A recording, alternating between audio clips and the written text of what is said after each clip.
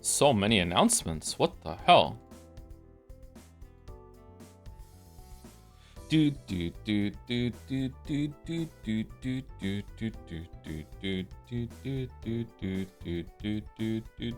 How's sound? Is it too loud?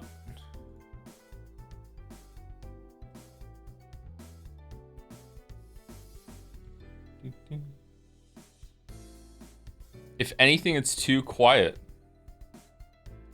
Wow. Okay. How about now? Is that better?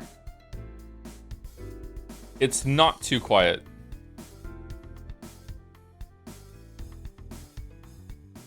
Okay, how about now? Is it good now? Bruh chatter, turn up the volume. I feel like some people don't understand that they have a volume slider on their end too. I think some people just live in this world where they just set up their computer and put it to 50% volume, and it's like, that's it, I'm never changing. The world has to change to my needs now. It goes quieter when you speak. What do you mean it goes quieter when I speak?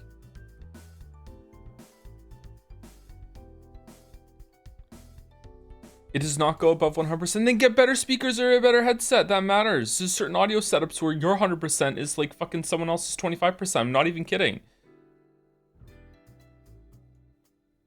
This loudness war we're going through.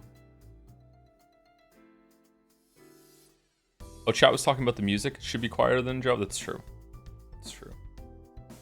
Volume adjustments are my favorite part of every stream. I know. It's so good.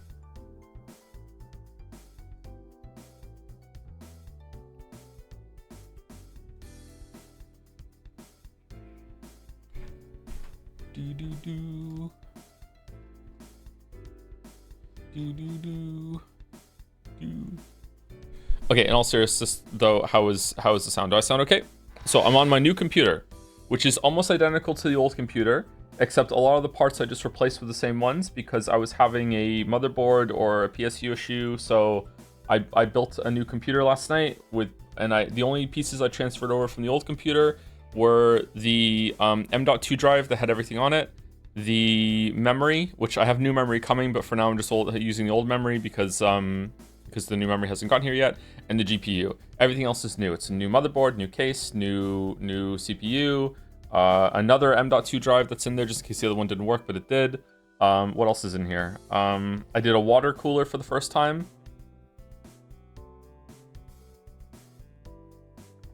And so far, everything's just working. It worked first time when I plugged it in. Oof, I hate water cooling. Yeah, I'm not sure if I'm going to do it again. I do enjoy that I don't have this huge bulky fucking CPU cooler just sticking out in the middle of the motherboard, but it was kind of annoying to position in the case with the like the pipes or whatever. It's so fiddly. It is kind of fiddly, isn't it? Yeah.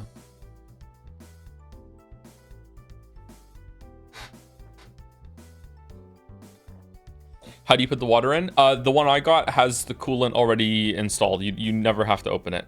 I think you can to top it up at some point if you really need to, but like, yeah, it's whatever. Like, it's fine. AIO, all in one, yeah. AMD or Intel? Intel all the way. I will never use an AMD product for the rest of my life. Nope. Fuck AMD. One bad experience when I was 19 years old is all that it took. Fuck AMD. Should I give him another chance?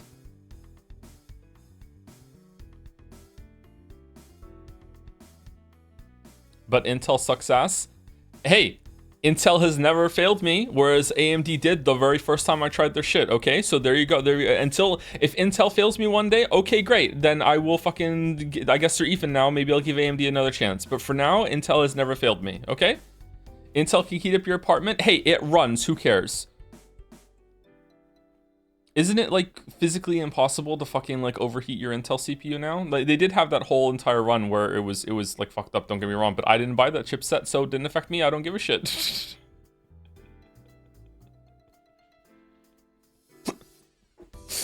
It's very easy. I mean, if you're overclocking, sure, but if you're not overclocking, it's like you can't like accidentally break your fucking Intel CPU. I'm AMD Andy, but I respect it. Yeah, you should always respect when someone has a bad experience with a company and they don't want to deal with them anymore, yeah.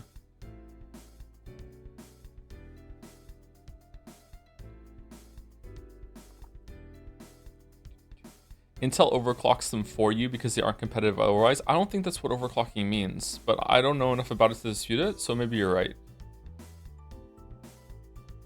That's all CPUs, they'll turn off before they melt. Not the old AMD ones, Balder. That was the problem. No, they didn't. No, if they've upgraded that shit, then okay, great. But that's not how it used to be, bro. Fucking AMD. An old AMD CPU killed my uncle. Oh, cousin? Cousin in the chat?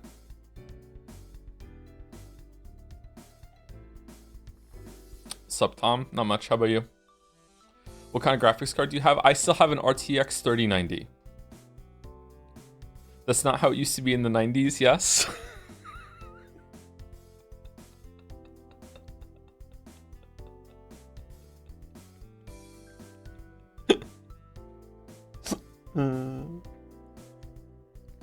Still, 3090 is a bit of an outdated card now, is it not?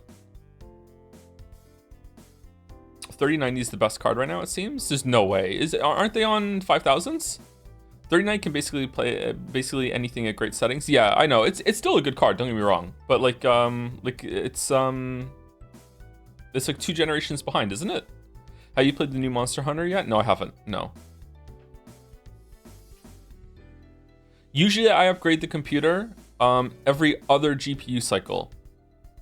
That's what I try to do. I don't know if I'm going to do it this time. I might wait for 3 this time because I just don't really need to, and everything's working fine except for this PSU issue.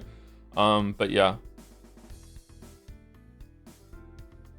Unless you want to stream 4K to Twitch, right now you need 4070 Ti or higher. Yeah, I was a naive boy thinking that this build that I did like a couple years ago would be able to make like 4K stuff, and it wasn't. It was nowhere near enough. So like yeah, that was still in, you know, conceptual development at that point. Yeah.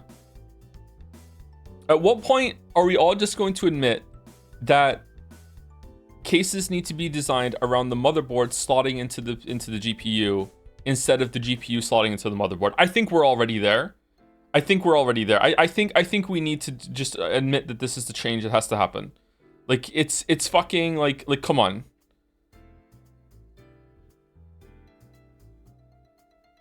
I have a gigantic case and it's genuinely difficult to fit everything around the GPU. I was worried it wasn't going to fit.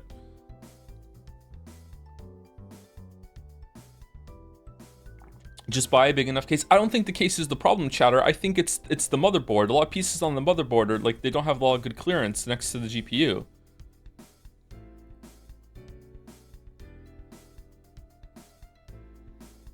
Motherboard sizes are more consistent than GPU, so much easier to design around. Yeah, maybe, but I don't know. Like, I feel like we were cutting it real close with this motherboard. It's the first time I've got a gigabyte motherboard instead of Asus, and I gotta say, unless it's really stable, I don't think I'm going to be getting another gigabyte motherboard. I wasn't really impressed with the documentation that it came with. There was no fucking like, it didn't even come with like a piece of paper that showed me where all the like the motherboard pins are for all the things that I want to put in. So I'm annoyed about that. The Asus motherboards always came with like a much better documentation. And also the BIOS that the computer booted with was kind of laggy and weird compared to the Asus BIOS. Usually the Asus BIOS is much better. I have no idea what motherboards are even decent anymore. Yeah, I don't know how to buy a motherboard. I got this motherboard by asking in mod chat, hey, what motherboard should I get, Naja? And then Naja linked me to like probably the first motherboard that he found that suited the needs. He's like, fuck it, this one will work, I guess. And then I bought it like an idiot. So now it's here, it's here. Thank you, Naja.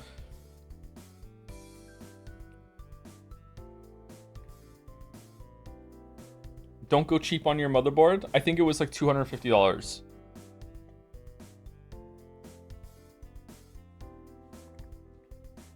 Best motherboard Reddit.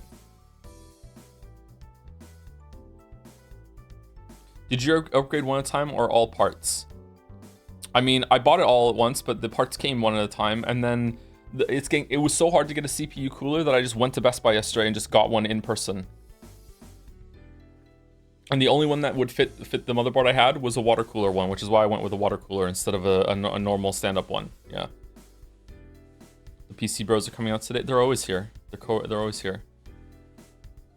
Did it not come with one? The CPU? The CPU I got did not come with a cooler. No, I can't remember the last time that I bought a CPU and it came with a stock cooler. That just doesn't happen anymore. At least not with the ones I get.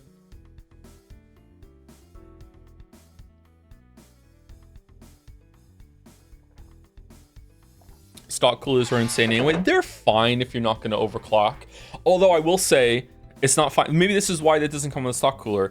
The CPU I have is a 12900K, and this is the hottest CPU I've ever had in my life. I can't believe how hot the CPU ran in the last computer.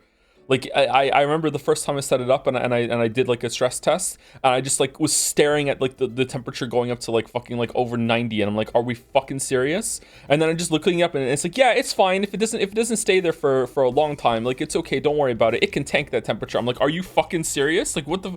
So yeah, this CPU runs real fucking hot. So this cooler so far is working much better than the other one. So yeah. Sounds like a thermal paste issue than a stock, maybe more than stock cooling, and maybe to nah, it's not. I know how to set up the thermal paste. I've done that rodeo before. It's fine. Turns out you got all the fans on intake. No, I don't. It's fine. I know what I'm doing. I know what I'm doing. I know what I'm doing. I know what I'm doing. Don't ask me how long it took me to build the computer and how many mistakes I made last night. But I know what I'm doing. I know what I'm doing. Yeah, i9s will do that. Exactly, yeah, Balder knows. i9s they just run hot, okay? They just run hot. My CPU is 57 degrees right now. Hold on, let me tell you what my CPU is. Hold on. I can't see it.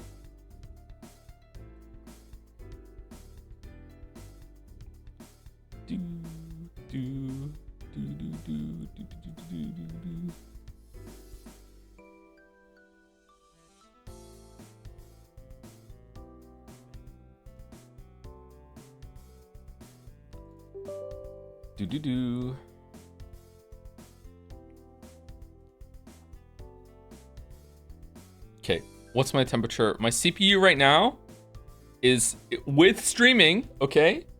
With the CPU at tax at 1%. The CPU is a god, by the way. I love the CPU. This is my favorite CPU I've ever had, even though it runs so hot. My CPU is taxed at 1% for streaming, and the temperature right now is only 30 degrees Celsius. One of the other cores is 25. No, hold on. That's the minimum it's being. I know how to read this. It's 30 degrees. 30 degrees right now. What chip is it? It's a 12900K. It's 30 degrees. That's good, right? CPU doesn't do a lot with streaming if you're using NVENC. No, so you shut up. I'm trying to be impressed. What's my GPU at? That's the real GPU temperature. GPU is at 50 degrees. That's pretty good too, right? Wait, C or F? C. Why do people say don't buy pre-built? Because it's a little bit more expensive, and sometimes the pre-built, it depends on, okay, are you ordering someone to build the computer for you with the parts that you chose? If that's the case, then pre-built is probably okay, but a bit pricey compared to building it yourself, although it's not that much pricier. Getting a pre-built, like you're going to a store and being like, hey, there's a computer you already built, I will buy it. Usually it comes with a preloaded bullshit is the issue. But I haven't bought a pre-built computer in like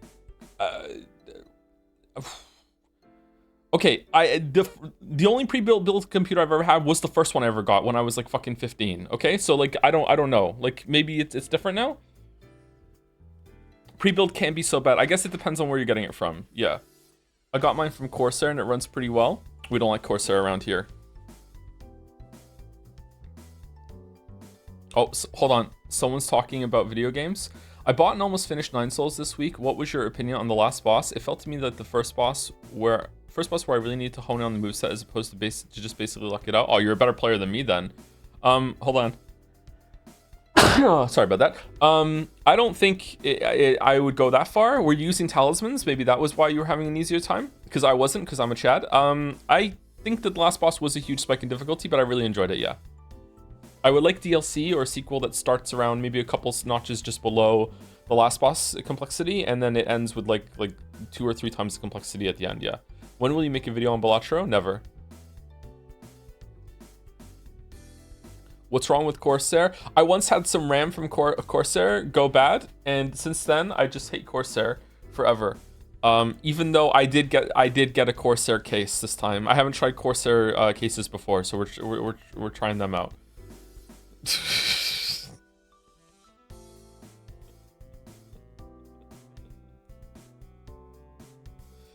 Microwave manual man here. I'd like to redeem my micro marble on erased. Okay. Erased. 5000D case? Yeah, I think it's the 4000D. I don't think I got the 5000D. I think it's the 4000. I really like this case actually. It was really had a lot of room in it. Not too many panels. My anime list. Erased. Okay, so this marble is because someone found the manual for my tiny little microwave and told me the inputs to turn off the auto lock, and it actually worked. So congratulations, Phoenix Furian. You have a marble for doing that. For no reason at all. I think there might be some other marbles that we're doing today that I don't know if I'm allowed to talk about it or not, but we'll see. Can we please can we veto that marble? Erase will piss you off. Actually, I take that back. It'll be funny, so let's keep it in. What a roller coaster that was. Okay, when tragedy is about to strike, Satoru Fujinuma finds himself sent back several minutes before the accident occurs. All right, morbing. Love it so far. The detached 29-year-old manga artist has taken advantage of this powerful yet mysterious phenomenon, which he calls revival, to save many lives. However, when he is wrongly accused of murdering someone close to him, Satoru is sent back to the past once again, but this time to 1988. 18 years in the past, just fucking riffing over there. Soon he realizes that the murder may be connected to the abduction and killing of one of his classmates, the solitary and mysterious Kaio Hinazuki, that took place when he was a child. This is his chance to make things right. Boku Dake ga Inamachi follows Satoru in his mission to uncover what truly transpired 18 years ago and prevent the death of his classmate while protecting those he cares about in the present. Okay. All right.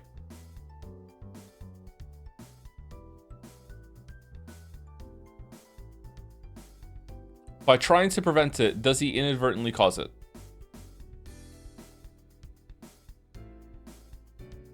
Legendary fumble ending? Okay, I'm looking forward to it. Do.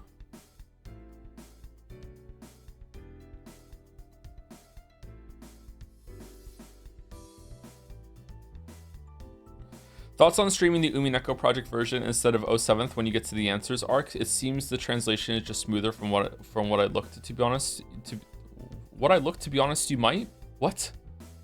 Another fumbled ending there on the chat message? Bring it. Ask Mouse. Ask Mouse. If Mouse says I should, then I'll do it. About AMD, you shouldn't judge things too quickly. One of the first things I heard about you is that you did not finish Frame World, but here I am. Will you add the redeemed marble coins to the race fund? At some point, sometime soon, sure.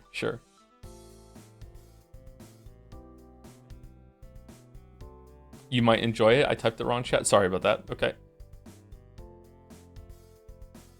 Is the Y condition of you dropping Umineko the possibility of Angie being a battler from another timeline where his mom ate vegetables? I mean, that would be something, yeah, but I feel like maybe you're out of date about something right now. I don't want to say too much.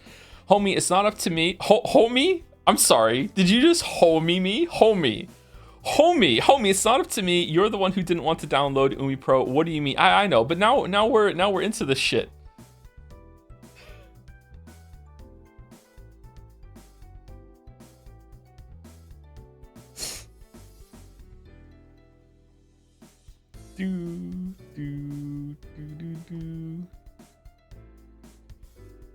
Okay, if you want to set up Umi Pro, we will then. Like, goddamn, I'm just trying to eat soup. I want to say drink soup, but I know what soup that is, and you do eat that soup. You don't drink that soup, yeah. I'm not saying I want to do it. I'm saying should I? Should we do it? Is it worth it? I don't know. Should we switch over?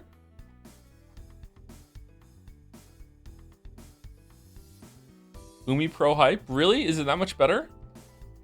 Okay, it might take a couple months to set up though, chat. Are we okay with that?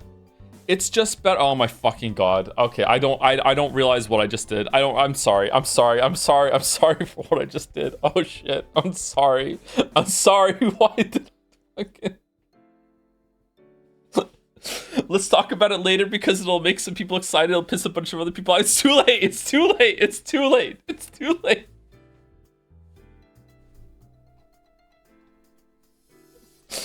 Setup stream. It has screen shake on the boat sections that gave me a headache though. Can you turn those off?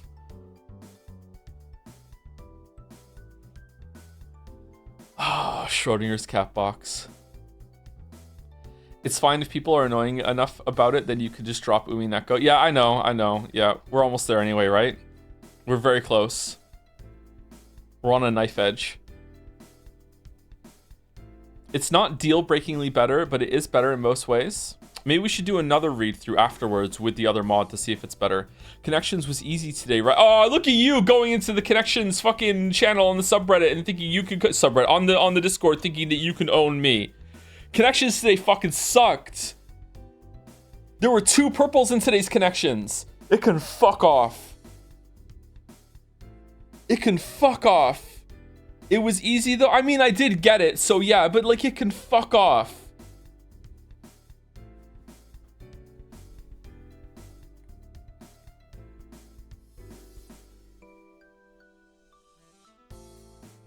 I'm the person you roasted for how I play Umineko, and I play on Umi Pro.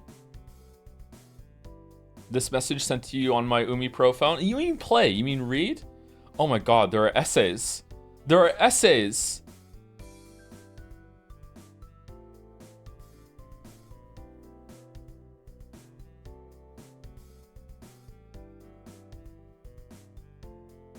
It would be fun to install and just enter random chapters and questions arc to see what it's like. Fun for who?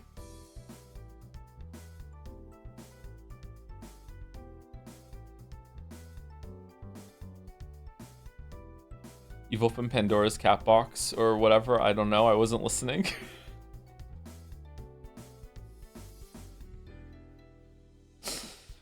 Make your decision based solely on this piece of information. Umi Pro changes the Rakinjima incident to Rakinjima Gate. Does it really?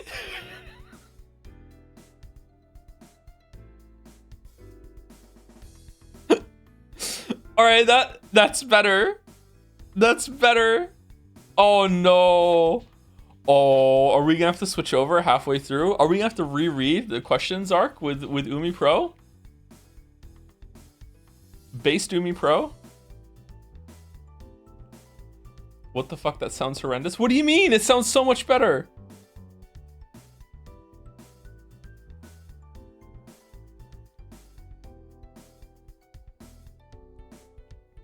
Way better. It's much funnier.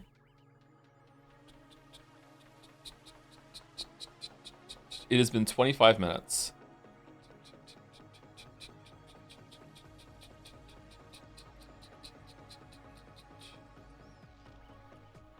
Please take as long as you can talking to chat and doing fan art. I have a dentist appointment in half an hour and I want to get back before you start reading. Can you as long as you ask them the question? I have a save right after the start of episode 5 if you want it. Yeah, but what if you made different decisions than I did? I don't want it to be fucked up. Would you be interested in watching the other Umineko OPs for the question arc when you finish it? Are there other ones? We could do that, sure.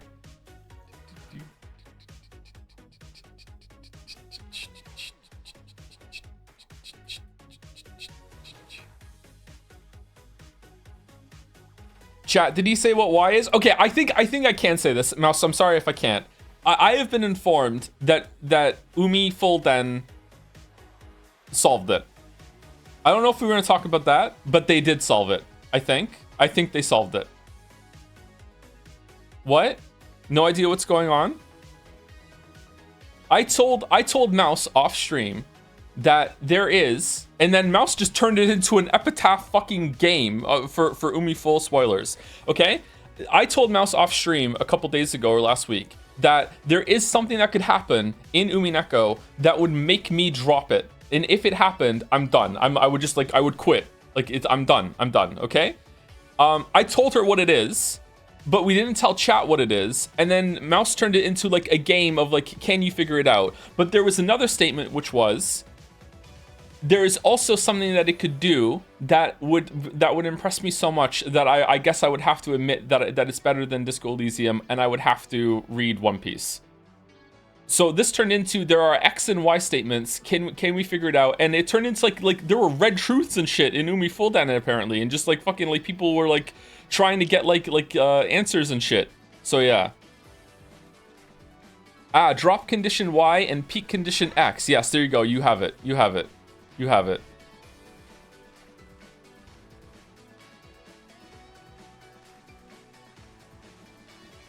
It's no wonder Joe failed as a writer and video essayist, and when his brain has become broken by stream chat so much that he thinks for Kinjimagate is peak writing. The power of playing VX for 8 fucking years, I guess. I don't think it's peak writing, I just think it's better. I know you're kidding, but still.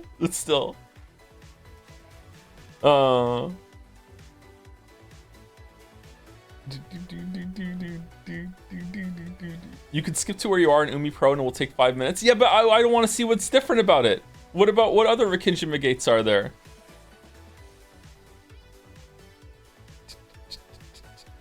Joe is seriously pro Kinjimagate? Of course, the American. Yeah, okay, Canadian. Keep kidding yourself, guy. Thinks that the version of Umineko that inserts Western politics is better than the one that's actually faithful to Japanese culture.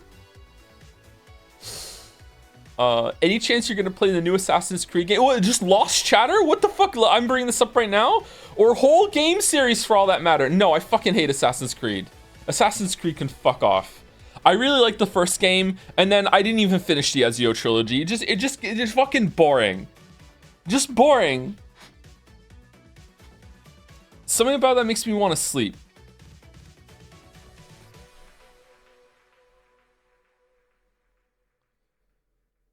Umi Pro updates animations and is the best feature. It shows the name of the OST that's currently playing. Black Flag. I played Black Flag for like a couple hours, or maybe just an hour. I didn't really like it. Maybe it's fun though, I don't know. It didn't really run well on my computer at the time. So maybe that's why I didn't get into it. So what about X and Y? I just want to make sure I can actually say what X and Y is, right? It's completely out of the Schrodinger's cat box now.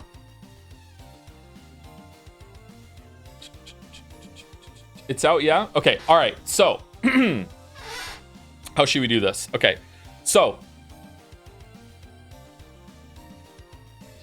the fail state condition, if this happens, and I can't reach out after this because like, what if it happens? People are gonna be like, oh no.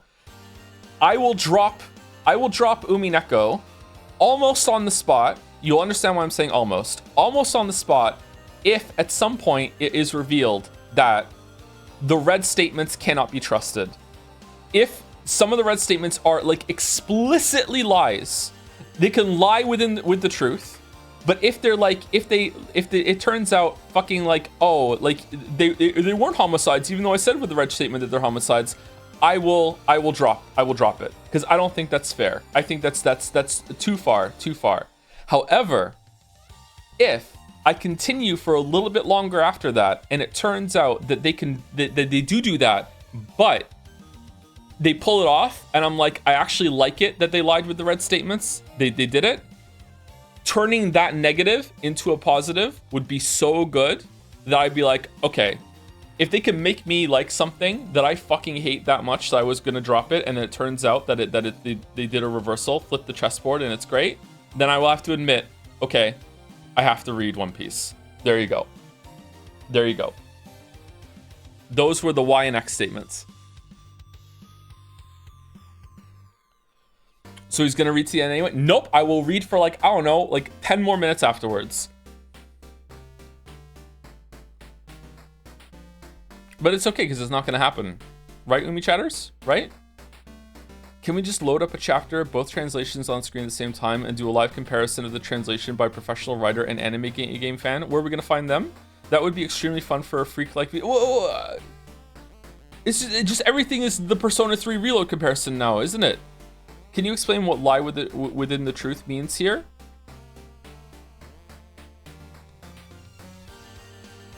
So if I said to you, like let's say I went outside, right?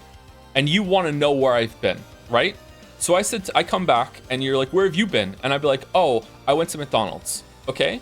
And a red statement, I went to McDonald's, okay? I come back, I'm like, and you're like, okay, you went to McDonald's, all right? Red statement. Now, if I on the way to McDonald's, if I also like went to a drugstore and got some drugs and enjoyed my time with some drugs, and then went to McDonald's, right? And I just didn't tell you that, technically I haven't lied to you. Like I did go to McDonald's, I just didn't tell you about the other thing I did on the way to McDonald's, okay? So that would be lying within the truth, you know what I mean? So, but if the red statement was, I went to McDonald's and I didn't go to McDonald's at all, that's just an outright lie and I still said it in red, that's the difference I'm talking about. Like if there's something they say, this happened in red and it didn't happen at all, that would be, I think, too far. That's not fair. That's not fair. In my opinion, lying, like they're both lies. The lying in the first way is still a lie, because my opinion is that lie is intent. That's the only way you can lie. So we're not really talking about the red statement lying. It's fine for the red statement to lie. It's just that the red statement can't like explicitly give you wrong information that's like objectively false.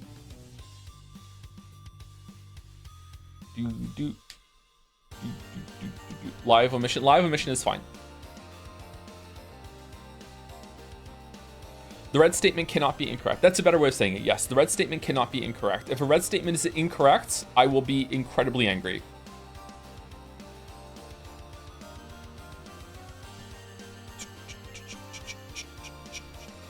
So you can't say in red, it is Tuesday if it's Wednesday, but it is Tuesday. But it is Tuesday. It is Tuesday. Why are you asking me how it would feel if I didn't have breakfast? I did have breakfast. Wait, what are you talking about? I did have breakfast. I don't understand. What do you mean, but if I didn't though? But I did have breakfast, so who cares? I did have breakfast.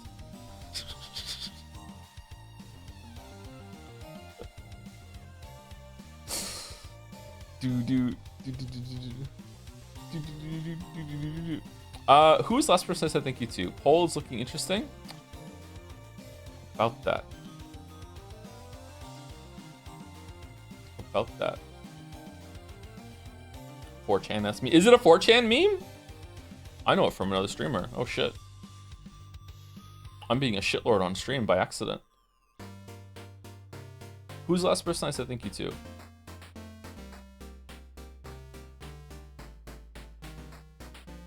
Krutler, Naya, Skunky Emerson, I remember that.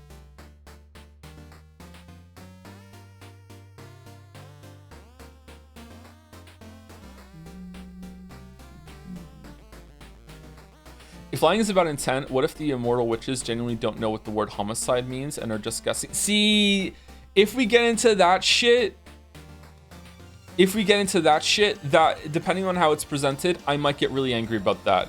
Like that's bullshit. Like if you don't know what the word is, you shouldn't be using it, says someone who uses words they don't know about all the time. Like yeah, I would have to take it by a case basis, but I really don't like that. Yeah. By the way, I sent you a guess for what your drop condition was when you said you had one last stream, and I was 100% right. Oh, were you? Oh, nice one, Seraph. Nice.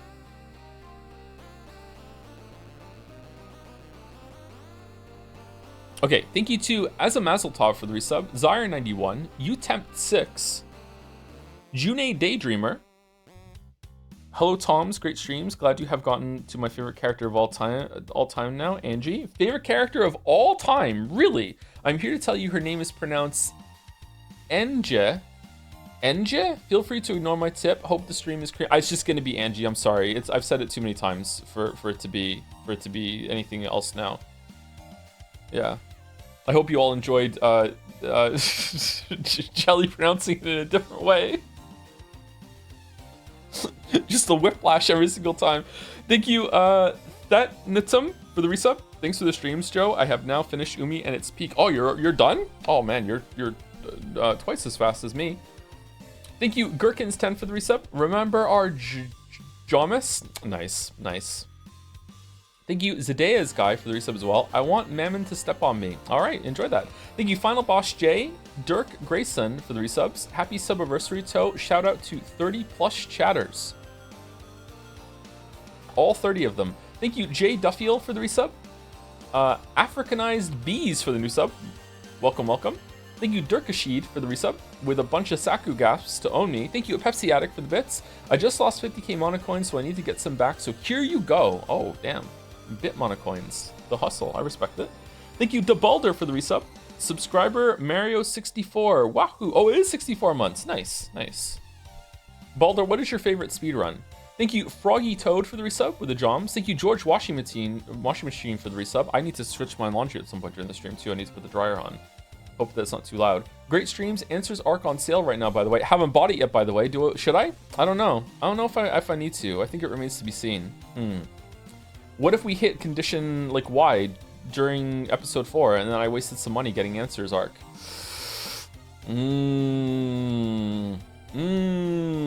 What if something else makes me drop it though? That's not the only way I could drop it. Thank you, King3Do for the resub. Zip. Thank you, Jaco9307. Also for the resub. Umipiko, let's go. Thank you, Limbus Patron, for a tier 3 resub. Holy shit, thank you, Limbus Patron. Still surprised when I get a tier 3 resub. Holy shit. Thank you, Av Dolly for the resub. Thank you also to Happy Kirby, Liquin, 2 years in the making, mistake. Doc Cooladay, howdy. Oh man, it's Katai for the resub as well. VOD Watcher, these streams keep me awake when I have to feed my screaming baby every 3 hours a night. Love you all. Good luck with that. Good luck with that. It gets a little easier, I promise, and then it gets harder again, and then it gets a little easier again, and then it just cycles like that for a while. But I do promise it does get easier. It does get easier. Thank you, Soap Savant for the resub. Hey Joe, really enjoy your thoughts on and commentary on games. Many times I have gone, oh, this guy is just like me for real. Then you said your name was Tom, which is my name too, and I said, shit, am I Battler? I think this has been the experience of another chatterer as well. Tom is a pretty common name, so it makes sense. Yeah, it's like it's not the most unusual name in the world. Yeah, Tom. It's just taking parasocial to the whole new level. Shit. I'm sorry. Good luck with that. Thank you, Inkslings, for the resub. Also, piece of my. Oh wait, hold on. This is cheating a bit, but the IGN video of the Half-Life 2 developers watching a speedrun is my favorite. So how many months did you spend on this sequence you just flew through? Oh shit. I wonder if any of the Half-Life devs have seen the Trolley Chan arc. I wonder what they thought about that. They might find it a little entertaining. Thank you, Peace of Mind, for the resub. You know, for a while there, I thought you were a professional disc golfer, Joseph Anderson, but now I know you're just Tom. Is there a professional disc golfer, Joseph Anderson? What's disc golf? Is that where you throw it instead of using golf putts or whatever? Golf clubs? I fucking hate golf. I hate golf. Is it fun to play? It seems kind of boring to watch. You throw frisbees. Thank you, the Bibsy, for the resub. Love you, Joe. Love you too. Thank you, Praetor Spectre, for the new sub. Welcome, welcome. Thank you, Tafcom, sorry, for the resub. Appreciate you, John. Out of nowhere, I'm just gonna say in the middle of this resub, so I started playing Final Fantasy 14. Thank you, P Kill Boredom, for gifting a sub to AMD. Oh no, where's the one for Intel? Thank you, Repnir, for the resub. And with forgiveness is overrated. Thank you, Isaac Does Stuff, for the 1,000 bits. Hey Joe, now that you're a new person, Tom, what? I thought I'd remind you and ask if you've checked out Eterna Noctis, difficult and very cool Metroidvania. Don't worry, it won't hurt my feelings if you're not interested. I am interested, but I'm not going to play that, and if I do play it, it's going to come after a couple other games. Like, I'm not going to play Eterna Noctis without playing, like, Magenta Horizon first, yeah. I don't think I've had, much time to play a game at all. Yeah. Except for Final Fantasy 14. I haven't really had much time to play a game at all. So, yeah, I'm behind on that sort of thing. Sorry. Maybe one day soon. Maybe one day. We're just going to have to stream everything. Thank you, Singularity312, for the resub. Thank you, Numanatus, for the resub as well. Hi, Joe. Hope you're doing well. These streams have been a highlight of my day every time I get to see them. Looking forward to another fun one and whatever horseshit Ryukishi is going to pull this time. We're at 40 minutes. We are at 40 minutes. Okay, where am I on the sub list? Okay, we're near the top. We're near the top. Thank you, Gamer13254 for the resub. Also, thank you to Paste5H. I want to go to Rikinjima Gate. Thank you, Kerr Kenny's for the resub. It's the hitchhiker number. Oh, it's 42. Yeah, thank you, Trolley Chan. Oh, she's here after we mentioned her. Thank you very much for the resub, Trolley Chan. Thank you, Zidbrain and Master Pink for the resubs. I love being a subscriber to Toe, my favorite YouTuber who uploads once every solar eclipse. I mean, that's a bit fast, isn't it? I don't know about that. Thank you, Sunny JC, for the resub. Back to Joe reading alone after an exhilarating weekend with Mouse and Jelly. Don't sweat it though. Your solo reading is great too. Just need to work on pronunciation, tone, emotional delivery, pacing, breath control, range, and accents, and you'll be nearly as good as them. Hope you enjoy the rest of episode 4 and Umineko. All right, thank you very much. I'm not owned. Thank you, Sunny JC. Thank you, Aldreth1 for the resub. Thank you, Makare for the resub as well. Smile. Someone gifted a sub anonymously to Fun Paku for some reason. Welcome, Fun Paku. Thank you very much, Anonymous. Thank you, Morgan Tremble, for the resub with Joms. Thank you, Serepidus. And Finnick for the resubs. 36 months, and they somehow keep getting better each month. Wow, with a hug, too. Thank you, Henry Wyatt, for the bits. Don't worry, Tom. The sun will shine even through a hip of twigs. Ominous? It's Joe alone today. Rockin' Jima time. It is Rockin' Jima time. Thank you, Zordox. Thank you. Yeah, thank you. Thank you, Mick Dids, for the resub. I hate VNs, and I'm here starting episode 8. This is your fault, and the sleeper agents and Jads over the past 7 years. It's just an exceptional story, man. It's just a really good story. If you are someone that, this is gonna sound so condescending, and I hope it does, because fuck you all. I'm kidding. Sorry, I was gonna say something nice, but then my brain said it would be funnier if I didn't. Anyway, so if you are someone who is like this chatter and doesn't really like VNs that much and is somehow going for it, may I recommend books? Books, they're available. Like, yeah, you might actually be surprised that you enjoy reading. Most people will. The thing about books is that they're introduced in a bad way sometimes, as like, you know, I don't know if it's the same way now, but like 10, 15 years ago, or 20 years ago, like books were like the vegetables of culture. It's like, yeah, you gotta read your books, you gotta eat your vegetables. Books fucking slap, man. It's just a lot of people read bad books, or they think it's like something that's good for them instead of something you could enjoy. Like just read, Lamayo. Just read, Lamayo. Okay, top 10 books for beginners, please. Maybe we should actually get a top 10 beginner book list. I wonder who could help me with that.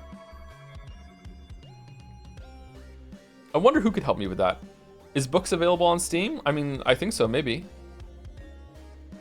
Jelly can help. Have you read anything by Pynchon? I've tried 10 times to read Gravity's Rainbow, and I can't do it.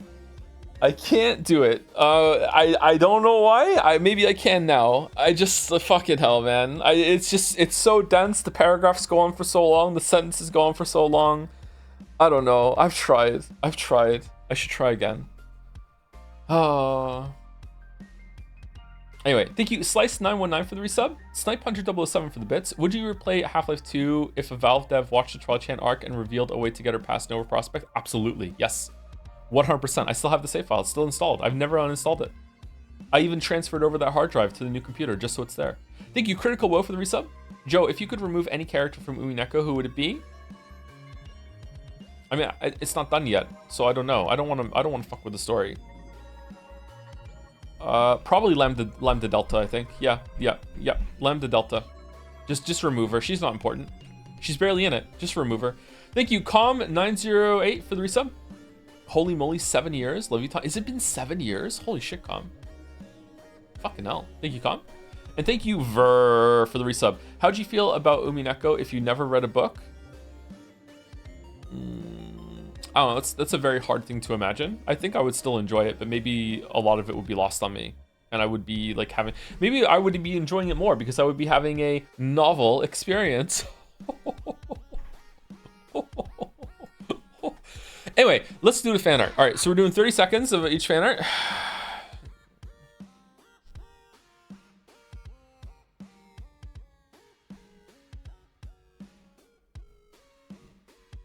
I want to punch Joe in the face. Sorry. Okay. All right, by Maple Sketch, the image of Battler and his Kermit cousins from the Umineko Greg stream. We still on Umineko Greg fan art. Wouldn't leave my head, so I decided to share the visual with the rest of you. Greg Chun, Kermit, and Umineko. Kermit the Frog here. We have multiple Kermits standing around Battler. This is a very stylish, cute anime Battler here. Yeah.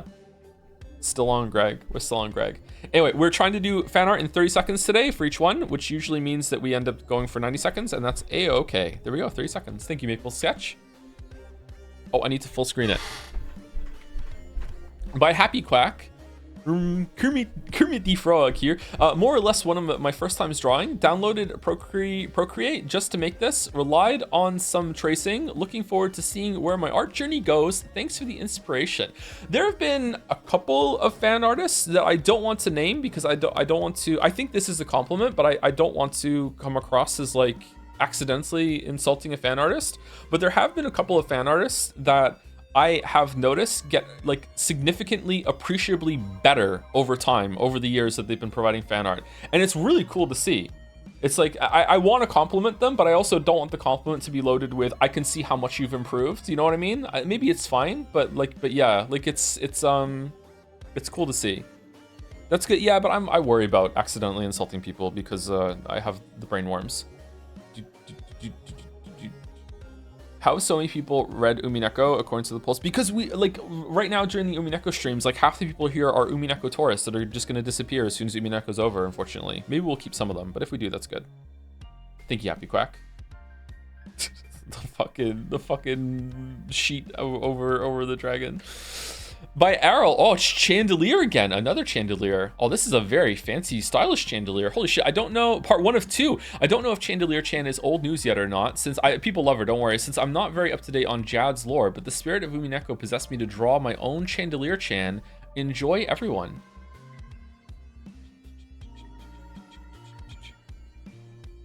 It was my first time drawing stream art, and it was so much fun to make a Chandelier. Thank you for the great inspiration. Aw, thank you. Thank you. Holy shit. She lights up my life. Oh, another one. Nice. Live Chandelier reaction. Munching on the popcorn. That's cute. That's cute. I like that a lot. That's cute. Enjoying the story.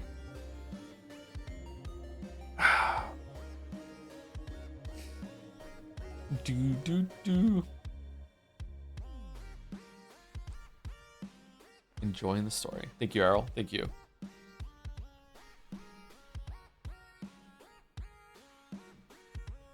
It's Saito and Phyto together. Those quest markers on your mini-map, do they look blue or gray? the furniture callback. Nice, nice. Umineko.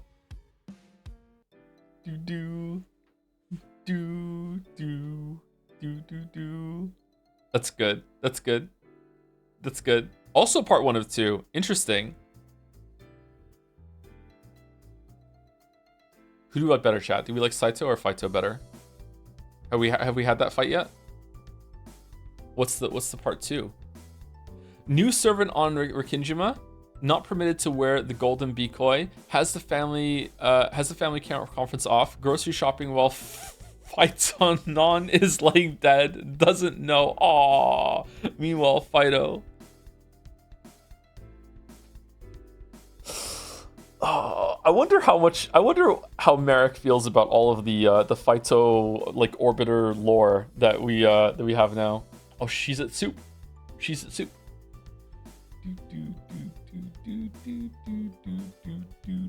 I wonder if we'll ever have fan art with 3 parts, so that might be a touchy number for Joe, just like Valve. That's true. That's true.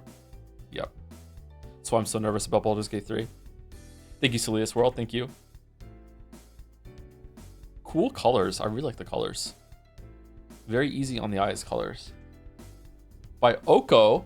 In other words, Chan, in honor of an Umineko stream day, a brand new Umineko themed Chan, or rather one who's been with us all along. Welcome to Rikinjima. Do you like this game board. What about the last? In other words, Sumari, are you enjoying yourself, readers? Sumari-chan, in other words, Chan, is here to light the way. She's been with us on every step of the journey and will continue to remain with us, appearing over 800 times in her various forms. Next image contains spoilers for Twin Peaks episode 3. Oh, for fuck's sake.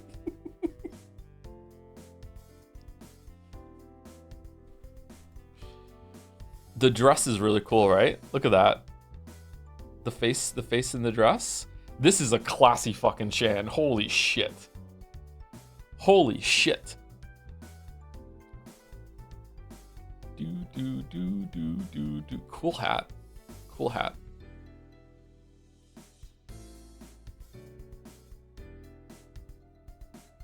This was commissioned by Mouse, right? Yes, it was commissioned by Mouse, and I am doing my best right now. I'm doing my best. I didn't notice the illusion until now. It's cool, right? The checkerboard top.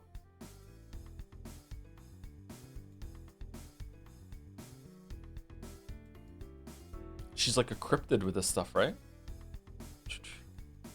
Beautiful, beautiful, beautiful. Oko is so goddamn consistent. Holy fuck. Holy fuck. One wing on the gloves. Yeah, I'm trying not to talk about the gloves. For no reason at all. I'm trying not to talk about the gloves. Thank you, Oko. Thank you.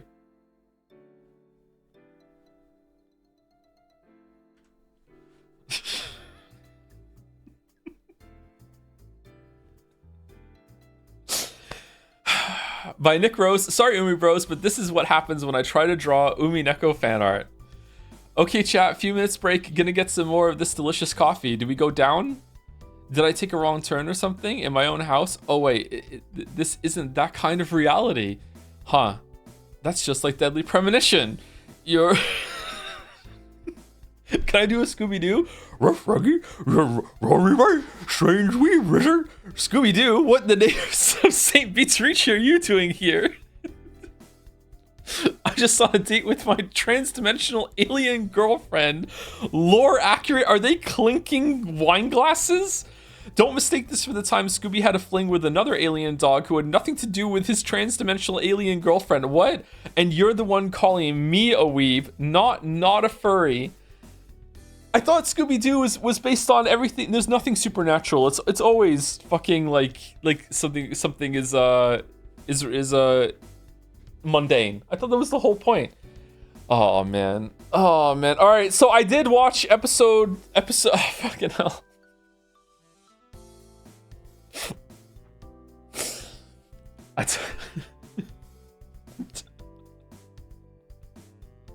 I told Mouse it was gonna take me an hour to build the new computer last night, and then we were gonna watch Twin Peaks afterwards. It took me 3 hours, maybe even longer than 3 hours, way past sleep time. And then, instead of going to bed, we had to fucking watch Twin Peaks because I was told there was a fan art and I needed to watch episode 3 before the fan art.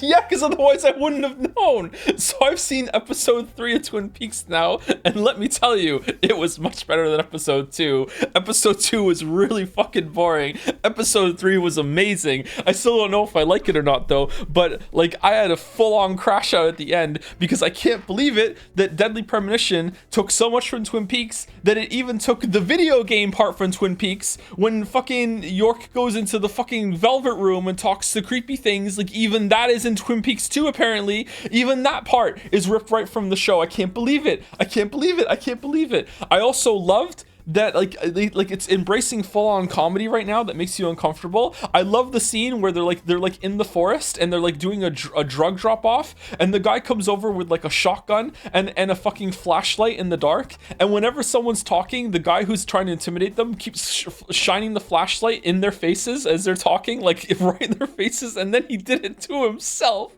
And then there was this comedy of errors where like it was so slapstick. Like they go in and he like shows up from the tree. He's like, "What are you guys doing?" And then he walks forward, and then there's another guy in another tree behind him, and the guy's like, "Is he with you?" And he's just like, "Don't worry about it." And I'm like, "What the fuck is going on?" Like fucking Fucking Twin Peaks is just, I don't understand what the fuck is going on, man. I don't get it. It's so weird. The sound is mixed so badly on it too. Sometimes scenes are way louder than others. Deadly Premonition even took that from Twin Peaks. Even the sound mixing being bad was on it. The sudden like fucking swelling music out of nowhere with the fucking saxophone.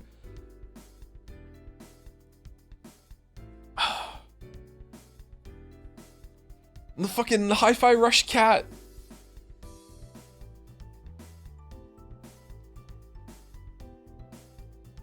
Wait till you realize all anime is Evangelion. Yeah, Annie's. I can't wait for Joe to watch Evangelion and have his entire streaming cure come crashing around his ears. I hope it wins the marble now. I hope it wins the marble now.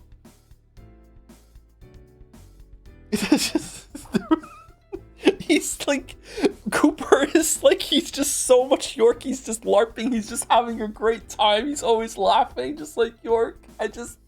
There was a scene where he was trying to figure out like who the fuck was Laura Palmer afraid to see, whose name starts with J, and he like set up this like donut thing with a chalkboard in the forest, and he said, I had a dream like so long ago that like about Tibet, and I also gained the power to understand and do deductions, and he's like fucking like he had them like do like a fucking like thing, like a stage play in the fucking pantomime in the middle of the forest where he has to like get the name read out, and then he throws a rock across the fucking clearing, and if it's gonna hit a jar, and that's how he figured out who Laura Palmer was afraid to go see if it hit the jar. Just fucking Lucy's jump is so cute. I love Lucy so much. The third favorite character. I love Lucy so much. Great 30 seconds. I'm talking about Twin Peaks. Fucking hell. I can't believe the fish in the percolator came back in episode 3 as well.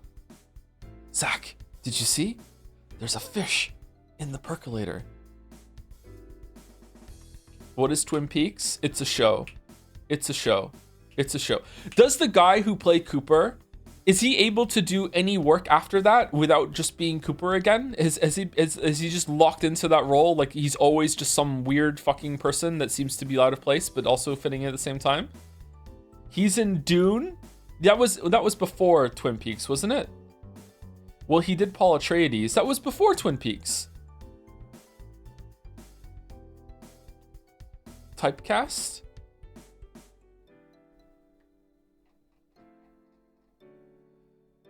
He was on How I Met Your Mother. I remember he was on How I Met Your Mother, yeah. Yeah, he was. So was the other guy. Laura Palmer's dad was in the How I Met Your Mother. He's in the Fallout show. Is he really?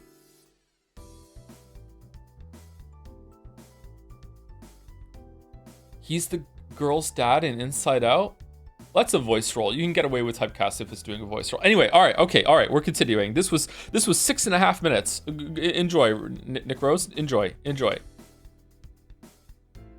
Shit. By Razzle Basil.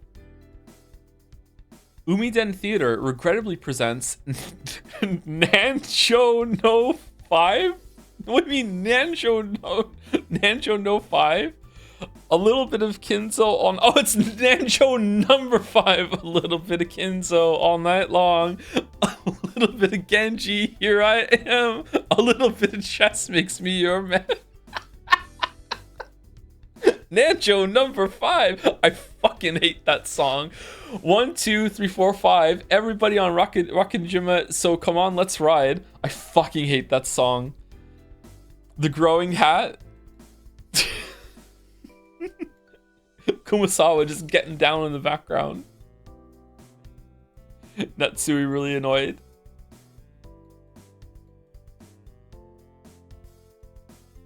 What's Nanjo's endgame? The name Beatrice is in that song, I think. Is it? I don't think it is. Is it?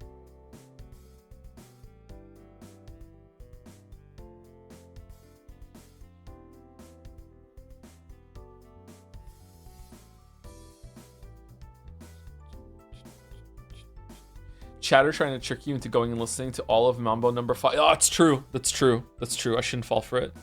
Thank you, Razzle Basil. Or some say Razzle Basil. Raziel Basil?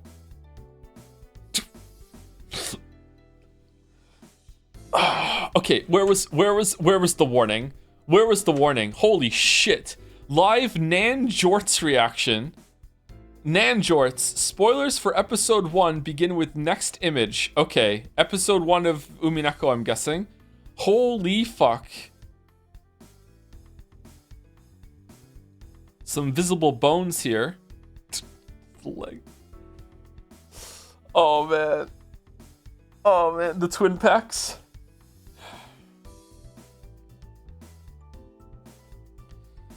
For no reason at all, can we take a break? You could go on Jazz and you can get this image yourself, my weeb. You could do that. He doesn't look happy about it, does he? So used to being objectified that it doesn't do anything for him anymore, I guess. He's like, okay, whatever. Everywhere I go, this is what people want. They just want to see the jorts. So is Nanjo a never nude? I guess so. It's a joke for 10 of you. All right, let's move on. Thank you very much, Tep. Thank you. Thank you. Excar Links. Whoa. The Golden Witch and the Fallen Dragon. It's simple, really. Peak equals not weeb. Is it safe to assume that weeb cannot be peak? Now say it in red. Oh. She's a little scary here, not gonna lie. When the dragons cry. Weeb equals peak. I mean, I think the really weeby parts in Umi are the weaker ones, right? In Umi Pro, Sucker Mary Barrels is Sucker Mary Barrelers, so that it turns into Suck My Balls instead of Suck My Bowels. Thoughts? It's a huge improvement. That's a huge improvement. So much better. Do do do. Do. Suck My Bowels is so much funnier. What do you mean?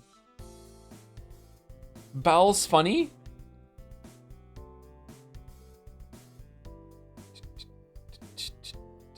Dragons cry when their 7-year-long emote turns out to be in the V end. Fucking hell. So owned.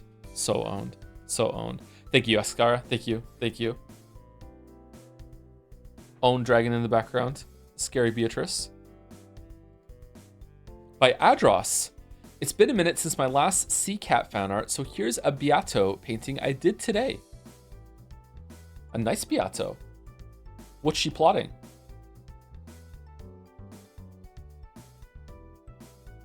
Up to something, clearly. Beato if she was normal?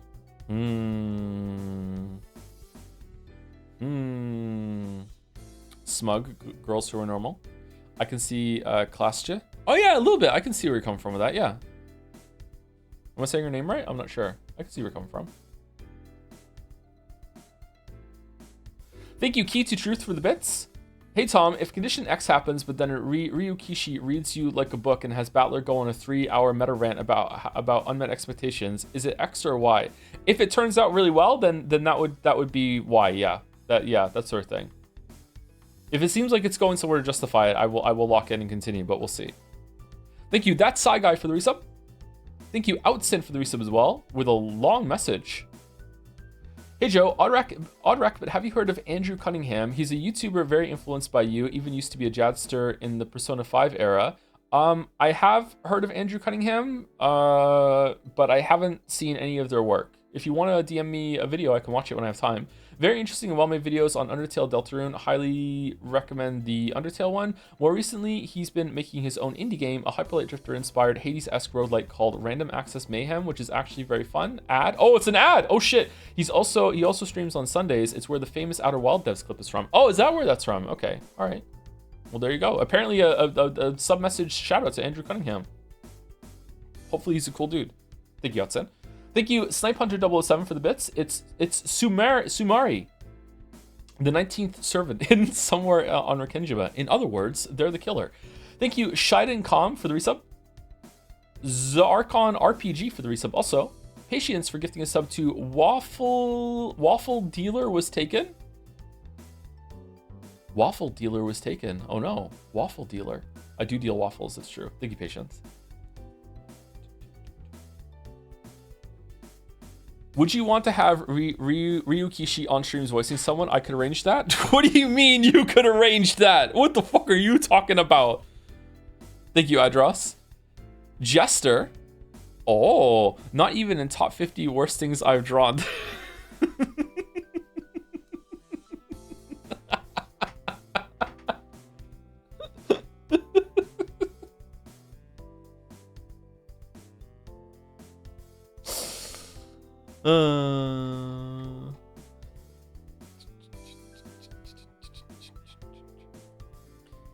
Did you say that was 10 marbles worth? I think I did.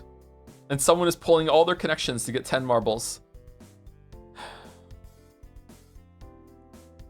That's funny. That's funny. I like the repeated pose. That's funny. Totris? Totorichi?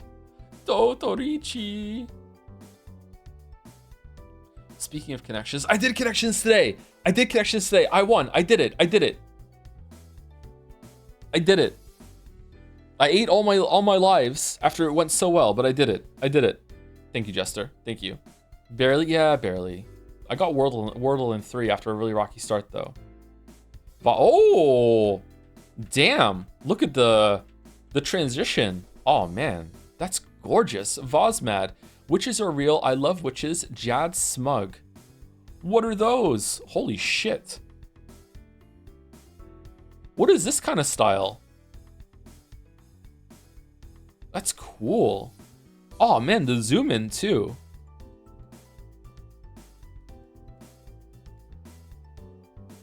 It's like a firelight kind of lighting. I don't know how else to describe it. It's a little like staticky in a good way, or I don't know what the word is to use. I really like that. Holy shit. Holy fuck. Textured? Yeah, textured. Damn.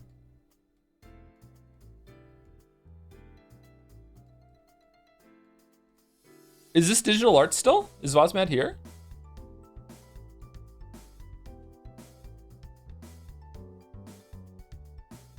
Has oil or charcoal texture.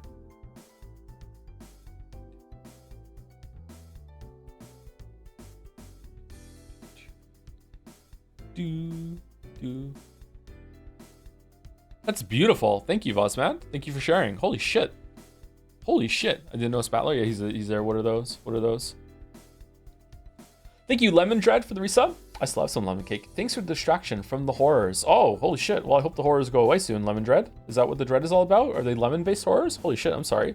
Thank you, Sice ID Ace, for the bits. People keep saying you should check if Umineko project has a better translation and make a decision on using it based on that. And even things as crazy as he should stream Umineko twice comparing them. I have a YouTube video uploaded for the purpose of winning in internet arguments based. It's 12 minutes long based. That side by sides the two scripts. Do you want to look at that at the end of the stream or something? Possibly throwing oil on the fire of this discourse, lol. I don't know. We'll see. I don't think it's going to be necessary, but if it is, it's good to have that in the back pocket.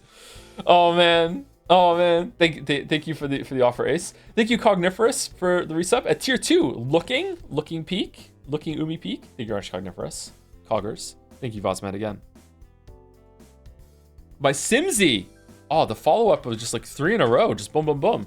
Carpenter Beatrice Chen. All right, nice pun. Take your +2. Take your +2.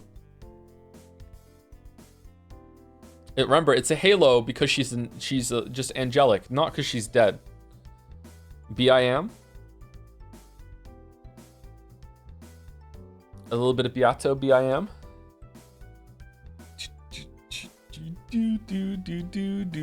Oh, I didn't mean to zoom there. Sorry.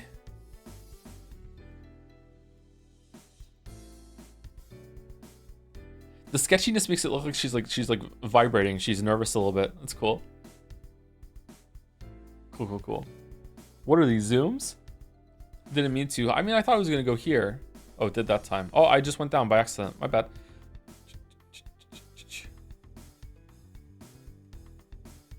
Just a Whittleby. Whittleby. Thank you, Simsy. Thank you. Thank you.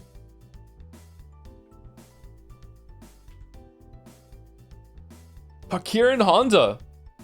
With our girl, she's back. Looking less blonde than ever. How do you fighting the not a game? I wonder. Welp, so I tried to draw Phyto as the Golden Witch. I have no idea how to outfit her in the style of the witch. Now that I look at it, the white dress makes her look like a bride. Well, not that I displeased, I guess. Yeah, it does look like bride Phyto. What's that?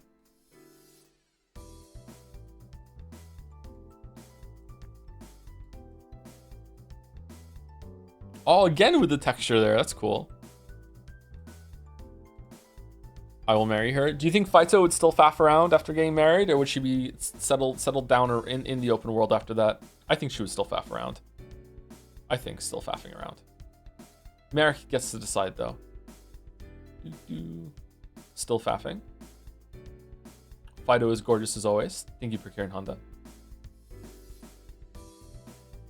Parkir and Honda has a history of like just gorgeous renditions of some of the top tier chans around here, by the way.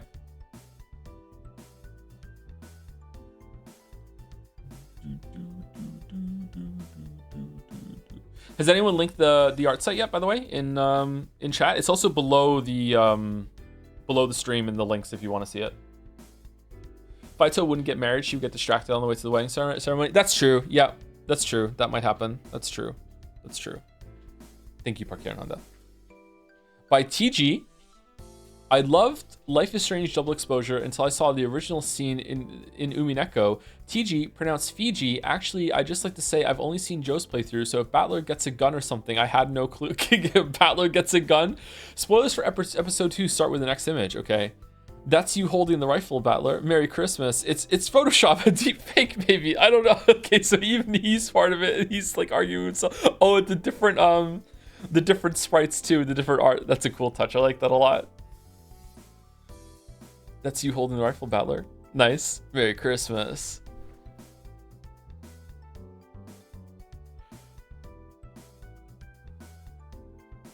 Stupid Winchester. Stupid gun. Stupid rifle. Do do do do do do do. The velvet room in the background too. Cool. Cool. Thank you, TG. Life is Strange Double Exposure. Now 3 fan arts. 3 fan arts. Anyway, just to repeat, spoilers for episode 2 start with the next image. I don't know why you're here if you care about Umineko spoilers, but that's why it's still Umineko on the stream list just in case. But here we go. Here we go. By Pilito Ultra 3000. Battler, when he wins the game and realizes he's still trapped in hell, but now Beatrice is gone, crying at the crib. They just not her. Miss you, babe. Are these all the stakes? Boob connoisseur. Oh, he's been stabbed so many times. Oh no. Now he just has to deal with the 7 sisters. Fucking hell. The proper term is ass-nachans. Sorry. I should have remembered ass-nachans. I'm no boobologist, but I'll take a look. Wow. The stakes have more sprite variation on Umi Pro. Oh, that's a negative. Who wants that?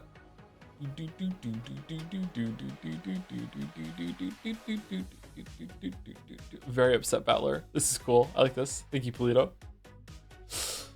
Oh man. Thank you, Iron Wrap, for the resub. I think you should skip Umineko project and just start the anime instead. Is the anime good? I'm sure the anime is good. It's probably way better and paced way better and doesn't leave anything important out whatsoever. Thank you, Yuri Lover 337 for the bits. Hi To, was wondering whether my Nier Automata art made it into the stream, but maybe I need to get an artist role. I'm not sure. Is it Umineko theme? We're doing Umineko. We're doing Umineko fan art today. So if it's not based on Umineko, it won't be in today's spread. It'll be in the Friday one. I don't know when though. I don't organize the fan art because people enjoy me having their first reaction to it on stream. Just watch the stage plays. I will watch the stage plays. I'm not allowed to watch the stage plays yet. I'm not allowed. I have to wait until I'm all done before I can start watching the stage play. Stream the stage plays? No, we can't do that. That's stealing. Thank you, Polito. Or Pilato. I'm not sure. Which one's right? Just Ultra 3000. Thank you, Ultra 3000.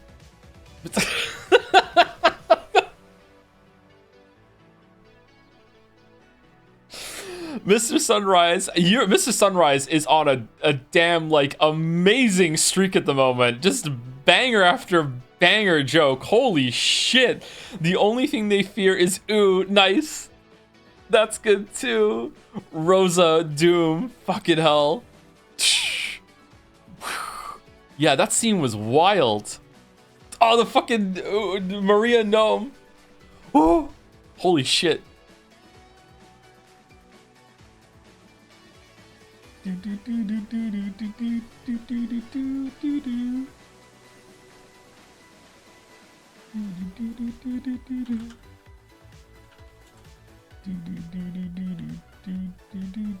Hold on. Okay, I need to turn it down because it might be really loud.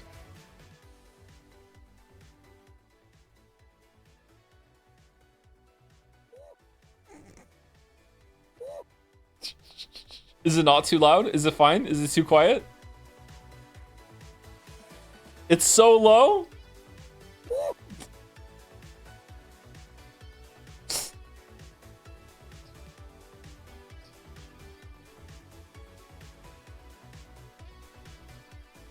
Have you watched the full video? There's a full video of the gnome? I know I haven't watched the full video, no.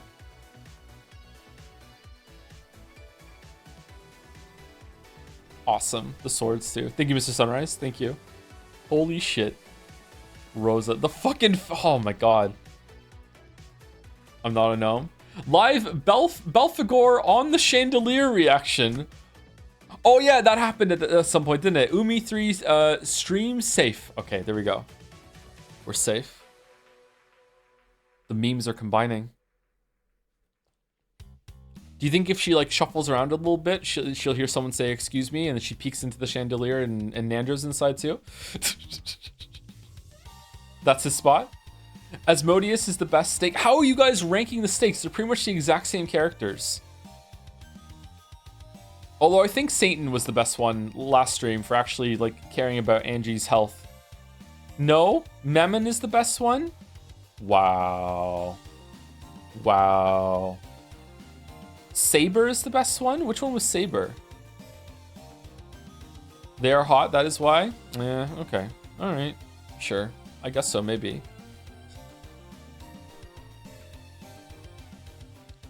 Man, we could just fill in like...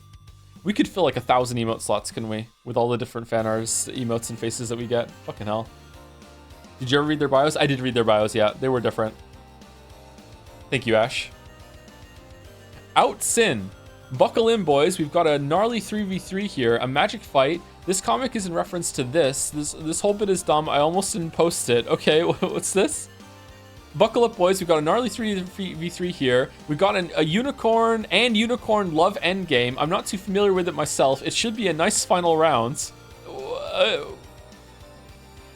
Teacher jumps in. What? Oh, she's gonna pour water on it. She's gonna pour water on it. What? She blocks it. Cackly, cackly. Beatrice and Cohen. My mind, what a good game. What the fuck? Without the video, it's comprehensible. Is it? I think it's hilarious because it's like this is what their fucking fight was probably like in reality too. Just the fucking stupid bullshit and everyone taking it seriously. How could she not see the umbrella coming? Watch the vid, it's good. Should we really watch the video? Okay, we'll watch the video. Hold on. Dude, can I just hit play and it'll show? Oh shit, I fucked it up. Will it just go to the video? This might flashbang you, by the way. 1 second. Actually, you know what? I'll turn it off just in case it flashbangs. Buckle in, boys. We got a... What the fuck? Okay, here we go. I think it should be back. All right, here we go. Buckle in, boys. We got a gnarly 3v3 here. Starts out with the Minnie Mouse, calling it, hangs up immediately, as you do with that opening. Oh, he chokes her out. Oh, round over, okay. That was an impressive first round. That was pretty easy. What we got now? Oh, fire truck. He's wearing the hat, too, so we can do the double spin. Sets it up by knocking him over. Yep. I would tower here. 2 blocks, nice. All right, it's time to double spin. There's the hat. Oh, he went too far. Oh, is this guy a rookie? What? That's tough. We got boxing glove, you can just knock everything down. Why do you leave the tower? Is he setting up for something? Oh, he's got the light. He can spin it. He can spin it. Oh shit. Oh shit. Wow. Wow. Oh, yeah, this guy's pretty good. We got the doctor. He's gonna use the stethoscope. Just gonna scope around. 4 and 1 on top. Pretty good move. Good scouting. What we got? Dinosaur? Oh, he can use the roar. That was impressive. Oh, but he's got Lunchbox. Oh, Lunchbox completely counters this. You can just put everything in there. Yeah. Oh. Wow. Oh. I haven't seen the dinosaur countered that casually in a while. Wait, what we got now? Oh, it's the xylophone. Dun dun dun dun dun dun dun dun dun dun. Yes, perfect. He played that perfectly. Oh, does he know the counter melody? Dun dun dun dun dun. He knows the counter melody. Wow, that was crazy. What we got now? Oh, that's unblockable unless you're ready for it. Oh, good play. Pool Noodles honestly slept on. I used to play it a lot. Okay, we got Luigi now. He's got something in his hat. Oh, negates the xylophone. Really, you can just toss that away at this point. Yeah. Pulls out a CD. Oh, if he has a pen. If he has a pen, he can... He was holding the pen the whole time. He can just sign it. This is the autograph win. This is a known endgame. Wow. Okay, we got Superman in one last standoff, I think. Fake shit. Solid move. What? Make sure you turn it. Yeah, there you go. Spits in it with the unicorn. Oh, we got unicorn love. This is a weird opening. I'm not too familiar with this one. Oh, the ending? Nice for a final round, though. Batman Duck jumps right in. Wait, he's gonna pour water on it. He's gonna pour water on it. He poured oh! Luigi and company wins. Dude, what a good game. Holy shit.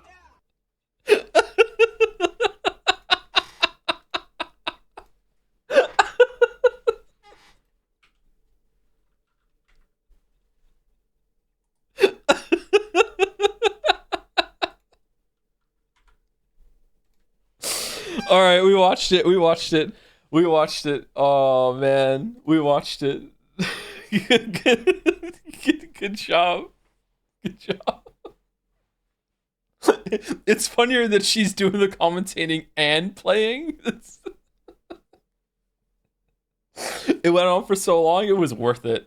That was funny. Now you got no, we're doing fan art. We're not doing watch videos on YouTube. This is gonna get copyright struck now. Holy shit. Oh, thank you very much, Hudson. Thank you. Oh damn. Red Truth Chan currently in 1,000-year-long battle to prove Joe is a weeb. Red girls are so gross. They're so gross. No more red girls on fan art, please. Let's keep the gross factor a little down, okay? Like, we don't want more red girls. Red Truth Chan. Joe is a weep. He's read the visual novel Steins Gate. Sounds like a weep to me. He also he has a list of 200 anime he's choosing between to watch. Most weeps barely have 15. Weep. Okay, all right. Okay. Backstage during episode 1. Getting ready. See, this is lying with the red. This isn't doing well. Yep. Someone in chat knows it. Now this is how you use the red truth. Exactly. Thank you, Tyler J26 for, sorry, hold on. Tyler JL26 for the resub. Thank you very much. And thank you, Umi Pro Witch Hunt. Umi Pro Witch Hunt Transbest? Is that what it is?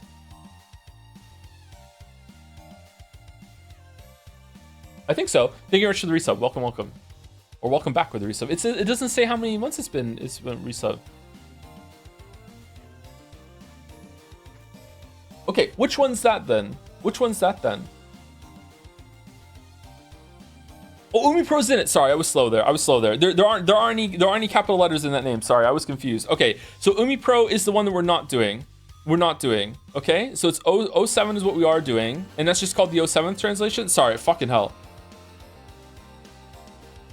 That's using Umineko project version with the translation you're using. Oh, wait, hold on. So there's a third way to do it? You can use Umineko project with the translation we have.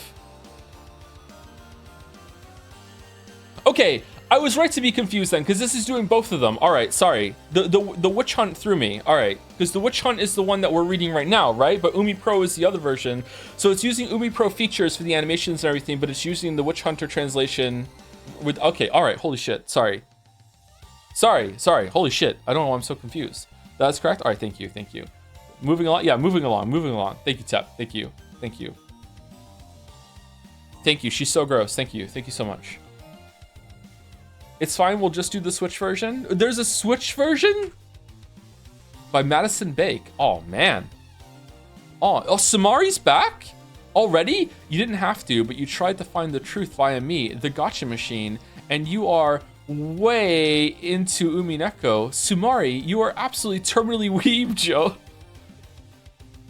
Red Truth, Sumari, and the Crane.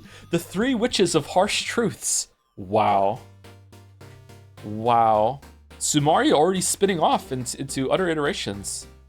In other words, Umineko on Switch. Umineko would be great on Switch. Is Umineko available on Switch? Yes, it's on Switch, but unfortunately it's not in English. Is it? It's really on Switch.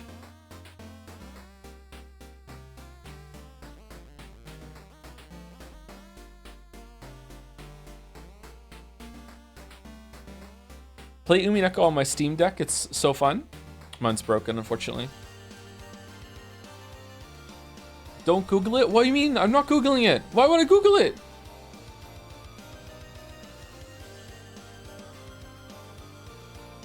I just confirmed it exists, and that's it. You haven't fixed it yet? No, not yet. I need to send it away to get the screen replaced. I don't want to do it. The three witches of hard truth. Damn. Communal Cauldron here? Very intimidating Chans right now. Holy shit. Who's the most powerful? Oh. I don't know. Conceptually, Sumari might be able to, like, through Chan bullshit powers. Can speak the truth is also powerful, but can predict the future.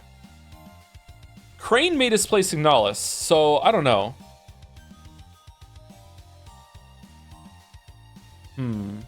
Anyway, thank you, Maddie. Thank you. Is there a secret decoy somewhere? Oko.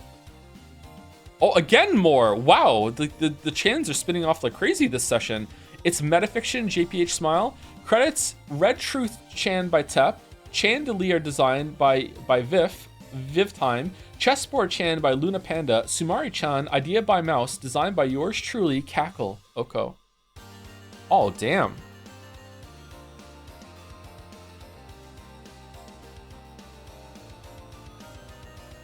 So many Chans. Part 1 of 2? There's more? Oh, it has text. Okay, hold on. Let's look for a couple more seconds without the text. Jom's chess piece?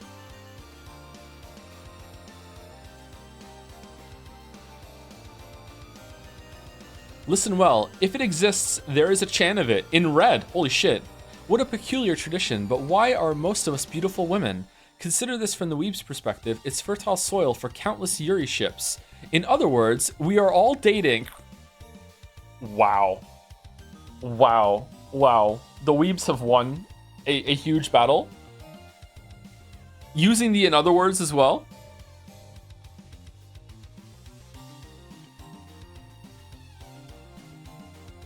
Look at this. Look at how the thematic dialogue here.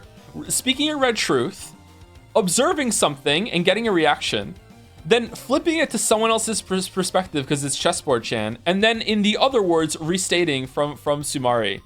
Just like, let's just clap it out. What the fuck? What the fuck? Well done. Damn.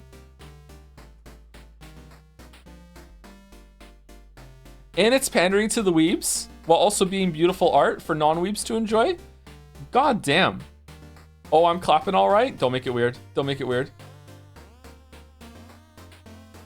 Thank you, Sir Gareth7 for the new sub during this. Thank you very much. Welcome, Sir Gareth. Welcome. In other words, Clawfist. Fanart has better writing than Umineko down. Oh, shit. Okay. All right. I didn't say it, chat. I didn't say it.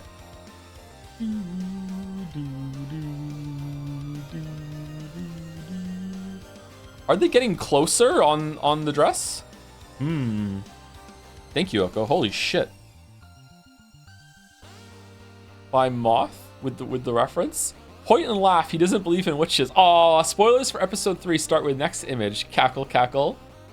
Aw, poor Battler. Poor Battler. Maria's even in on it? Who's this? I don't recognize this one. Battler, Maria, Beato. Get his ass. Aww. Aww. Battler's having a rough time. Battler's having a rough time.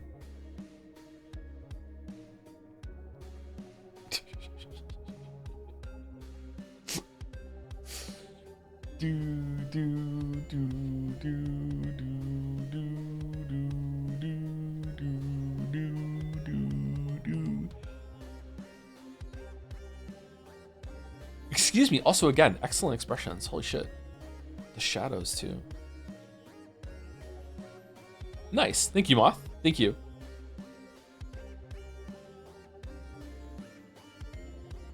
Oko again? Oko on fire. Beato going through it. A compilation. I am not owned. I am not owned. Aw, I love Beatrice so much. You actually love all this weep shit. Don't you, Joseph Anderson? Oh, it's talking to me? Don't you, Joseph Anderson? Teacher, won't you give me a hint? Aw. My apologies. Milady, lock the fuck in.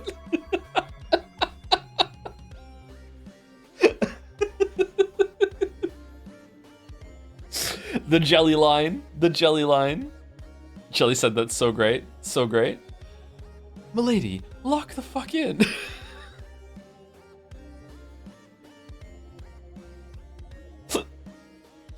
Do, do, do, do, do, do, do. How could anyone be your favorite character in Umineko apart from Beatrice? Who even compares? Beatrice number one. Beatrice number one.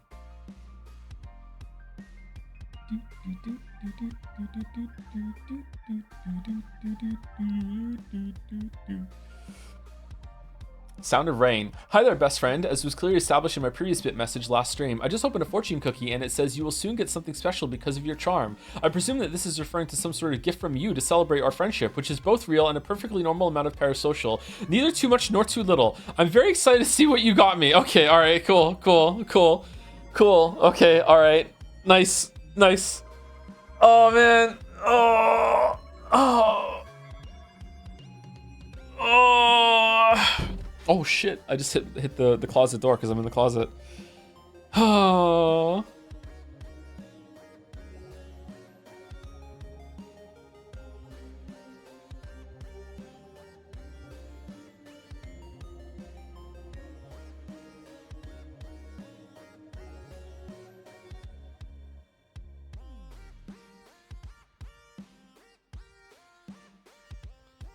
Beatrice over Battler? I think I like Beatrice over Battler, yeah. I think I do, yeah. Do you still have the blanket set? I do, but I don't have the curtain hanging to my left right now. I need to do it. Does it sound any different today? Do I sound a little bit more echoey or no? I think I like Beatrice over Battler. It's close, though. Can we just call you Tommy? I mean, I can't stop you. People are still calling me Toe. But what if Battler had boobs and blonde hair? Oh, brunette arc! Brunette arc! What are you talking about? Brunette arc. Thank you, Oko. Thank you. Holy shit! When Eva looked around, Nanjo was also there. Nanjo all along. Umineko up was Umineko up to the most recent stream. Editor's note is no longer the most recent stream. Yeah, it's not. Nanjo is also there. Damn. Is this Aura? I think it is, right? I'm understanding. It's Aura.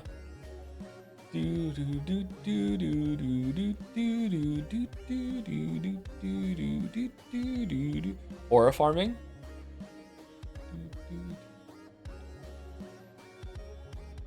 Is he blonde? Is gray white hair considered blonde? I mean, platinum blonde is pretty much white hair, so I guess so, maybe? No? No? It doesn't count? No? Okay. All right, that's fair enough. I don't have a stake in this. It's fine. It's white? Former blonde, maybe?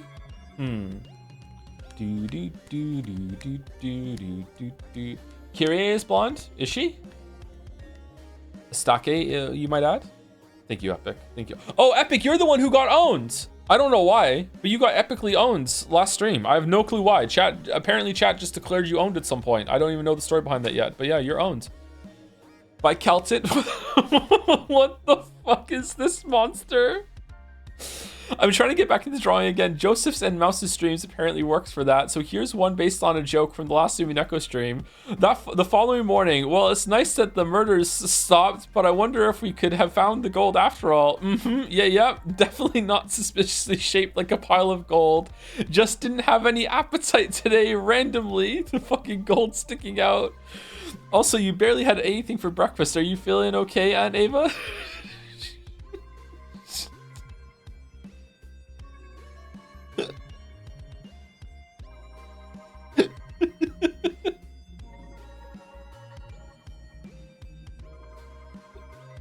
Hideyoshi like inverted fucking like trapezoid standing next to her. Give it a rest, Eva. Oh no. Oh shit. Do.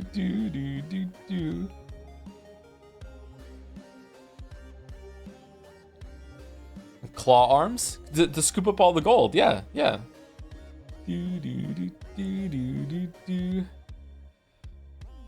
Why is there a turret on her? I don't know. Why is there a turret on her dress? This looks like it's kind of making a face or a pattern or something there. I like her hairpin. The Joms. Oh, I missed the Joms hairpin. Shit. Joms. Thank you, Kelton. Thank you. And the last one for today, last fan art, is by Sleepy Griffin. Hold on 1 second. I can stop my timer. That I did not keep to. Sleepy Griffin. This is the worst best thing I've ever drawn. Okay, I'll repeat it. Joms is the best and funniest stream bit. According to Joms. Is this on scanned on paper? That's always a novel fan art. The Joms discussing which Joms is best. Joms. Truth.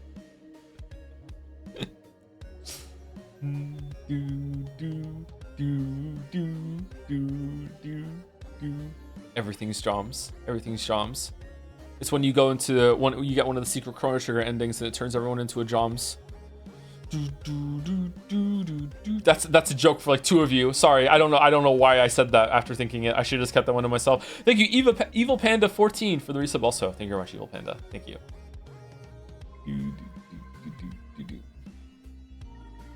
As long as Joe does not know if X exists or Y exists, according to Schrodinger's cat box, we can treat X and Y as simultaneously true and false. In other words, Sumari, Joe has already dropped Umineko and begun reading One Piece, yet Umineko remains peak and Joe remains not a weeb. It's so true.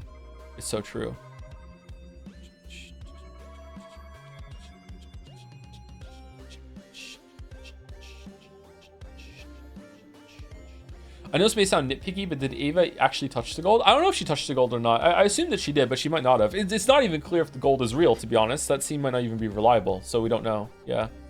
Did Rose touch the gold? Will we start reading before the 2-hour mark? Yes, but we're probably going to take an early break. I need to go to the bathroom, and I probably want to make another tea. The poop on Ava's dress is based on something that's on her actual dress. I think it's a cloud. Okay, all right, cool. Nearly 2 hours before we start. Is this a new record? It's not actually. No, fan art and yapping with Chad at the beginning on fan art days is usually fairly typical. Yeah, it's a feature of the streams. Like, it's not even an accident. I just like to yap with my chat at the beginning of streams. Thank you, RCB Griffin. Thank you, and thank you to the rest of the fan artists as well.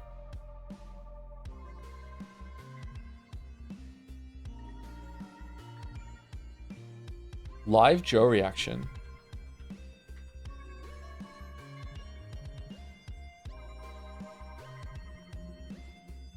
It's fun, best part of the streams. Me yapping.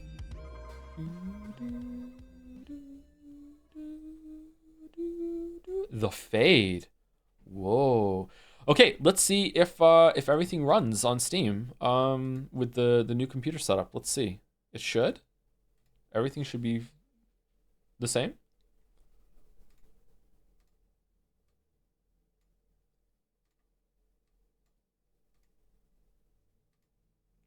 Didn't even test. I tested like that a game would run, but I didn't test Umineko. I was still building the computer past midnight last night. So and then I got up and I had like a bunch of cleaning and stuff to do this morning.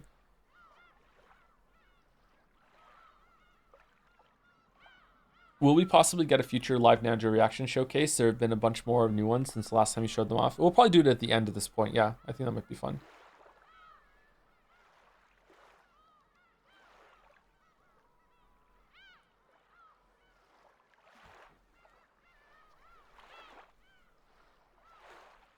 Regarding the discussion we had during the Snell stream, so far I consider Umineko to be a much greater example of the Fate theme I spoke about of them Persona. The only reason we see that the many possible interactions the Ushirimiya family could have on Rikinjima throughout the episodes is that a random selection of these individuals are doomed to die by the demon's roulette, a non-human force. Maybe it's I don't know. Like if something is gonna happen, do you like retroactively think that it was always gonna happen? I think it just could still be just random or up to the whims of like Beatrice, and she's just passing it off as whatever. Yeah, I don't know. Although, like thinking about the way that we found different versions of the story, I do wonder if like if it's actually like as she's doing this like fan fiction of what she would do. I wonder if she has like a dice and she's just rolling dice to determine who dies. Like it's a game to her. It could be that. That's what the Demon's Roulette might be. Just different versions over and over and over. Can you add the stalling tag to the stream so people know what they're getting into? I don't think it's stalling. Will you be streaming the new Silent Hill game? Probably not. Probably not. Okay, Alliance of the Golden Witch. How's the sound? We good? Too low? Too high? Are we potentially getting a theorizing stream after the question arcs? This is absolutely a story where you meant to theorize as much as possible. I think if anything, I've done too much theorizing over the streams. I don't think we need it. I don't even think I could fill a whole stream theorizing. I think maybe if I sat here and went over the whole entire story, going through it all with all my details and everything, I think maybe I could do like maybe an hour. I don't think I could do a full stream of theorizing. They don't listen to me when I tell them that. Yeah, I'm sorry. Yeah. You could take the Umineko AP test. Is there one?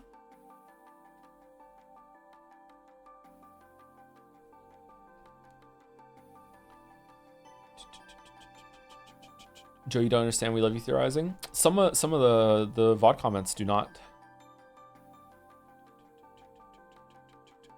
You're forgetting the parts where you'll be arguing with chat. I won't be reading chat while I'm theorizing.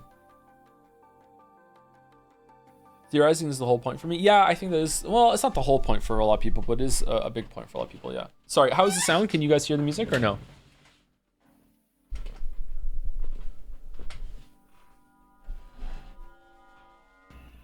Cannot?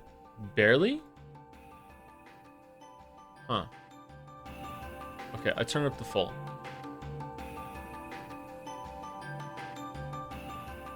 Who cares about VOD comments? Well, I care about all comments and feedback, because if enough people start saying it and they say it for long enough, it tends to be true. It's too loud now?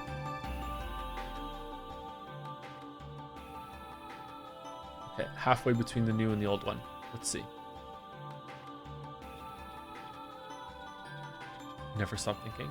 Thank you, Sir Kikek, for the new sub. Or no, it's a continued new sub. Thank you very much, Sir Kikek. Sorry, I can't say your name very well. Don't know why. Okay, I'll be right back in about 5 minutes. I'm gonna go get the kettle on again, and I'm going to use the bathroom and probably just like chug some water. Or oh, I didn't take my vitamin D today. Shit, I'm gonna go do that. So if you've been listening the whole time, if you also forgot to take your supplements, now's a good time to do it. Okay, I'll be right back in 5 minutes. That's right.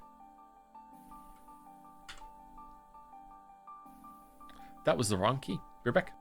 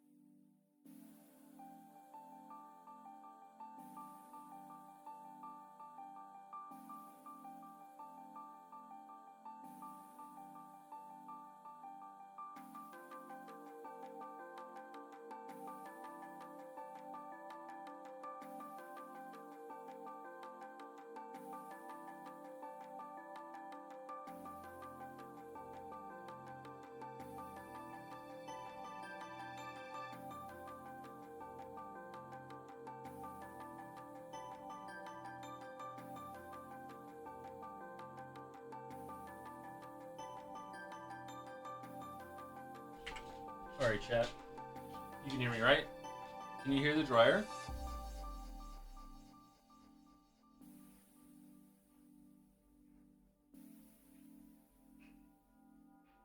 No? You can't hear the dryer?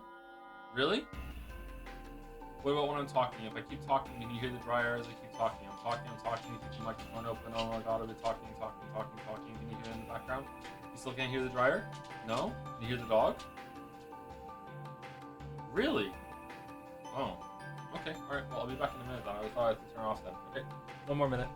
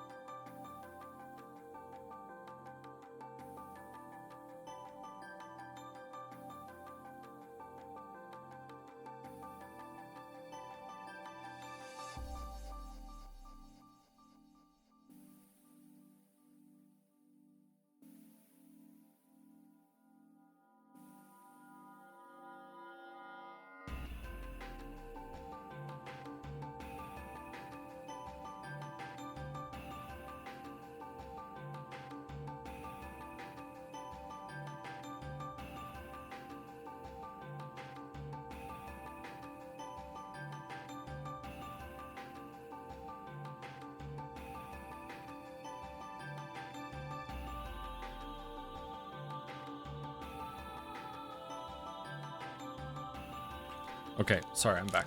I think having a bit longer break in order to finish the tea is better than having to take a second like mini break, like 10 minutes after the break, in order for me to go finish making the tea. But I do know that the breaks are a little long. Sorry. I also have a protein bar, but I don't really want to eat it on the microphone, so I don't know how to do that.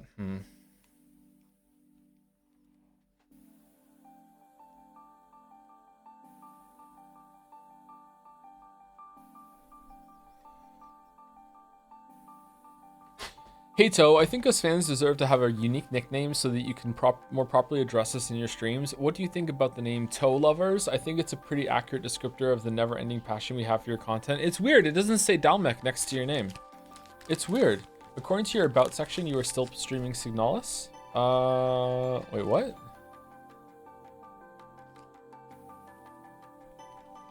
What do you mean?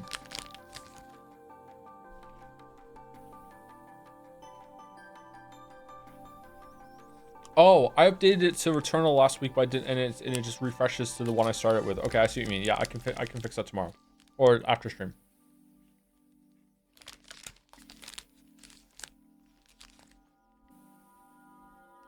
And down there too. Yeah. I remember now. Yep. I need to just remember to fix that every Monday. I'm sorry, I'm eating on stream. Shit. People don't like when I do that. 1 second.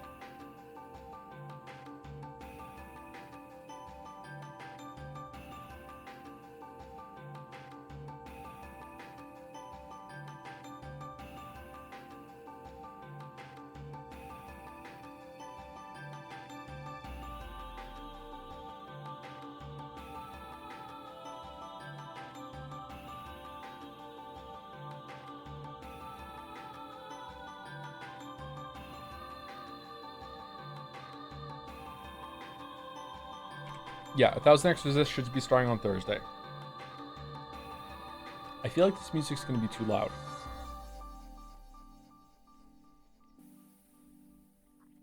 That's right. Just once in the past, I underwent training in order to step into the world of witches. I accepted that the only power that could save me from those sad, painful days at St. Lucia Academy was a thing called magic, and I received Maria's introduction to the basics. Imagine a vast space, the scene from when I looked down at the mountain's base from a rest stop at the peak. Oh, we're at peak. Oh, whoa. Like this? I projected that scene from a memory into my mental world. Normal girls get over their fascination with magical girls when they leave elementary school, so seriously trying to use magic at this age was embarrassing even for me, but even that embarrassed feeling felt pleasant to me now. Right then, I was learning mental concentration from Maria One-chan in order to use magic. But it wasn't going very well. It was about as hopeless as teaching a person to wiggle their ears by showing them. It seems that you need to imagine a vast space to gain the mental concentration for using magic, and to wiggle your ears. So I remember the time from my younger days when my family had gone on a small vacation, when I had looked down towards the base from a viewing platform at a rest stop on a peak, and I tried painting this scene in my mental world. No, still far too small. Imagine a much, much wider space, and create your own mental world. How's the sound, by the way? Is it too loud?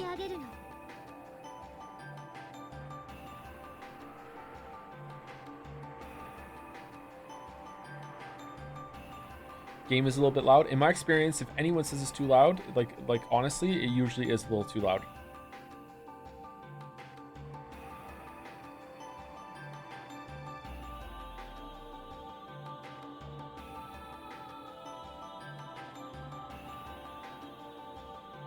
It's good as it is. Wow, Angie, your Mind Palace sucks.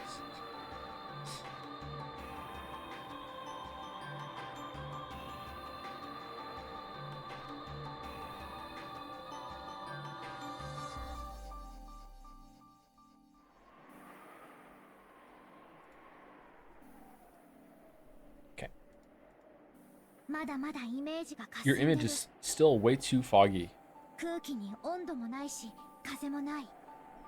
There's no temperature in the air and there's no wind. Can you bass boost all your sound? I think there isn't enough bass. I didn't work for Blizzard, so I can't do that, sorry. No smells either. The world is still very faint. You can leave those for later, so for now, imagine an even wider space.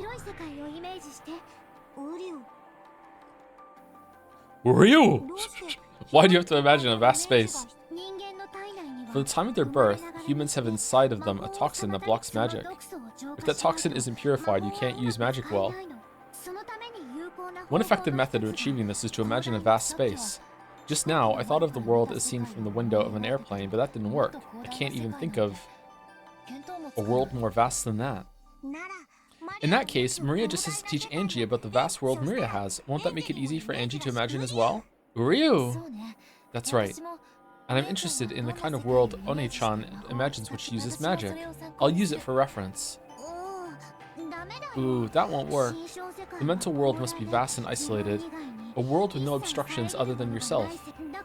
So if you teach someone about that world, it won't be isolated anymore. That's why you mustn't reveal your mental world to anyone. And if you draw up a good mental world, you too must keep it as a secret only for yourself. Ooh, Ryu. So stingy, Maria. The very serious and somber Ryu. Thanks, Sakutaro. I guess there are no shortcuts in training. I'll make an effort. It's okay, I've been given plenty of hints. Ryu! Do your best, Angie. Until recently, I thought there was no way something like magic could save me. After all, magic doesn't exist in this world. That kind of thing's supposedly nothing more than an illusion, a delusion, a daydream. However, Maria One-chan showed me that she could fill her own world with happiness using a power that's impossible for me. I used to look down on that happiness as something empty. Because I didn't believe in magic, I also denied everything else, refusing to believe in the happiness that magic gave birth to. But slowly, bit by bit, Maria One-chan's world grew happier. In the past, I disparaged it, thinking it too pitiful to look at. Okay, what is the chronology of what's going on right now? Because Angie seems to be like really bought into the magic thing and is exploring it, But at the same time, she's come to Rikingima to fight against the witch there and seems to want to deny magic there. So is this like, is she going back to memories while she's there? Because it seems to be very non-linear, and I like that. I like non-linear storytelling a lot. Is this what happened before she jumped off the apartment and like, sorry, the building and survived because of some net on the way down? Or like what exactly is going on here? I don't know. I'm just throwing stuff out. I'm shotgunning. In the past, I disparaged it, thinking it too pitiful to look at, but that might have been nothing more than jealousy. I was forced to admit that, and now this is my first step in my search for happiness. A vast space. A dry wind that could blow without being blocked by anything. Let me feel that wind blowing through my own hair. I see. Even the ground might get in my way as I am now. Then I don't need a ground. Brush the ground away, downwards, downwards. Oh, it's like building your teapot realm in Genshin. Okay. Oh. Behold the sweet fish river. In other words, Sumari. It was as though I had floated up, leaving the ground far behind. After pushing the ground further and further downwards, the ground grew foggy and faint, and for the first time, it began to feel like the sky. Then I understood its vastness. In that instant, I felt the vivid wind go right through even my body. In other words, Sumari, blowing through me without any resistance. Yes. Maintain that sensation. Yeah, I get it. I get that I've been released from all hindrances.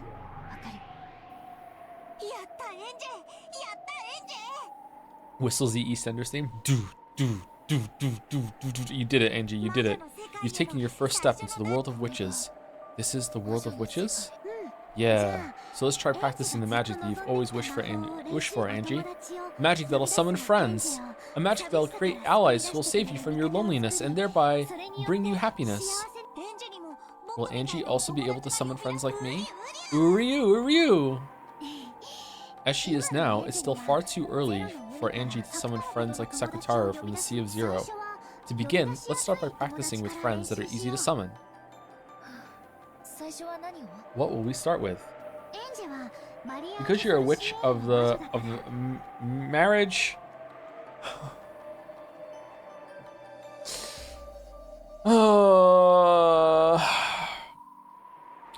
Sorcière. You are also permitted to use those employed by other witches in the alliance. For example, Sakutaro is my friend, but since you're all in since you're in the same alliance, he's your friend too, and you can summon him. You want to try summoning Sakutaro one of these days? When you're so lonely, it gets tough. I'm sure Sakutaro will cheer you up. I see. You could call Sakutaro a being employed by One-chan. So, as a witch in the same alliance as her, it's possible for me to summon Sakutaro too. I met Sakutaro's gaze. How pleasant it would be to have him just be there by my pillow, so he could talk to me a bit on lonely nights. If I call out, will you appear and talk to me? Uryu, ASMR streamer boyfriend is role-playing as Sakutaro to be your pillow for the night. I can't wait to be summoned by you, Angie. Uryu, Uryu, Uryu. Looking happy, Sakutaro pressed his head against me like a cat. Suddenly getting a cute younger brother felt a bit confusing, a bit embarrassing, and a bit nice. Unable to understand why I couldn't honestly accept this feeling, I felt tears well up in my eyes. Right. I give it all I got, One-chan. Let's practice. Thomas, I took French in school. Anderson, I took some French classes in Canadian school, like when I was fucking like 7 or something. I didn't really like, and that's it. I didn't take any more after that. I don't remember. And then I like moved back to Wales and then had other shit to do. Skill issue? Yeah, I know.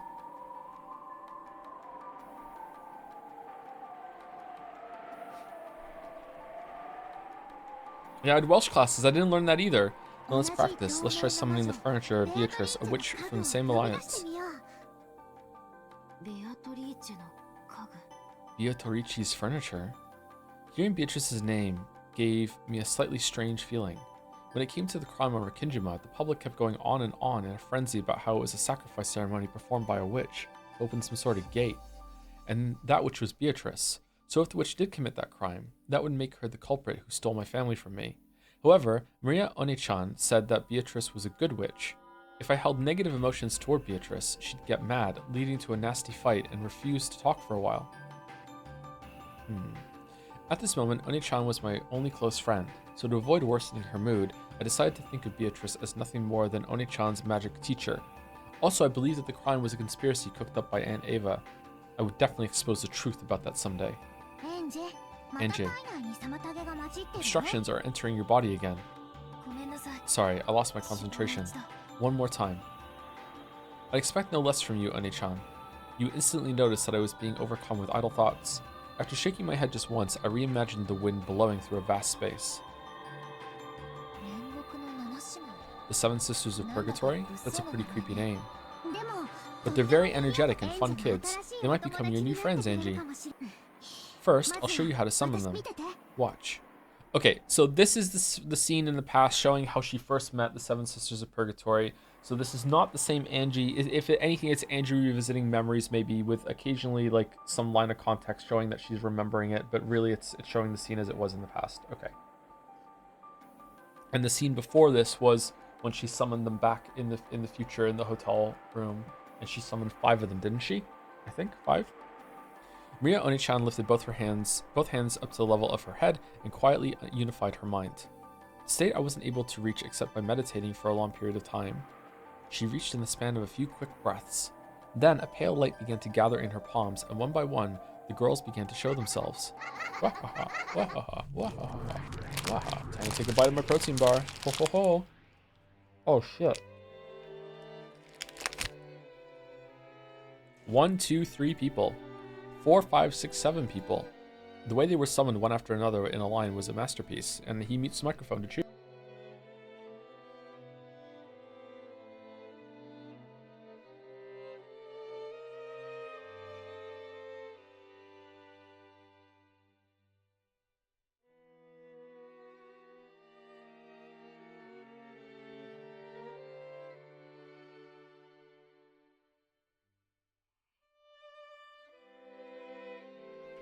Why are you guys all saying Twink Master?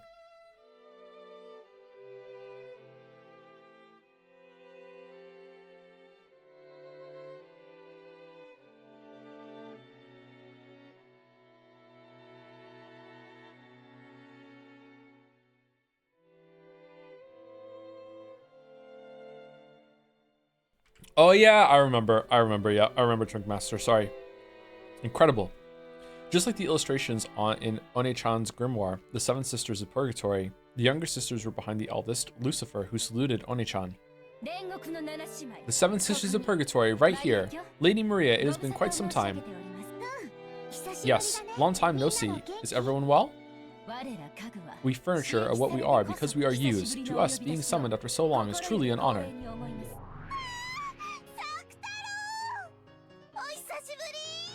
It's been so long. You look as cute as ever. Me first. Yeah, today he's so fluffy, squishy, and cute.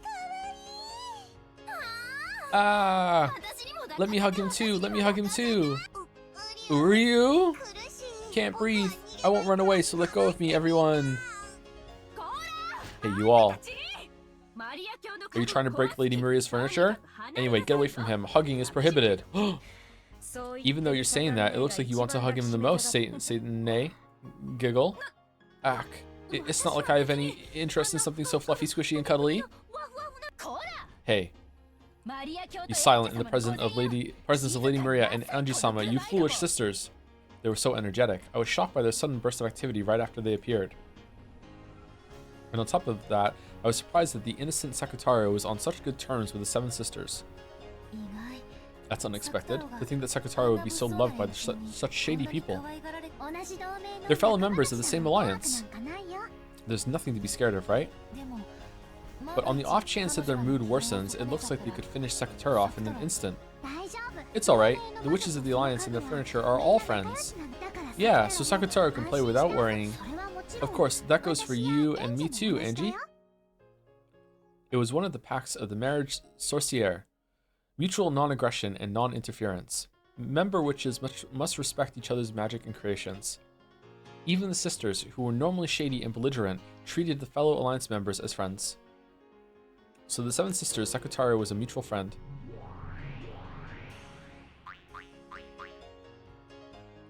He was loved by all of them, and they were even trying to steal him away from each other. This scene as they squeezed him and loved him was a bit charming, was it? I see. They're fellow members of Marriage Sorcière after all. At a glance, you'd think that Sakutaro's casual atmosphere and the 7 Sister Shady one would be like water and oil, just explaining it over and over again. It looked like they definitely wouldn't be compatible. And yet, they were all interacting in a friendly way that was completely natural because he was so cute and cuddly and squishy. If this wonderful alliance could join all the peoples of the world together, I wonder if everyone in the world would be able to become friends right away. All you 7 sisters listen. Right now, Angie is in the middle of magic training, so I want everyone to lend their power. Certainly, Lady Maria.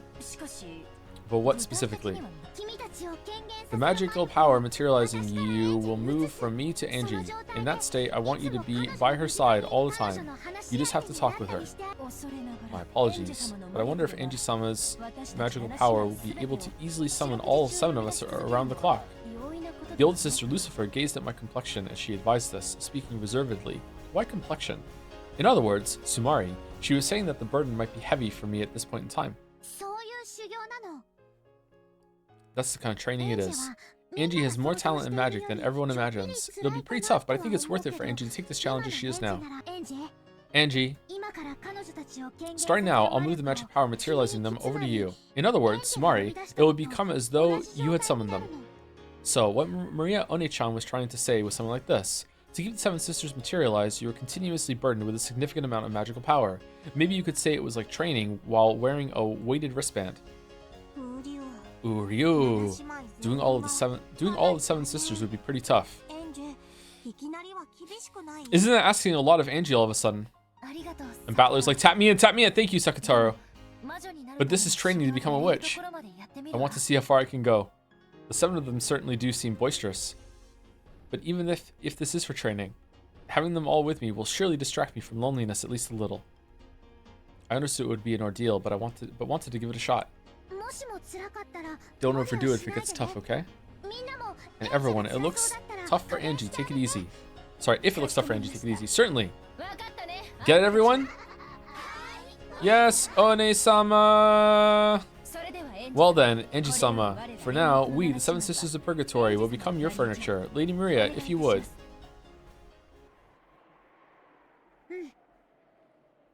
Yeah. So, Angie. Can we start? Sure. I'm a little nervous. Ryu.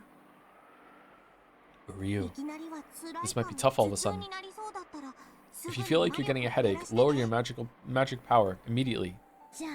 Okay, I'll move the source of magic power over to Angie. This is taking a while. Isn't this just kind of a repeat of last scene? Even the scenes are repeating now? In an instant, the inside of my head felt very heavy. Yeah, it's tough. Until then, the inside of my head had only been used for myself. Well, okay. It was almost like it was now being used for 7 other people. If they just stood there and blinked once or let out a single sigh, that would put a strong pressure on my head. Lady Maria, my apologies, but perhaps the burden from all 7 sisters at once might be too great after all. I'm okay. Daijobu, Ak. No. It won't work after all. You're using all of your energy to materialize them. There's no point if the burden is such that you can't balance it with your everyday life. And anyway, this is a bit unrefined for a witch. Ryu.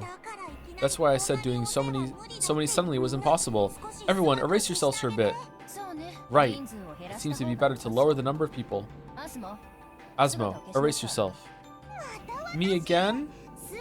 I'm opposed to youngest sister bullying. Disappear, starting from the top every once in a while. That would mean I'd have to disappear second, right? No.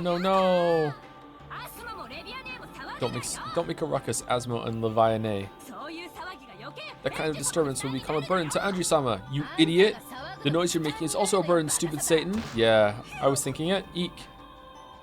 Eek. Gah.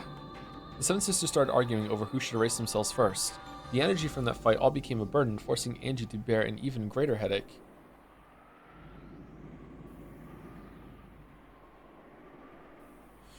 In the end, they decided the order with rock, paper, scissors, and 1, 2, 3 of them disappeared. But even at that level, Angie was still far from comfortable. In the end, once 6 of them had erased themselves, I was finally able to calm my breathing. With my magical power, forget the 7 sisters, just one person is my limit. Oh, so she's stronger in the future, somehow.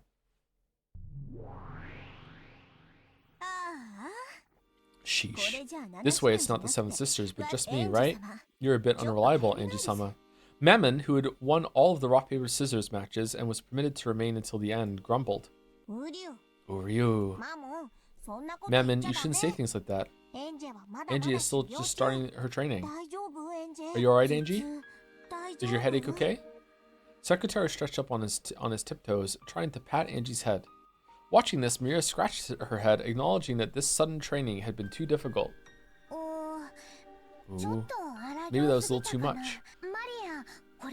I'd be perfectly fine with this much, though. The more friends you have, the more fun it is. Now I'm even more aware of how incredible you are, Oni-chan. Apparently, when one reaches Maria Oni-chan's class, one can summon enough people to perform an orchestra.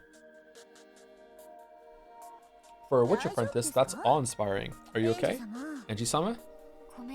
I'm sorry. It looks like summoning you is the most I can do. Well, I guess I'm okay with that. After all, of all the 7 sisters, I get Angie-sama all to myself. What do you think, Angie-sama? If it's just me, will it be a burden for you? No, I think I'll be able to manage you alone somehow. Great, then please train a lot and cultivate your magic power a bunch. Then someday, for sure, please bring the 7 sisters together and let us serve you. Promise? After confirming that, for the time being, her own materialization wasn't causing any issues, Mammon immediately became cheery again and tried to make me promise to work hard. Yeah, I know, we just heard it. I see, that definitely fits with her being greed. But maybe you could also call it having a positive attitude. Yep, greed is good. Yes, I promise. I have to be able to do at least that much someday. Thank you, Anji-sama. I, Mammon of Greed, will surely serve you until that day. My headache finally abated, and I relaxed both hands, which had been clutching at my head. Then Mammon stuck out her hand, helping me stand back up. Who are you? Ah. Maria, Angie, it's about that time. If we don't return to the room, you'll be scolded.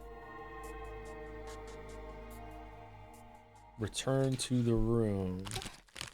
Sorry, hold on. Protein bar time.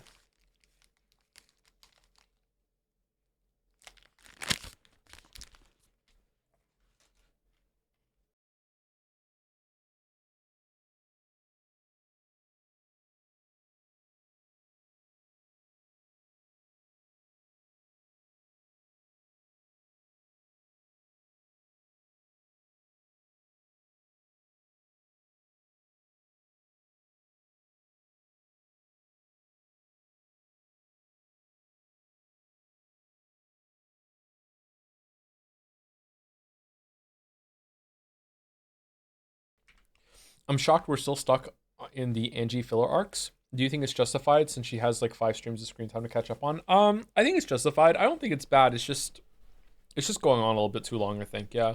It's not terrible though. She's obviously a really important character, and it can be good when a new character is introduced like this and it has to like what were they doing while the other story was going on. It gives the other story time to breathe. Sorry, I was really hoping we'd get through this on Saturday so you would at least be bored out of your mind with friends, but the schedule collapsed. That's okay. Too much yapping. Too much yapping.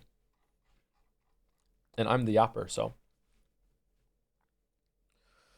Do you think it's better to put this all back to back or spread it out? I don't know. It remains to be seen. I feel like they're doing something important with the order of the scenes, so it's probably good this way, but I don't know. I'll have to look at the story when I know everything that's going on. Thank you, Gavin Young, for the resub with the message, yo. Thank you, Gavin. Thank you, Bantek, for the resub also. Thank you very much, Bantek. Like a similar chatter's name. Thank you, Penguin05, for the resub also. And thank you, 1539 and Calvert for the new sub as well. Thank you very much, Calvert. Welcome, welcome. Too much yapping in my stream. I know, right? It can happen. It can happen. Huh? Oh. I hadn't expected Secretary to talk about the time. I was brought back into reality. As though the light had disappeared, the vast world sunk into the darkness. and I was in a tiny, tiny bathroom stall sitting on a toilet. Oni-chan's grimoire was open on my lap. I looked at the clock. It was almost 8, time for lights out. If I show up late for the roll call before lights out, not only will things get pretty annoying, it'll cause trouble for my roommates and floor mates. I couldn't care less about causing them trouble, but I don't want them messing with me later. Sigh. My free time by myself is already over for today. I'll sleep, wake up, tomorrow will begin, and another long, long, gray-colored day will repeat again. I closed the grimoire and rose from the toilet seat. At that time, Oni-chan appeared again and spoke.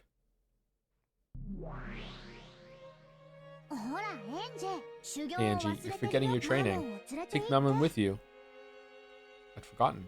The moment I'd returned to reality, Mammon's materialization had stopped. One more time, I created a strong image of the existence of Mammon in my mind. Sheesh, you're so mean, Angie-sama. Why'd you erase me so suddenly? At this rate, you won't be able to call all 7 sisters easily. I'm sorry, I got careless. It's been incredibly long since I've materialized in the human world, so I'm interested in absolutely everything. I'm getting a bit excited. Where is this? The St. Lucia Academy dormitory. This is a stall in the shared bathroom. Each room has its own bathroom, so no one comes here. It's quiet and perfect for reading books. Okay, chat, can you spoil me on something? Because it was said earlier and I've forgotten. What year is it? How old is Angie? Is this like 4 years before she jumps off the building? Or is it like an year before she jumps off the building? Or is it the same year that she jumped off the building? It's like earlier in the year. They don't say? Oh, okay. Like, can we go by the sprite? Because if we go by the sprite, it looks like she's not that different. So I'm guessing it's like within a year.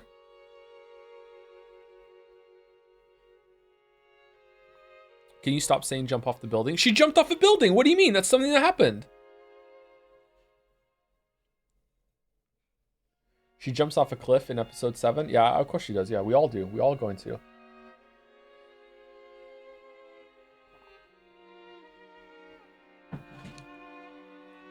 We're all gonna jump off a cliff.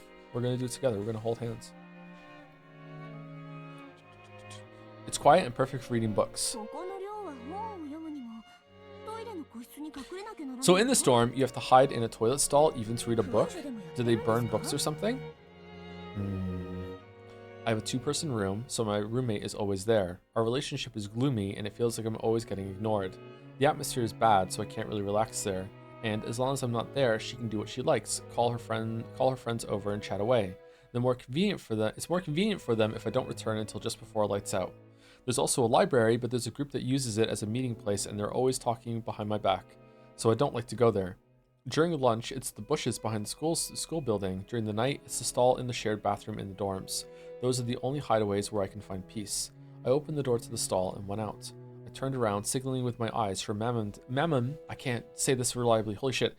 That's from Chrono Trigger too, to come with me. Mammon. I don't get it, but I realize it'd be hard to call this place pleasant for you, Anji-sama. Let's go out quickly. I hate the air here. Really? I think the air here is the most decent. In the toilet? When I left the bathroom and entered the corridor, I walked past Waffle sat upon. Because it was near lights out time, several kids who had gone to play in other rooms were dashing back to their own.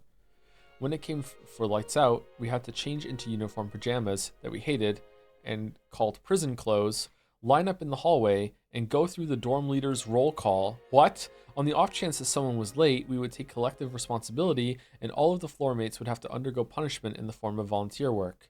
As long as I avoided this, the girls would look at me coldly, but they wouldn't get in my way. That alone was enough for me. Mammon looked at the passing kids and the furnishings of the dorm with interest. Without paying her any particular attention, I hurried back to my room. Isn't this a war crime? In front of my room was my roommate, who had already changed into her prison clothes, chatting with some kids from the room next door. When they noticed me hurrying back, the topic of the conversation noticeably changed. They lowered their voices, stealing glances at me. I acted like I didn't notice, went to my room, and changed. Then I hastily went out into the corridor. Everyone was already lined up. Hey, this is weird. I thought this was a school for rich girls. It's like a prison. It's stupid. You think so too? That's what I think. And unlike prison, you don't go out early for good behavior. After badmouthing the place, I noticed something. Having someone to listen to your complaints feels surprisingly good. Fortunately, Mammon's form can only be seen by her summoner, me. Yeah, how convenient. And of course, there was no need to speak out loud for this conversation. All I had to do was speak inside my head, so no one could listen in. Magic and the friends it creates might actually not be so bad. Alright, so...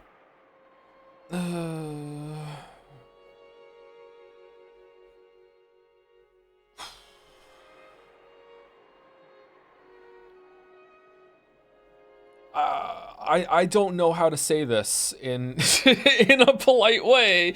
I don't know how to say this. Shit. I don't think I can. Oh, fucking hell. Say it, sire. I mean, like it's going further beyond like magic being like imaginary friends. Like it's magic is going into the place now of issues. I don't know how else to say it. Sorry, I don't want to go more into it. But like, yeah. Being like abused into very unhealthy coping mechanisms. Like, yeah.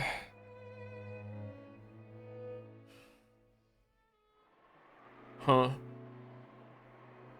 Okay. I mean, that's very on brand for the story so far, but they're being a bit more direct with it now. All of these people are sheltered brats. Feels like they aren't even alive. Kihaha. Stop it. If you're seen by some chance, it'll be pretty bad, right? Humans without a fragment of hopes or dreams are like a lump of anti-magic. There's no way they'll be able to see me.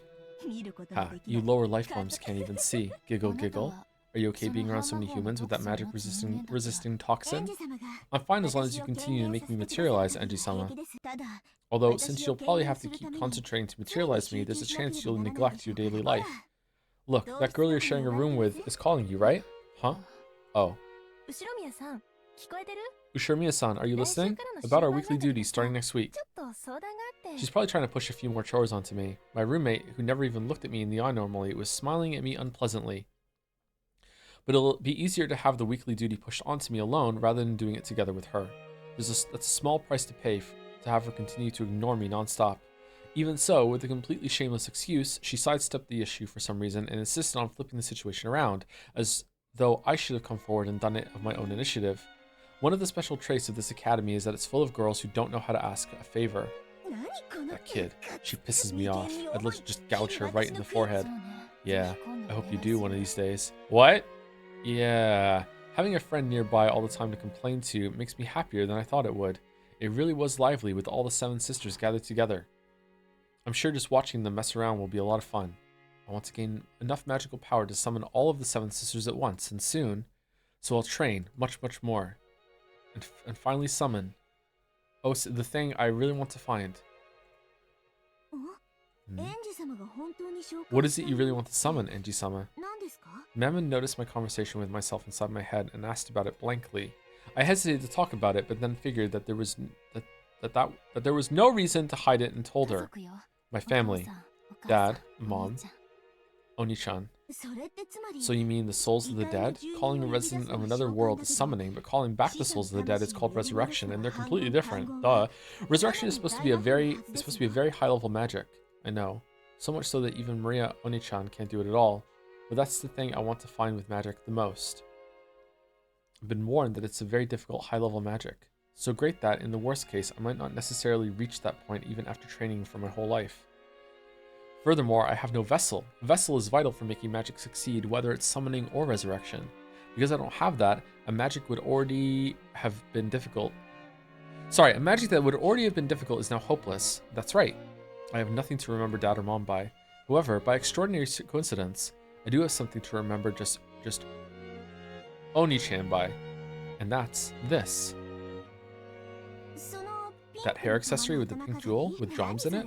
What the hell, I hate to say it, but it looks a little cheap for you, Anji-sama. Long ago, without telling Dad, I went with Mom to meet Oni-chan, and we went to play at an amusement park. This is a prize from the crane game there. The crane is back! I know it's cheap. I realize it doesn't match my style, but I get that it's too childish. But this hair accessory is the only thing that makes me feel as though Battler Oni-chan is by my side. Oh, she really cared about Battler. Holy shit.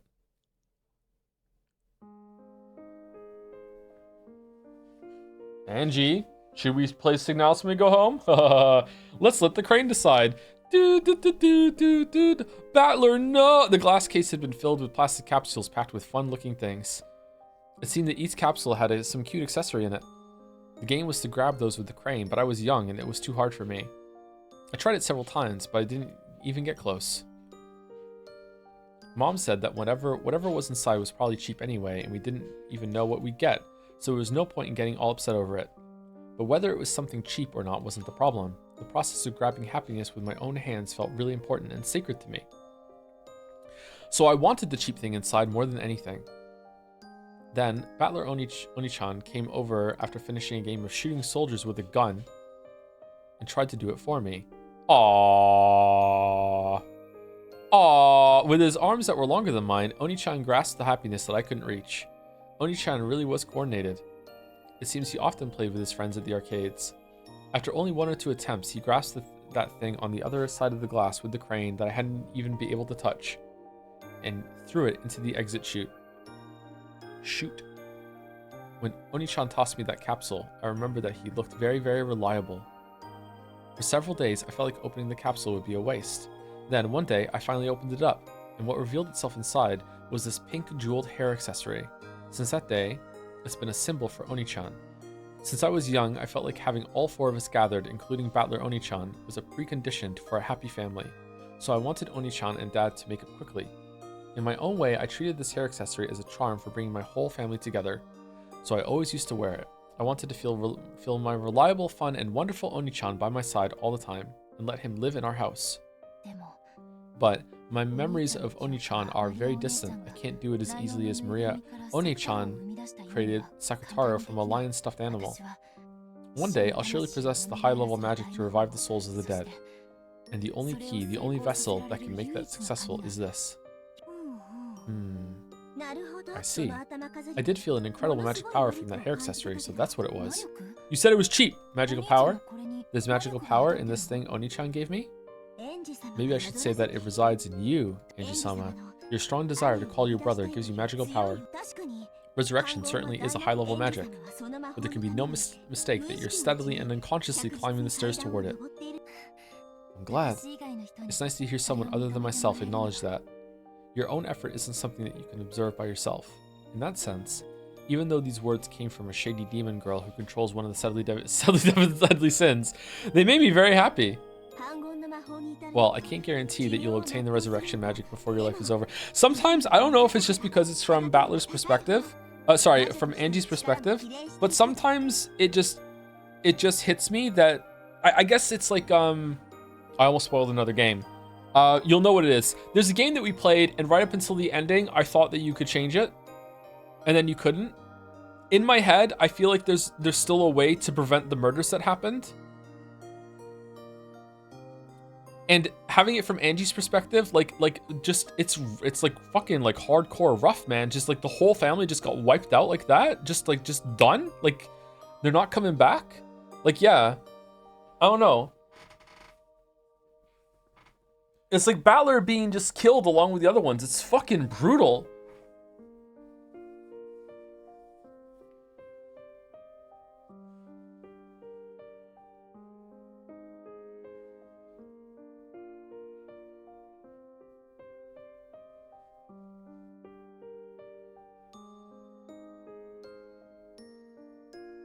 Okay, I've read the text message. Okay, cool. All right.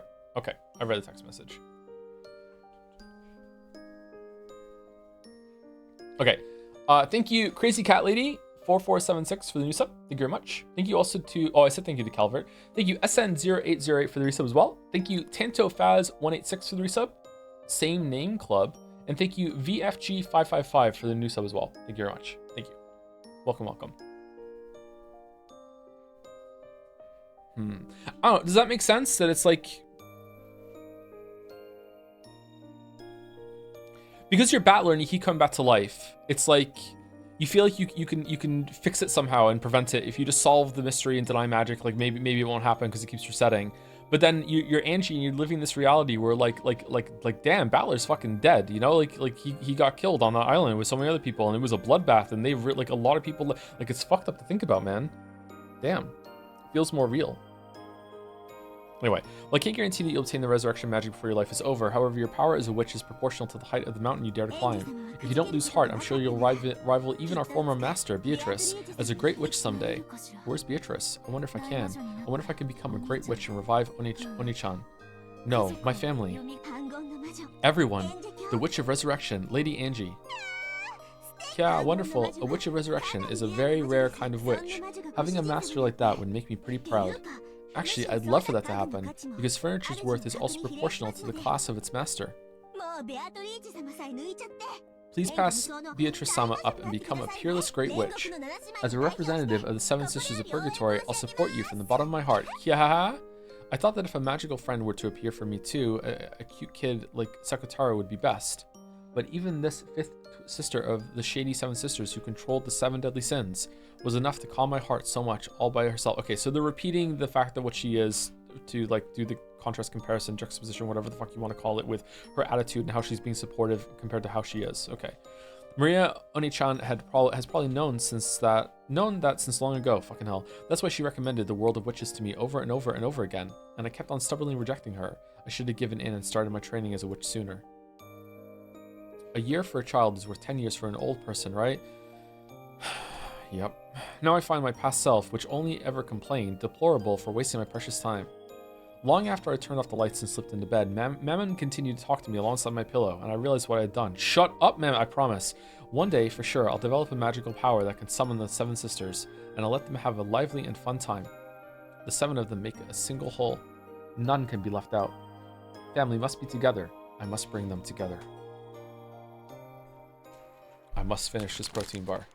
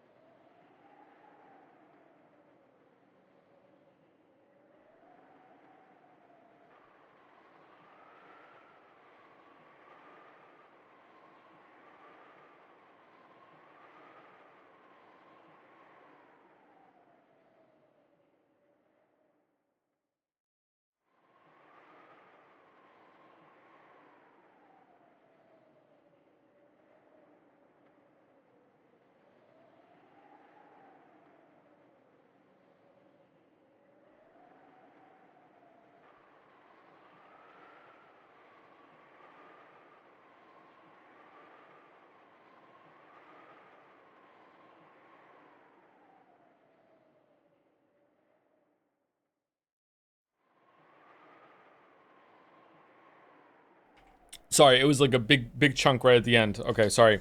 I really don't want to chew on stream. Sorry. I know some people won't mind, but other people really do mind. You know, it's a really short episode. I need to drag it out for content. Thank you, Terraflop, for the 5 gift subs. Thank you very much, Terraflop. It's a lot of gift subs from you. Holy shit. Thank you. Great protein. Yeah, it's a Cliff Bar. I need to order some of the other ones that I like to have, but Amazon is still being kind of weird about delivering things. Yeah. What about a peak bar? My awareness began to return slowly. Unable to stand watching Aunt Rosa and Maria Oni-chan's relationship, I ran away from Beato and Oni-chan's game, didn't I? Oh yeah, we're back to here now. Okay, when they were being nice in the parlor after the umbrella scene. Oh, that looks cool. I've got to go back. I've got to go back, support Oni-chan, and quickly bring him back from this strange world of the witch's game. Okay, so we went through 3 layers there. We were in the Rikinjima game board episode, and then we got mad, and by we I mean Angie. Angie got mad about Rosa and Maria getting along because that doesn't fit with our worldview of how they are. So we started like talking about that, which led us to seeing some stuff from Maria's past, and was linked to the 7 stakes as well of summoning scenes as well at the same time. So we saw different ones there, and also talking about the what happened on the island with the collector guy. All right, so what does that mean? So kind of like an interlude back into Angie's past life there. But that all definitely happened before getting to the island. Okay, all right. So it wasn't her like seeing stuff that she hadn't seen before. It was actually her re-experiencing or remembering things that she had gone through before she got to the island. Okay, all right, okay. That's my read on it anyway. After all, as long as I'm here, I'm not allowed to call myself Angie. At that time, I felt someone's presence. When I turned around, I could see Mammon there. Ma'am, Gretel-sama. Beatrice-sama said that if you do not return soon, it will become a hindrance to the progression of the game. I beg that you return swiftly. Thank you. I'll go back now. Isn't it great? What is? That you were able to meet Battler Oni. Okay, do you remember? Because in your version of the timeline, you haven't been summoned at her school yet, even though she's... Oh, what the fuck? No! Oh, no, it's just Steins Gate all over again. No! No! It's already hard enough to keep track of. Fuck!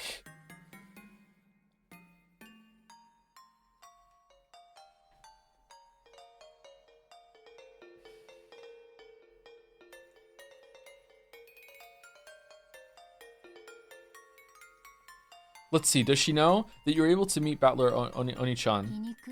Is that sarcasm? Well, if that's how it sounds, feel free to call it that. I'm sorry, I should have taken it literally. Yeah, you're right. Well, if that's the case, do you remember talking to her as this before you were Which timeline is the man? Okay, whatever. I'm sorry, I should have taken it literally. Yeah, you're right.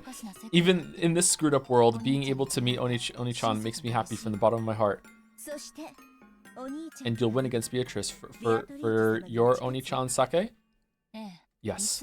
Can't have him playing around in the world like this forever. It's about time for him to return home. That's why I came to call him. Please do the best you can, although I can't support you since my current master is Beatrice-sama. I know. Until October 5th, 1986, you are Beatrice's furniture, and eventually you'll become my friend. But eventually you'll throw that friend away. After all, Mammon moaned as if she bit her tongue, staggering as she clutched her chest. So she does know? Apparently the rules apply to people other than me as well. Are you okay? It's pretty painful. Oh, she just tried to say Angie? No one can say her name? Excuse me, Gretel-sama. No, thank you. Thank you, Clive. Thank you, Jill. Thank you. Sorry, I'm glad I was able to meet Oni-chan. That's my answer to your first question. Well, let's go back. If I grumble too much, you'll get in trouble with your current master. Yes. I'm glad you understand. Well then, Memo? Huh? I'm sure Mammon was about to say, well then, this way. But then, she stopped as though the film had been torn off at that point. It looked like she'd suddenly frozen. Then I noticed she wasn't the only thing that had frozen. Even the air and floating bits of dust had frozen in place in empty space. Gaunter? A world where it seemed even time had frozen. Yes. This looks like a portent that Burncastle will appear. Portent? But the atmosphere was different somehow. Then I understood. It wasn't Burncastle. It was the other witch. How are you feeling, Angie? Lambda Delta. The rules don't apply to you, do they? Yeah, she said her name. Okay, of course not. Rules exist to bind others. What kind of idiot would bind themselves with them? Battler, Burncastle is a witch who supports me, but this girl is different. This witch supports Beatrice. In other words, Sumari, she's a being on the opposing side. But there's some kind of difference between her and Beatrice. Maybe I'm gonna drop it because of Lambda Delta. I don't know. I don't get it. I don't understand. Even compared to Burncastle, there's something strange about Lambda Delta's existence. It's, how should I put it? Maybe like she's a being from a higher dimension. In any event, I was still unsure about how to deal with her. The only thing that was certain was that she was my enemy. Fucking hell. No, just knowing that might be enough, but... So, do you have some business with me? Not really. When I listened in on your conversation, it started to get a bit interesting. I thought I'd let you hear something good. You're supposed to be my enemy. I can't think of a reason for you to tell me something that'd help me. So the moment I start listening to you, I lose. Bye. See you next time. Don't misunderstand. My opponent is Burn, not you. In other words, Sumari, it's possible for there to be a topic that benefits both you and me. Okay. Isn't it great that we have another phrase that's forever ruined by the streams, everyone? Is anyone ever going to be able to hear, in other words, ever from this point on, without having the verbal tick in their head? Sumari. Sorry, but I don't feel like listening. Although I said that, I probably won't be released from this frozen time until Lambda Delta is satisfied. Have I said it in videos? Fucking hell. This itself might be proof that she's in a higher dimension than me. I haven't been given the option of not listening to her. All I can do is try not to be shaken by something she says. Anything she says, sorry, and strengthen my mental guard. She'll probably try to make me believe something disadvantageous to me. Threatening me. Giggle, giggle. There's no need to square off like that. Oh, really powerful weapon art. I just came to resolve your misunderstanding. No, that's not quite it. I came to let you know about the lie Burncastle told you. Burncastle lied? Streamers died? Didn't Burn make it sound like your big brother would come back if you defeated Beato? Who knows? I don't feel like talking with you. Not my burden. My brother coming home. I hadn't been promised anything like that dreamlike. Getting just one person only if I was lucky had been a promise without very high hopes. But that's enough for me. After being promised an eternity of isolation, having a faint but still non-zero chance was like a shining beacon. In a way, that promise of Burn's wasn't a lie. If Burn promised, then I'm sure that if you defeat Beato, Battler and your parents will be released and will come back to you. Then there's no problem. Seriously? That kid is surprisingly cruel. To think she'd deceive you, even though she knows. She knows? How are you saying I was deceived? Damn, I'm letting her take the initiative. But I won't be released until I lend an ear to her, so it's something I'll have to hear anyway. Even though I realized I was falling into a trap, I urged her forwards. What year is it now? You're talking about the world of the game board? In that case, it's October 4th, 1986. That's right. So if you win against Beato, then October 6th, when the typhoon has passed, the people who are trapped on the island will return. On October 6th, 1986. That is, right? So what? How was your October 6th, 1986? You were at your relative's house, right? I've been at the house of the only Sumadera my mother trusted, Grandpa. We got a call. When I was playing with building blocks in the tatami room, we got that call. Oh, building blocks. Fucking awesome. After watching to make sure that I'd remembered, Lambda Delta laughed unpleasantly and spoke. Hey, on your October 6, 1986, did Battler Oni-chan come home? Even though I didn't understand what she was saying, I noticed an unpleasant sweat seeping out all over my face. I don't get it. I don't get it. What is the switch saying? See, if you defeat Beato, Battler will certainly be released, and he'll probably return home, to his home in 1986. After all, that's how it is, right? Battler was locked up from the 4th to the 5th of October in 1986. It's only natural that he returned the next day if he were to be released, right? That's how time works. And you're a person from the year 1998. You're Ushiro Miya Anji of the year 1998, where Battler did not return. Know what that means? What are you talking about? If my family came home on October 6th, wouldn't that be wonderful? I'd come home from Grandpa's house right away, and then we'd meet. Everyone would be happy. Yes. Ushiro Miya Anji probably would be reunited with her family. How's the music right now? Is it too loud? The 6-year-old Ushiro Miya Anji from 1986 would, right? Who am I? Ushiro Miya Anji, an 18-year-old one. No, that's not it. You aren't Ushiro Miya Anji. You're a witch's piece with that name. Strictly speaking, the name Angie Beatrice belongs to a completely different person. Know what that means? I don't really get it anymore. Huh? Huh? Who am I? Huh? Huh? And that's why I think Burn's cruel. No, I think she's a meanie. Especially since it's not like she hasn't gone through the same thing herself. Am I being tricked somehow? Yeah, but please don't blame Burn, okay? After all, depending on how you look at it, that kid isn't lying. You know, the complete opposite might be true. If Beato is defeated, your family will be returned. Return to Ushiro Miya Anji. But she probably didn't say that this Ushiromiya Angie would be you, right? Oh my god. Hi everyone, I'm new, speaks in red. My name is Lambda Delta, but you can call me the Witch of Certainty. Lol, as you can see, I'm very random. That's why I came here, to meet random witches like me. Hehehe. I'm 1,000 years old, mature for my age though. I like to watch Higurashi with my girlfriend. I'm Yuri. If you don't like it, deal with it, whatever. It's our favorite TV show because it's so random. Lol, super paper. Me being random again. Hehe, toodles. There are like, I wonder if there are more people in chat that don't understand what that meme is than do understand. Holds up spork? That makes me sad. That makes me sad.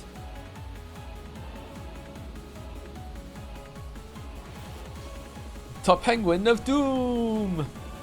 It's not that fucking old. It is that old. No, that is not Big Chungus. Return to Ushiromiya Angie. She probably didn't say that this Ushiromiya Angie would be you, right? It's true. Was it like that? Was it like that? What did Burncastle say to me again?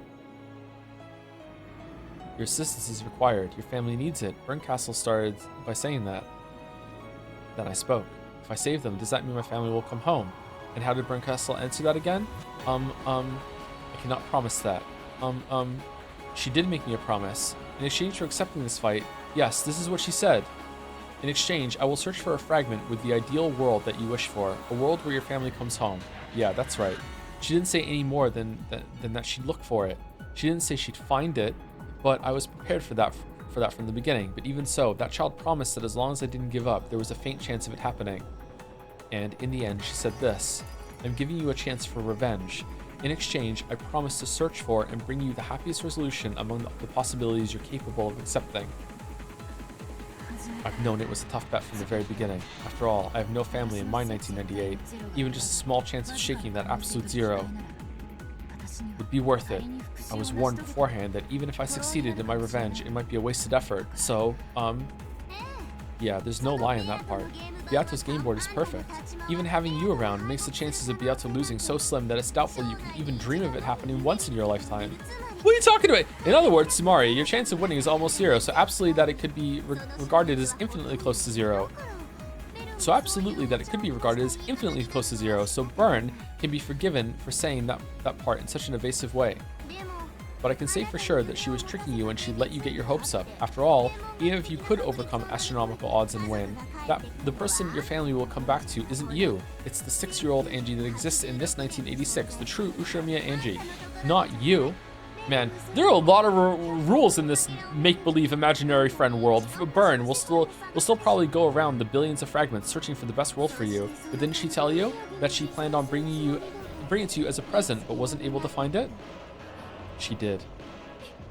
Hee hee hee hee hee. Giggle, giggle, giggle. You're finally starting to notice, aren't you? No reward has been prepared for you in this battle. No, to the contrary, one smash, Beato's game board will disappear. Then you, as a piece, will disappear. The sort of goal you'd be capable of accepting is completely... No. I'll proclaim it upon my name. Upon the name of the Witch of Certainty, Lambda Delta, I proclaim that it certainly doesn't exist. It can't be. That's what Burn lied about. Or should I call it speaking in riddles? She made you misunderstand and think you could be saved. Nah, Burn would never do that. I came to clear that up. Don't trust her. In other words, Sumari, no matter how hard I fight, no matter how hard I pursue victory, my family won't come back to me? I'm stuck in the Linkin Park song? Right, they won't come back. With certainty. The Witch of Certainty says it with certainty. Isn't this incredible?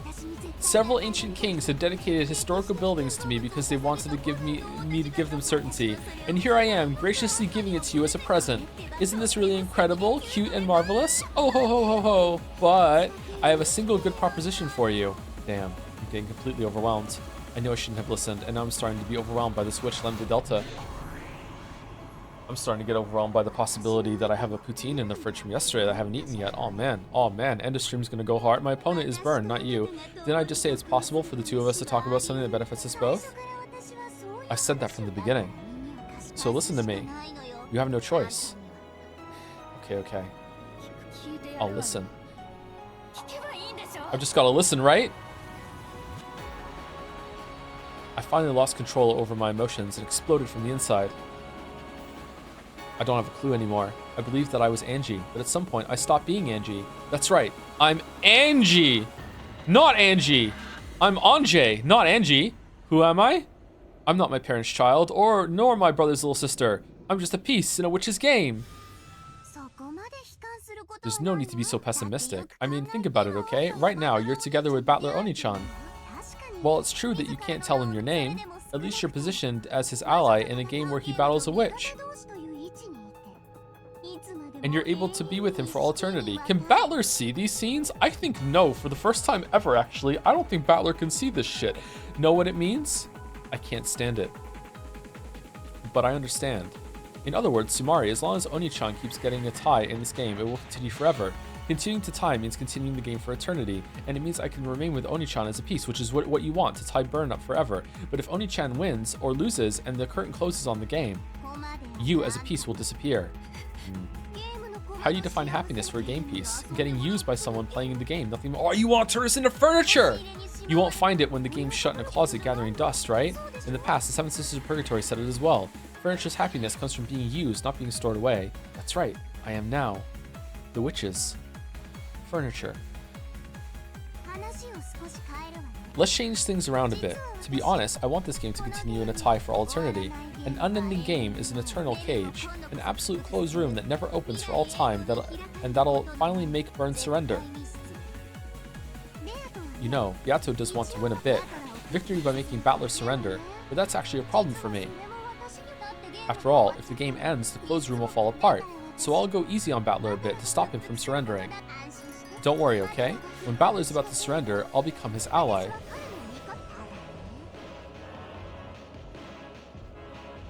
Oh man, what the fuck?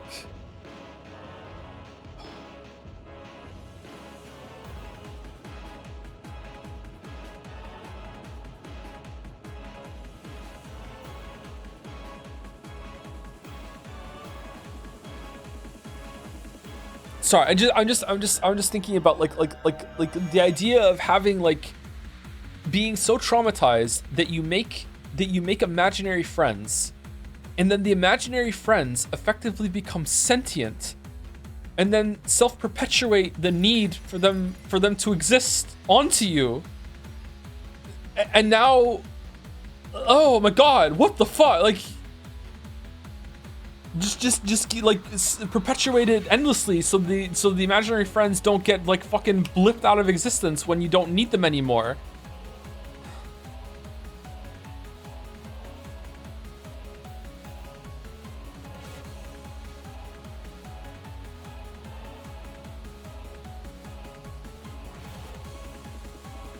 That's called chat.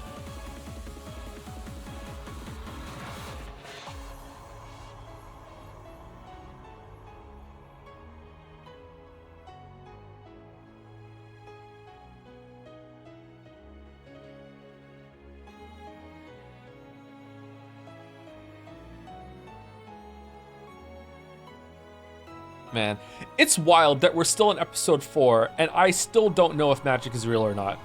And it's still interesting. The amount of back and forth that there's definitely something going on with like imaginary friends and coping, for sure. But is there also some legitimate magic on top of that at the same time? I don't know.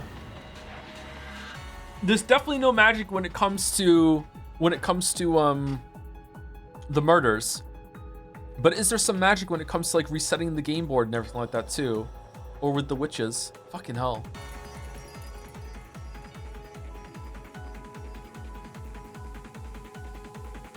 Oh man, but you know?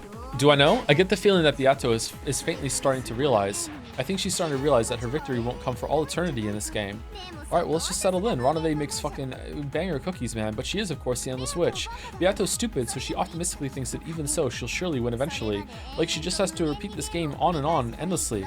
I mean, with every game board being different, eventually, there's going to be a version of every single person on the planet in here on the island looking on this fucking game. You know, every single time someone new is going to be brought in. Of course, pretty much all blondes are morons. She said, being blonde herself?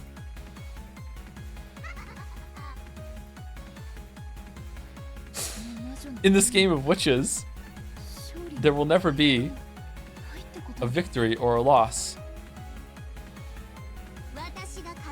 I won't let her win, and I won't let her lose. With certainty. Byrne noticed that, so she looked for the most powerful piece for breaking that deadlock, found you, and threw you in. To make this game end, you see? To make this game end. What's a piece's role when the game ends? I'll state it clearly. Your existence is a contradiction. Your reason for existing is to bury yourself in the darkness and despair. My goal is to defeat Beato and release my captive family, and yet, even if I succeed, I won't be rewarded. You cannot lose. You won't be rewarded if you win. So, I've brought you a third choice, and that choice will make our interests coincide. So don't listen to her! Continuing the tie for all eternity. Yes. As long as the tie continues forever, this world will not crumble. Can you say it in yellow so I can understand? Can you blonde speak it for me, please? What is this world?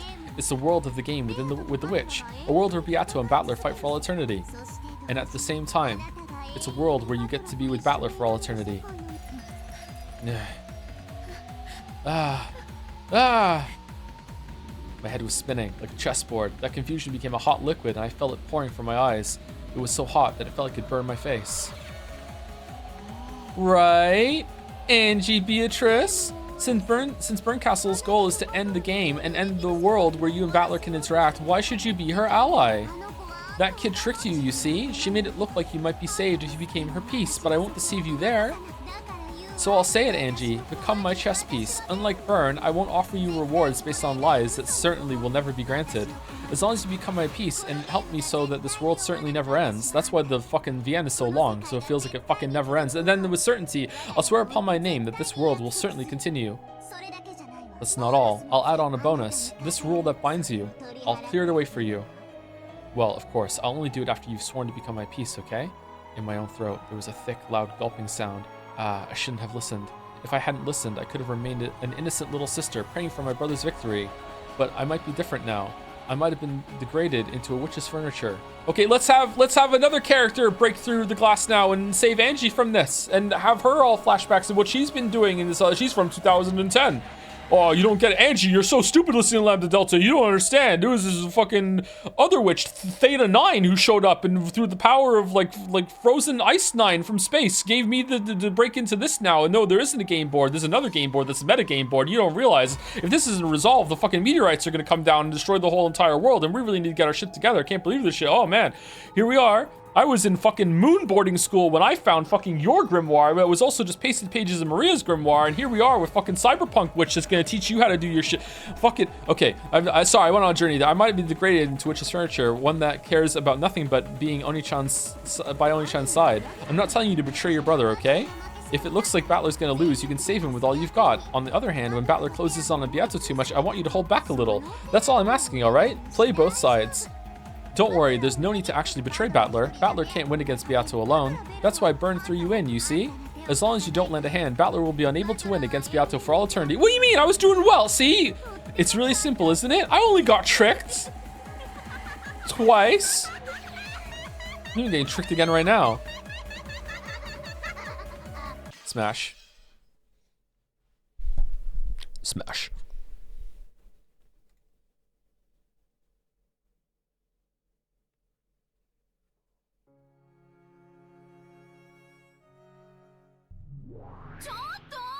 Leviathan.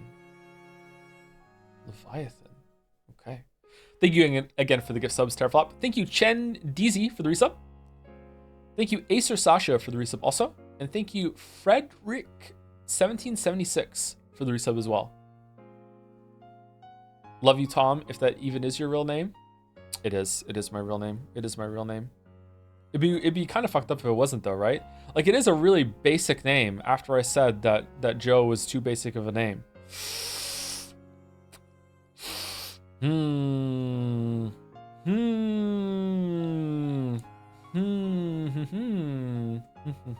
Tom Smith. Smith is a pretty good last name.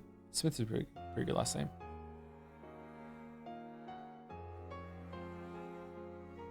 By the way, chat, my Valve Index works on this computer, and it wouldn't work on the last computer. It wouldn't recognize it. So what do we think was wrong? Just the USB ports were fucked on that computer. Do you think the motherboard was just getting fried over time? I think that's what it was.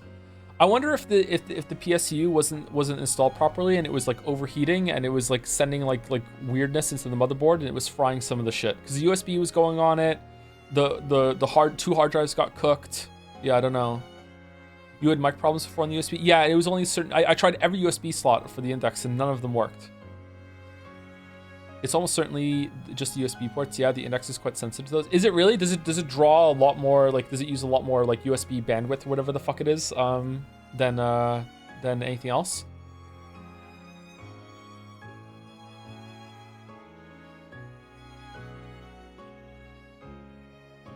If Mouse was there with subheaders to guide your reasoning, a theorizing stream could probably work for 4 hours. Maybe Jelly for double theorizing power. Almost make it a single episode podcast out of it.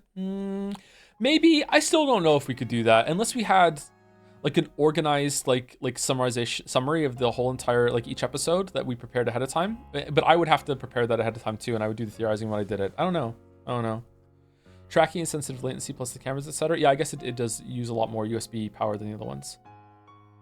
Oh, is the Index new? Have you played Alex yet? I've had the Index. I got the Index shortly after it came out. I think maybe... Oh, Sereth will know, because I remember he got the Index first, and then I got one after he got one. I think maybe 6 months or a year after the Index came out, I got the Index, so it's not a new Index. I have played Alex. Alex is amazing.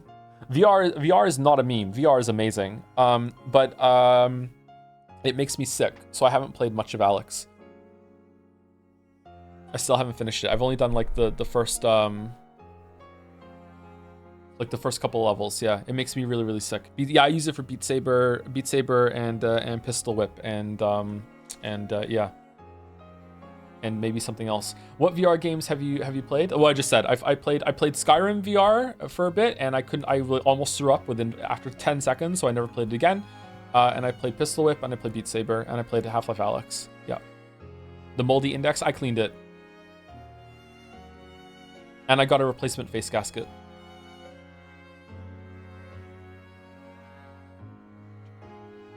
Why does VR make people sick? So when you're in VR and it's fine to stand there, but when you move without moving, I can't explain this to you without, I can explain it to you, but you're not really going to feel how strong this effect can be. So you're standing in VR, and VR is so realistic or so effective at fooling your brain that you will forget that you are in the room that you're in. Your brain will take over and will adjust, and you will think you are in the VR space. If the VR space is good enough, and most of them are, you will legitimately forget where you are in reality. And then when you like use the left analog stick to move, instead of actually moving with your feet, your brain associates that with moving through space, but you're not moving actually physically, and that really fucks with you. I think Sereth explained it to me. It's almost like getting poisoned. It's like your brain starts to think that the world is moving without you, which is like a poison response. So like if you're standing still and you think you're in a different room and you use left analog stick to move instead of your feet, you will feel like you'll get dizzy. You'll almost fall over the first couple times. Your feet or your legs will lurch, and you'll be like, whoa, you lose your balance. You can actually do fall over. So like, yeah, so you can get used to it over time and you won't fall over, but that compensation that your brain is doing constantly can make some people sick, and I am really sensitive to it. Extremely sensitive. So I can only really play Alex in little short bursts. There is a feature that you can do instead, which is that instead of moving, you can teleport. You pick where you want. It's like you're throwing a grenade in the game, and you land where the grenade is, and you'll teleport there like that. And the only reason that exists is because some people are so susceptible to being sick that they can't play the game otherwise. But I don't want to play the game like that, because if I play the game like that, I feel like I'm not moving around in the space effectively. So yeah. So the best VR setup for me would be like having like an omnidirectional treadmill that I can actually walk around in space and I won't get sick and I'll be able to enjoy it. But that's like fucking expensive as hell. Maybe the gluten made you vulnerable. Try again now that you're stronger. I tried it last night and I was still feeling a little bit sick. Yeah. I wasn't super nauseous, but I still felt like the capability to get sick. Yeah.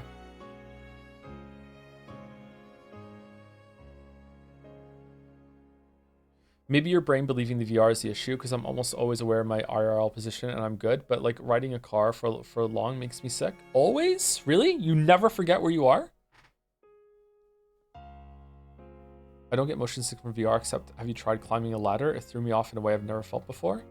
I don't think I tried the ladder. I think I used the teleport function on the ladder when it was Alex. Do you notice that the Maria that Angie talks to is not creepy like at all? Yeah, it's a different version of her for sure. There's different versions of all of them.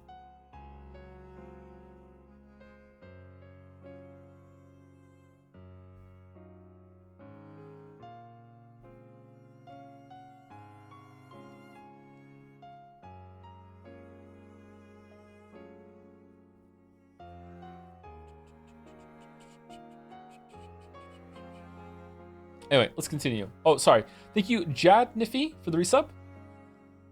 Hey, Joe, I'm about to sound like a Zero Escape character, but do you know what a tulpa is? No, what's a tulpa?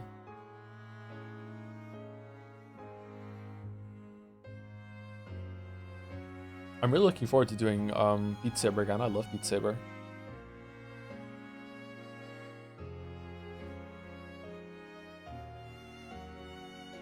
With VR Stick, you're not moving, but your brain is saying, yeah, no, you're moving, while your inner ear is like, nah. Yeah, it's your inner ear controls a lot of stuff when it comes to balance. I remember learning in school. Yeah.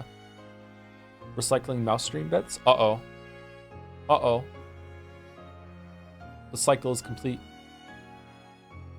I know you go on about scenes in Umineko being too long, but in general, do you prefer if scenes are too long or too short?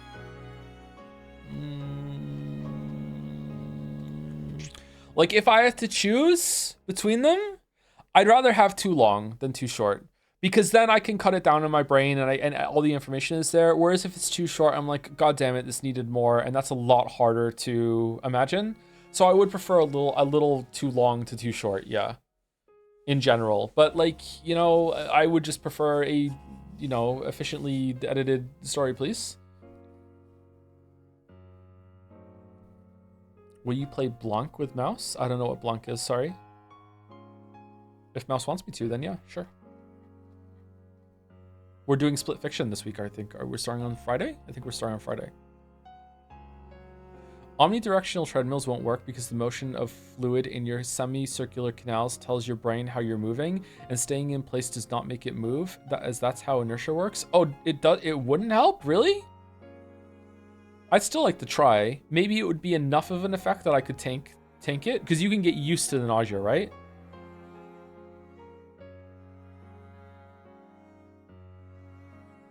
Wait, how do treadmills work? How does just walking on a treadmill work then? Like when you're not in VR? Is it because you're not? Well, you do move a little bit on a treadmill.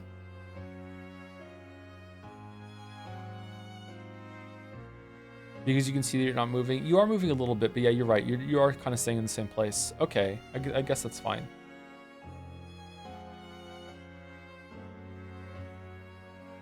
So if someone gets a treadmill and it has a screen in front of them, and that screen like simulates like running through a park or something, can that make some people sick, even though they're not in VR?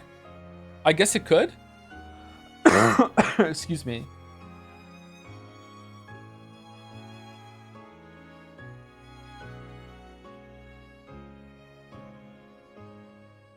Fucking treadmills, how do they work? I had a treadmill once and I used it so much.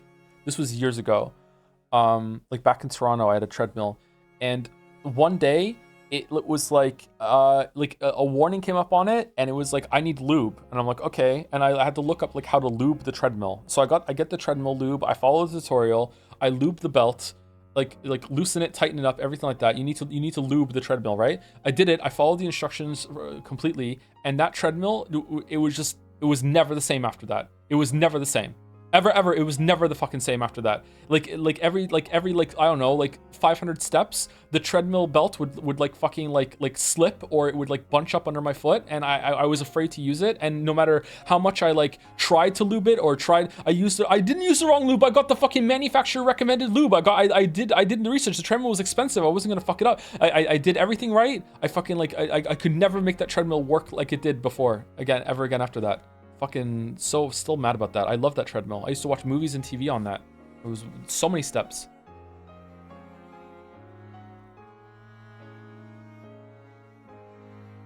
It's because you're stomping on your feet too much on my own. Yeah, maybe it was too heavy pounding on the treadmill.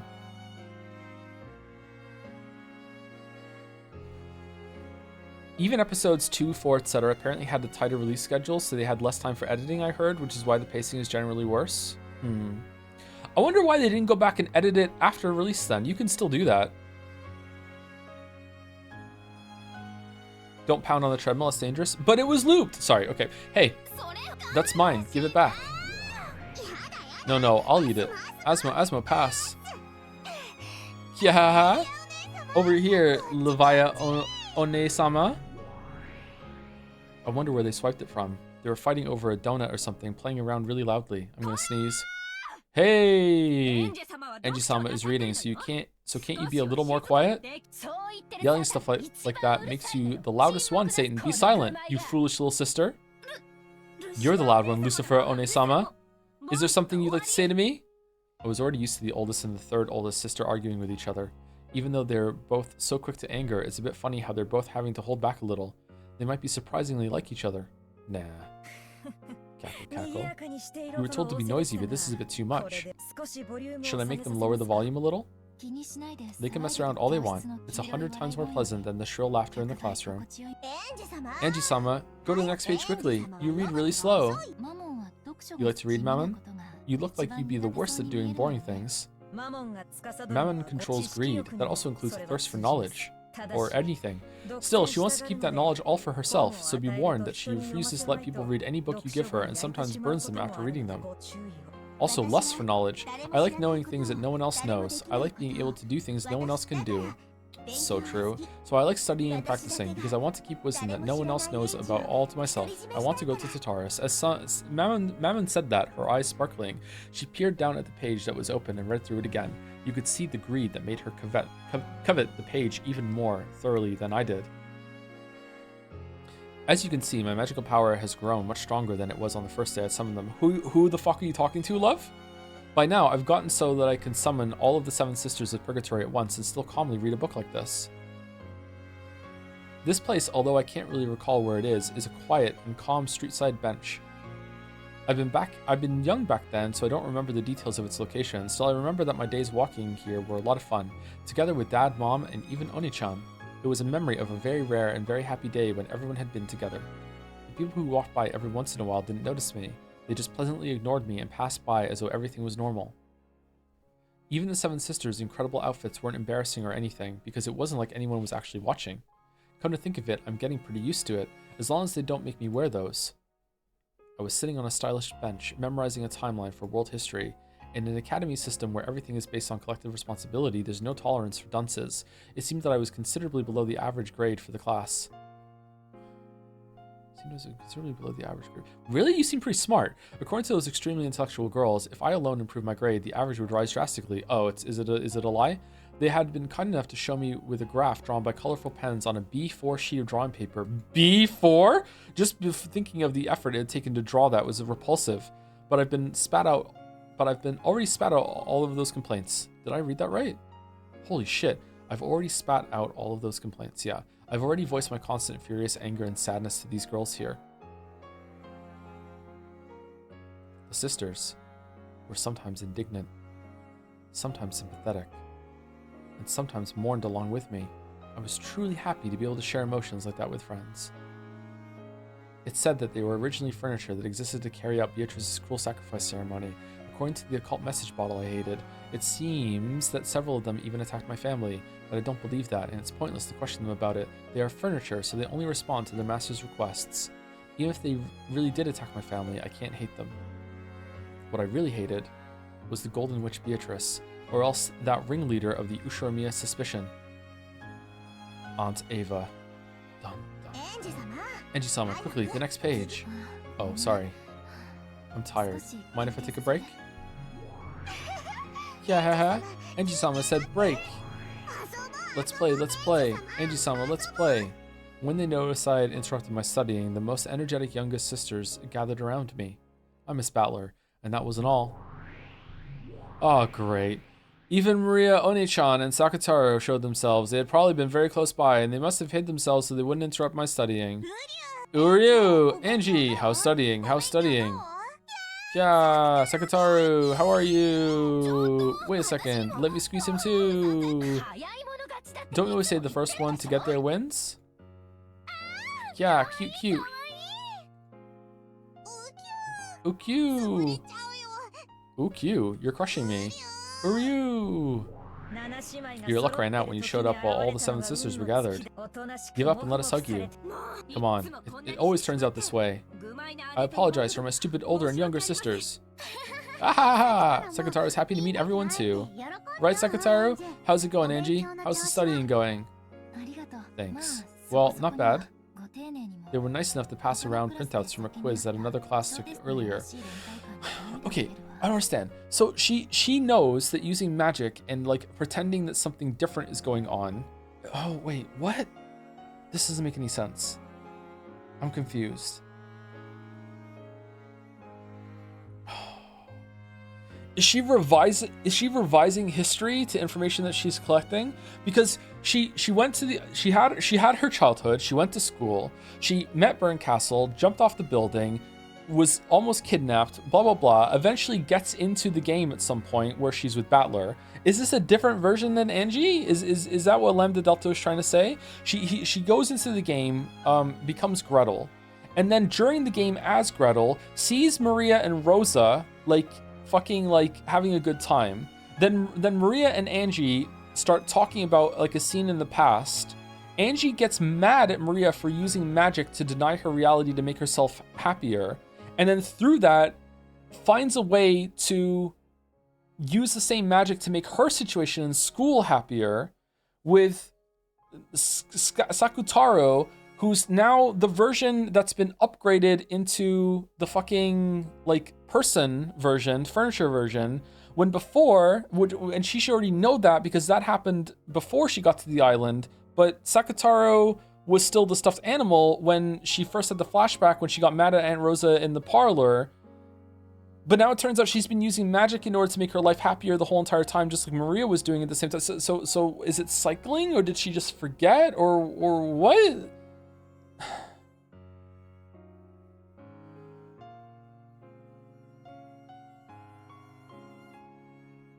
And then Meteor happens, yeah, and then Meteor happens. There's something wrong with the chronology here, or she's just not remembering properly. Or the chronology is cyclical on purpose.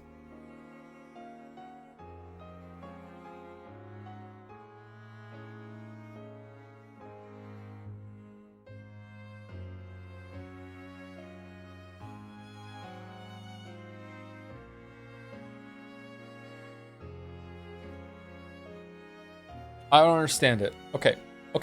Thanks. Well, not bad. They were nice enough to pass around printouts from a quiz that another class took earlier. Their beautiful sense of solidarity is enough to bring tears into my eyes. Well, at least it's probably better to put a timeline. Okay, yeah. Can I please have a timeline in my head? Thank you. Janji? Uryu, you sure are good at studying, Angie. You'll be able to get a lot of points, Uryu. Good work. I was terrible at studying, so I'm jealous of you for being able to get a good score when you study hard. You're joking. When it comes to English, Latin, and knowledge of the occult, you're much more amazing for being able to remember so much. I can remember anything when studying magic, but I can't remember anything boring. So that didn't help at all for tests. Big ADHD vibes. Well, it's true that occult knowledge would be like that, but your grades must have been pretty good in English, right? In the first year of elementary school, on a Japanese language test, there was a problem when I was given a picture of a gun and I was told to write its name in 4 squares. I got marked wrong because I wrote the English word rifle in katakana. Why? Doesn't that fit? It was supposed to be the Japanese word for gun in hiragana. I was told that's wrong because you don't learn katakana in 1st grade. I didn't really... Oh, what an awful teacher! I didn't really get it, so for that day on test, I wrote everything in hiragana. But I got in trouble with Mama for some reason. Got in trouble with the teachers too. You were probably born in the wrong country, One-chan. And the wrong era. And the wrong era. Should have been born in the 60s. What the fuck, man? Then I'd rather have been born in a country of witches so I could enter a witch school. Ooh. If that happened, you might have had much more wonderful magical friends. Ryu! Ooh, but it's not like I mind it now. After all, I can use lots of magic, and I've got a lot of magic friends. Sakutaro is all I need. I'm not the only one. There's also Sakususki and Sakukichi, the animal band, Shimoda-kun the seal, Sanae-san the rabbit, Mr. Pig-kun, and plenty more. Incredible. The number of One-chan's friends keeps increasing. Every time I ask, the number of names for her friends grows. But there's no doubt that Sakutaro is her best friend. I'm a little jealous of all those close friends. What do you think? How are the 7 sisters? Do you get along with them? Yeah, they're alright. Those sisters are really energetic. They sometimes say shady stuff, but they aren't bad. I'd wanted to get a cute kid like Sakutaro, but I think being with them now is more than enough. Giggle. If you learn more of my magic of origins, I'm sure you'll be able to give birth to friends you'll like, Angie. Creation is still a bit too hard for you now. Why did you stop summoning them? There's a difference between creation and summoning, and resurrection is also different. So your greatest wish really is to revive your family? Yes. I have a vessel for it. This. That's right. I'm sure that hair accessory will eventually become the key to summoning Battler. The rest is up to your training, Angie. Which one is it? Is it just one of them? Is it both of them? Although not knowing how long it will take is enough to make me cry, like a seagull. Ryu, stay strong, even if it's tough. If you don't give up, Angie, it will definitely come true someday. If someone gave me proof that it'd definitely be granted, at least that would calm my heart. Ryu, then I guarantee it. Without a doubt, Angie will surely have her wish granted someday. Thanks. I'm glad to hear it, even if you're just saying it to console me. It's not like that, Ryu. Stop it, Angie. That kind of emotion will turn into the magic-resisting toxin. Yeah, be happy. Always be happy, yeah. The feeling that your dreams will definitely come true is the best seed that buds into magic power. That's right. Sorry, teacher. You need to be a bit greedier, Angie-sama. Go however far it takes to get the thing you desire. You're lacking the willpower to never give up until you get it. Ryu. That isn't true. Angie's doing her best. Thanks, Sakutaro Mama. Crying about it won't help anything. There's nothing I can do except hang in there. I'll try hard. I'll grit my teeth. When is it revealed that we're just one of those like conceptual sci-fi brain things just floating in space, just imagining a reality? That'd be a good twist. That's the last scene. It just zooms out and there's just a brain just like in space, just like it had driven itself crazy. I'll definitely make my dreams come true. With certainty. Ryu, you're awesome, Angie. Do your best. Mama and I will support you. Yes, we'll support you. The greedier our master is, the more our worth will increase. More importantly, Angie-sama, we finally got 10 people gathered here. We plan to have everyone play Shiratori or something. If you lose, there's a punishment game. Let me nibble your ears. You promise? Come on, is hunger the only thing inside that head of yours? Please forgive my foolish sister's stupid proposals. Are you sure it isn't about time you return to your studying? No, no, no! I waited so long for you to finish studying, so I can't stand it if you don't play with us. I don't think it's a bad idea. Perhaps playing every once in a while is good for softening the mind. You govern sloth, right, Belpha? What you're saying sounds reasonable, but you're actually being sneaky, aren't you? Humph. My apologies. You are diligent, Angie-sama. If it's okay with Angie, I'd also like to play with everyone. Let's make some noise. It'll definitely be fun. Ryu. Angie, let's play. Let's all do Shiratori.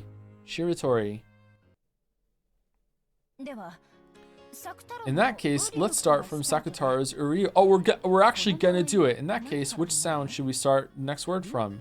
Ryu or you? Ryu. From Ryu? I wonder. Maybe it really should be Ryu. It's rare for a word that ends like that to come up. Kishi, then I'm first. I'll do a word starting with Ryu. Ryu-uzu. Watch crown. What? I wanted to go first. Ryoto. Loot would have been wonderful. Zoo? Feels like we keep getting tough ones. Wait a sec. What order are we going in? Who's next? Ryu. I don't think it matters who. Whoever thinks of a matching word first. What's that? Sounds interesting. How about the person who can say the most wins? It's fast-talking Shiratori. Then I'll go. Zucchini. Niniku Itame. Garlic stir-fry. Oh, I would eat that right now. Mekaboo with pasta. All of them delicious. Yeah, I said 3 of them. Bells takes 3 points. You can't go again. That's stupid. Can you use conjunctions? If you could use with, then anything would work. That last one doesn't count. -1 point. Let's start from me. Then I'll go. Meringue? Yeah. Uryu. Geseido. Drainage system. Umedatechi. Reclaimed land. Chikashitsu. Shietsu. Sorry, I shouldn't have said that. Basement. How'd you like them apples? Onisama. Those are pretty crummy words, Giggle. So what? Then why don't you try following up with something refined? Anyway, that's 3 points for me. The next one's Sue. Okay, Sue. Sumeri! I've never played such a weird Shiritori before. Ooh, it's fun. Uryu. I don't get it all, but it's fun. Uryu. I don't know who we're fighting. I've played normal Shiritori before, but I've never experienced a Shitori this weird. There's only the lively 7 sisters, Maria One-chan, Sakataro, and me. I'm now surrounded by friends that are so fun to be with. The courage to accept a world of magic, a world of witches. That alone didn't change the fact that I was still locked up in an academy. Yeah, without a single friend in my class. But despite that, I'm able to have such a fun and lively time. I'll also become a witch like Maria One-chan. And someday, I'll add my family to this fun circle. Dad, Mom, and Oni-chan. And if possible, George Oni-chan. No! And Jessica Oni-chan. Jessica's okay, not George. And the other relatives. I'll call everyone. Everyone here without a single person missing. And we'll all gather together. This is my dream. That's right. Until I make that come true, I definitely won't lose heart. I'm sure you'll become a great witch, Anji-sama, as long as you believe in that. We 7 sticks of purgatory will always serve by your side until that day comes. You'll be there for me, no matter how long. You'll lend me your strength? Of course. After all, I'm your friend, right, Anji-sama? Yes, that's right. Let's all stick together and play together, today and in the future, always, always, until the day your dream comes true, Anji-sama. The lively 10-person game of Shiritori alongside a street cut off from time, under the constantly bright rays of the sun, could have continued forever. And so it did, with Lambda Delta and Burn caught in the middle. Uh-oh, it's the sad music time.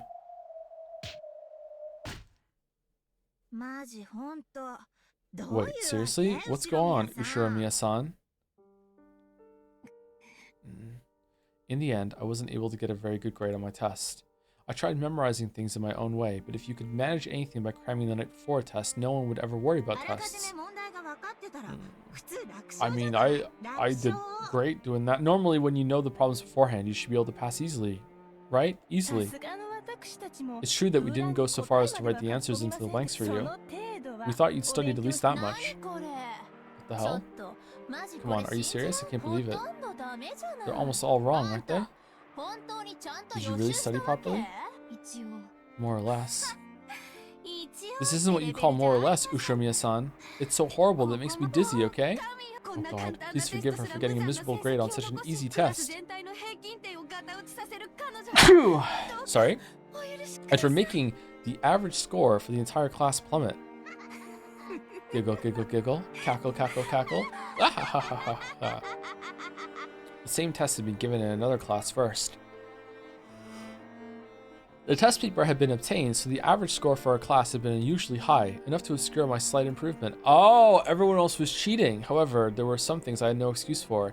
If I'd spent that entire day studying like mad, I might have been able to get a slightly higher score. But I hadn't gone that far. After that, on that day, I spent the whole time having fun playing Shitori with the 7 sisters, Sakataro and One-chan.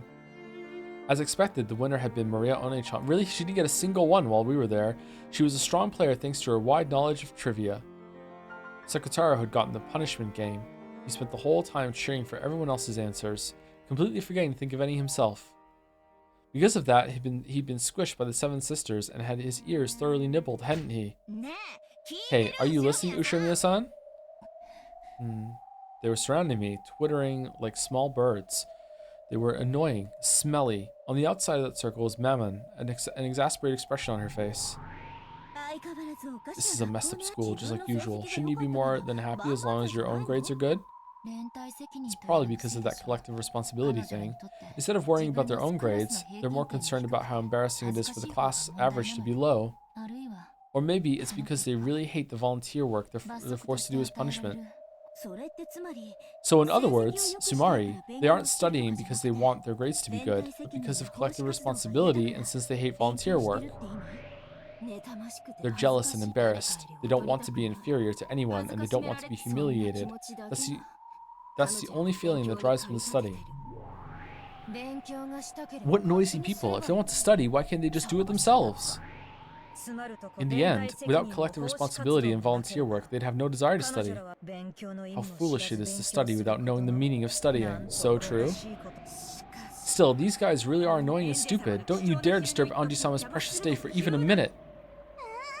Wow, I hate those people. Just get lost.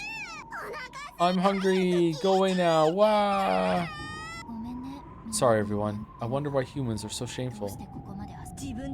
It's probably because instead of working hard themselves, it's easier to make you work hard and earn them a higher class average to satisfy their greed. Humans are all greedy, and they'll burden others with their greed to make things easier for themselves. We'll eventually be reunited with them on the mountain of purgatory. When they get to the fifth terrace, they'd better watch their step. Mammon controls the fifth terrace of the mountain that reaches to heaven, Mount Purgatory. Since she's saying this, you can probably be sure that after those girls die, their journeys to heaven won't be an easy one. No, on the contrary, they'd let them just fall into hell. Ooh. Because they were bad in school? That seems a bit harsh. The class committee went to the student council and applied to use a classroom during lunch and after school. The purpose of use.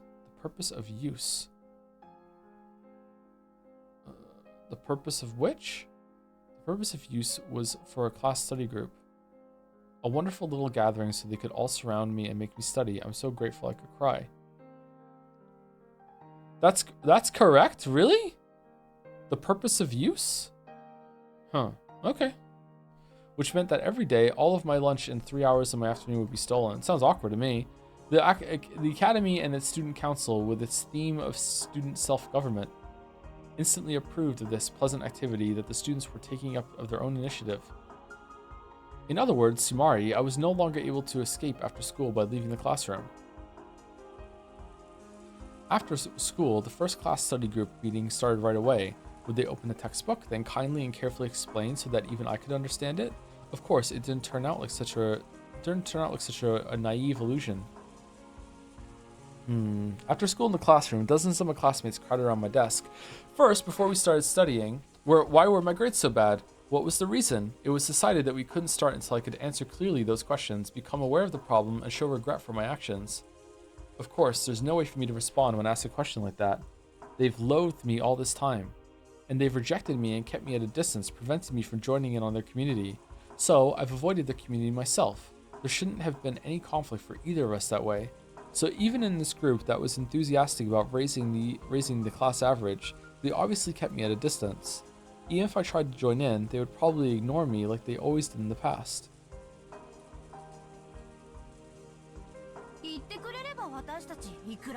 If you just asked, we would have taught you whatever you wanted, right? Right! They were getting themselves all worked up. I've already had enough of the hypocrisy of their tacked-on excuses. Ushirimiya-san, your problem is that you're lacking a cooperative personality. You mustn't be satisfied as long as everything is good for you alone. Do we think she actually is being ostracized and bullied, or is it just all in her head? I kind of think she is, but I don't know. It's definitely a possibility in this story that she's not actually being bullied. She's just being a loner and reclusive. Those who gather in St. Lucia's place of learning shall have a cooperative heart. It's written right there in the student handbook, right? I think having a cooperative heart is what gives birth to the desire to study together and contribute to the entire class. I believe that itself is the thing you lack before you even start studying, Ushirimiya-san. But what do you say? Hey, have you been listening to us? We went to all the trouble of staying after school to say this for your sake, right? I'm so grateful I could cry. Of course, they didn't like that. This way, it almost makes it look like we're bullying you, they reprimanded me. Fortunately, I'm normally all cried out anyway. If I'm told not to cry, I can hold it back. First, I was made to write a letter of remorse and read it out loud. Of course, this was to be done by today. The class committee politely applied to the student council and the staff room for an extension on the use of this classroom. It seems it was accepted right away, which means that starting now, I'll be forced into self-criticism for at least a full 5 hours here. Oh shit. Ushimiya Angie got a low score on her test and caused trouble for her classmates. That's not it, right? You getting low grades and causing us trouble isn't the root of the problem, is it? It's a cooperative attitude, right? A cooperative attitude. Come on. Why do you even have to direct Ushimiya-san on how to write a letter of regret? Your abusive jeers flew about one after another. I followed the directions and erased it. Ushimiya Angie didn't have a cooperative attitude and caused trouble for her classmates. Hey, wait a sec. It's pointless if you just write whatever we say, right? Do you really know what regret means? It's pointless if you don't write it in your own words. Pointless. I always thought you were a bit strange, Ushimiya-san, but you really are weird. Giggle, giggle, giggle. Even following the directions didn't change the jeers much, and now it felt like they were mocking me even more. So for several more hours, without rest, without even being allowed to go to the bathroom, much less dinner, I was continuously abused. Just leave! I was coerced into writing a paragraph that humiliated myself. Hit the bricks! You can go! This is definitely bullying.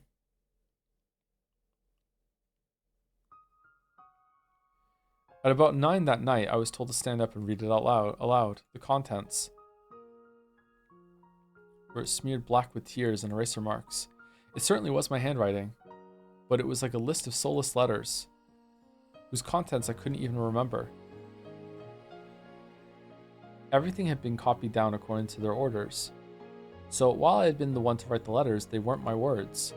I'd been coerced into writing them down and even coerced into reading them aloud. Even after all this time, I was surprised to learn that beyond just ignoring people and hiding their things, there are other ways to bully people. Yeah.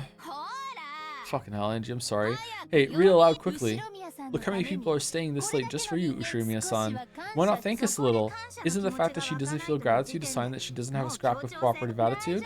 It's okay, Ushimiya-san. We'll always be with you from now on. Why not study with us and remake yourself, okay? Giggle, giggle. Oh man, they're even worse than the Seven Sisters. I wonder if that's on purpose. As I stood by my seat, surrounded by them, I dropped my gaze toward the blackened page. And then I spoke those humiliating words. But right away, jeers flew at me, saying that they couldn't hear and to speak up. Oh, now they're criticizing her audio levels? It's too quiet. I can't read it. I had no idea that being forced to read a paragraph humiliating me would be so painful. My throat shook. My fingertips shook. The paragraph of humiliation written in my own handwriting made my eyes burn with a hot liquid. So my world blurred and twisted. I saw the girls surrounding me twist and bend. I saw them twist and bend into the impression I had of them.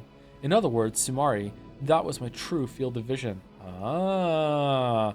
Beyond that twisted crowd of people, I could see my friends. Compassion could be seen in a lot of their eyes. Angie, stay strong. Uryu.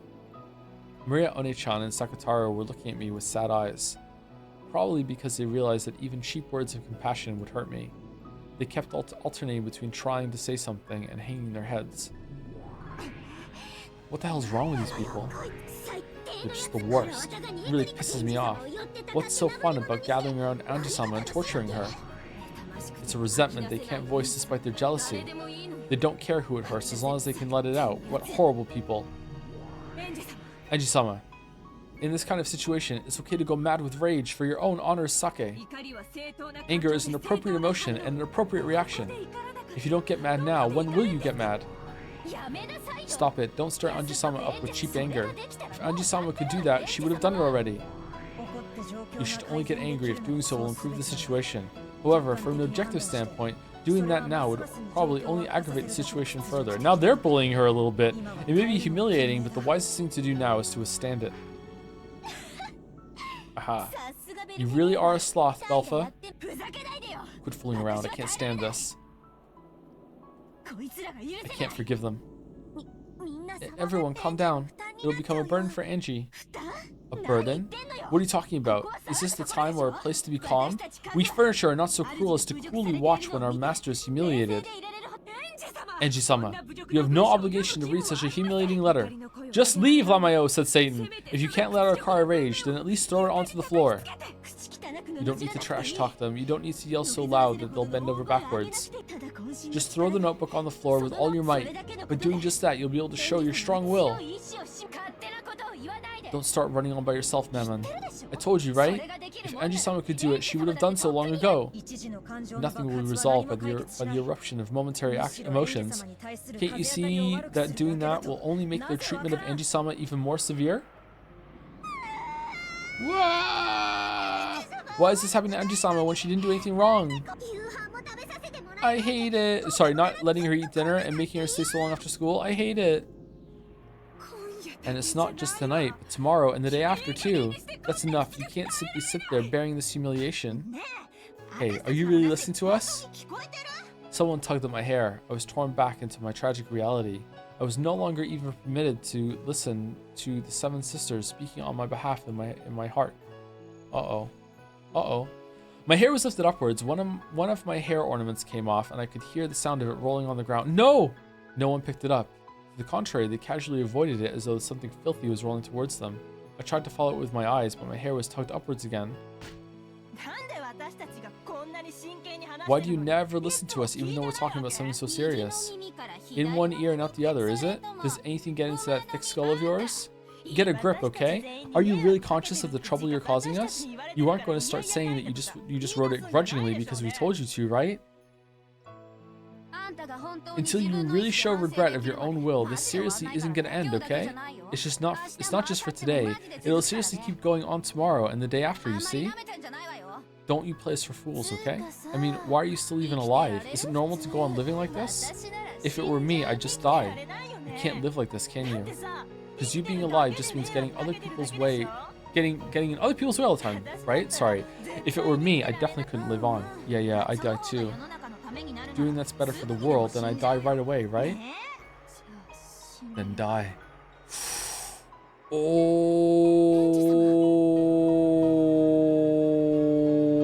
damn. Anji-sama. Kill all of them now. Lucifer, can you hear me? You seven sisters of purgatory are incredible furniture that can massacre mere humans in a flash, right? You're always boasting about it to me. Then do it. Massacre them right now. Right here, right now. Oh, they're not going to be able to, so then she's not going to summon them anymore? Is that where it comes to a head? Well, for some reason Lucifer hesitated. Why? What's wrong? You're certain kill furniture that can fly around faster than the eye can see and instantly pierce the hearts of a witch's enemies, right? And I'm giving you an order as your master. Carry it out right away. Kill them all. Anji-sama, please calm down. If they had immediately followed my brutal order, making heaps of corpses with me at the center, I was ready to reflect on my own reckless actions of stealing human lives so readily, ready to regret and repent, just as they had wanted me to. I was prepared to do that, and yet Lucifer just let an unsure expression rise to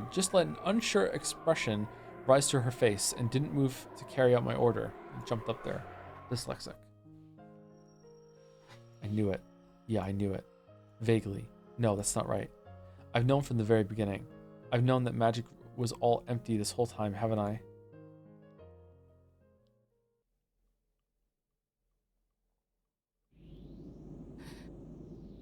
The Seven Sisters of Purgatory? Yeah, right. Stupid, so pointless.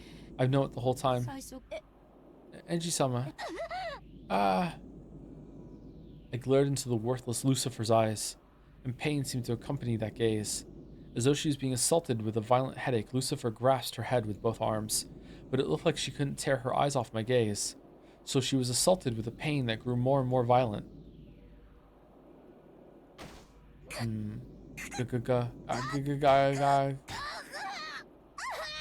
Yak.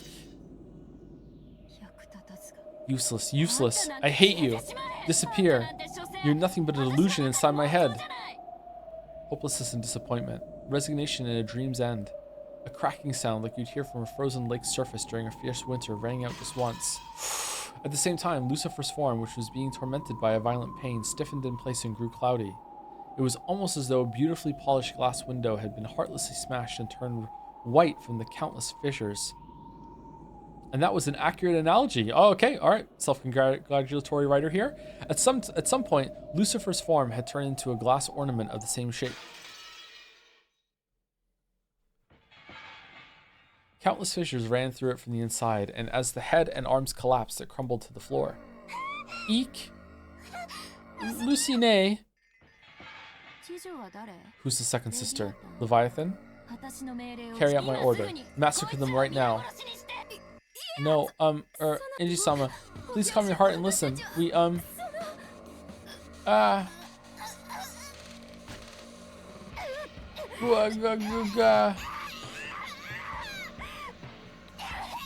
Kikia! I mean, just listen and do it. What are you doing? I'm not looking for excuses or backtalk or an answer. I want nothing more than a swift confirmation of my order to eradicate the girls who are humiliating me. If you want to say anything else, there's no need for me to listen until the end. Angie's having a bad day. After Leviathan also turned white due to countless cracks throughout her whole body, she fell over backwards, splitting into separate parts along her neck, hips, and arms. If she'd been smashed to bits and lost her original form, it probably wouldn't have seemed so brutal. So seeing the two of them halfway left over made the remaining younger sister shake even harder. Why won't you listen to my orders? Why? Why? My apologies. Here, under the current conditions, the anti-magic power is extremely strong and... What's that? You can't do it because humans are here? That's your logic? Isn't killing humans what you do?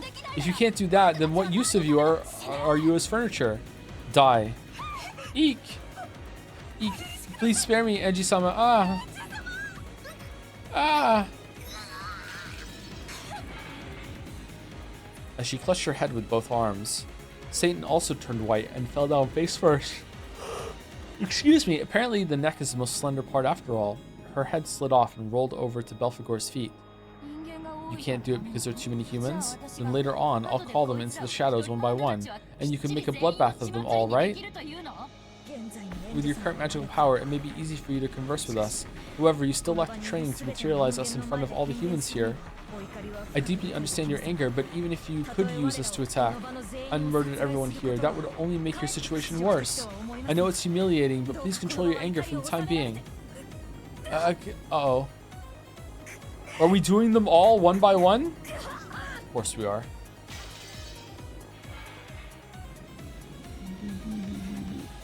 Will I get the same answer from the next three?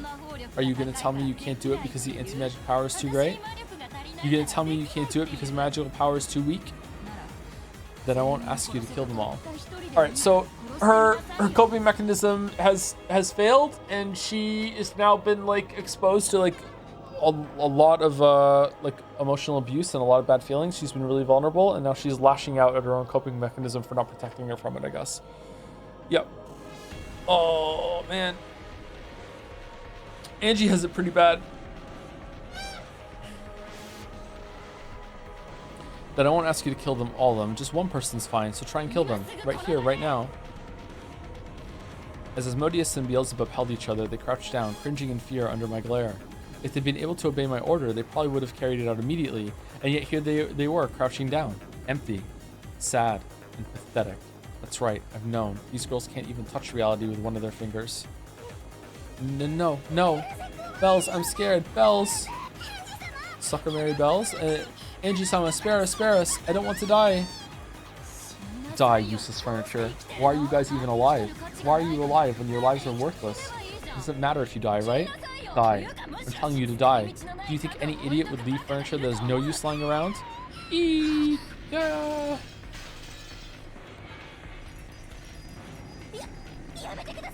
Please stop, Anji-sama. What is it, Mammon? Are you gonna be only one to fulfill my order? There's a the missing there. That's right. You're my best friend. You alone will do it for me. Get them. As you are now, Anji-sama, even if you use us, you aren't capable of committing murder. It's furniture's duty to help with things the master can do. Things that even the master can't do, we can't do. Do you hate them, Anji-sama? You do hate them, right? I totally understand why you want to kill them. Okay, in that case, go ahead and kill them, Anji-sama.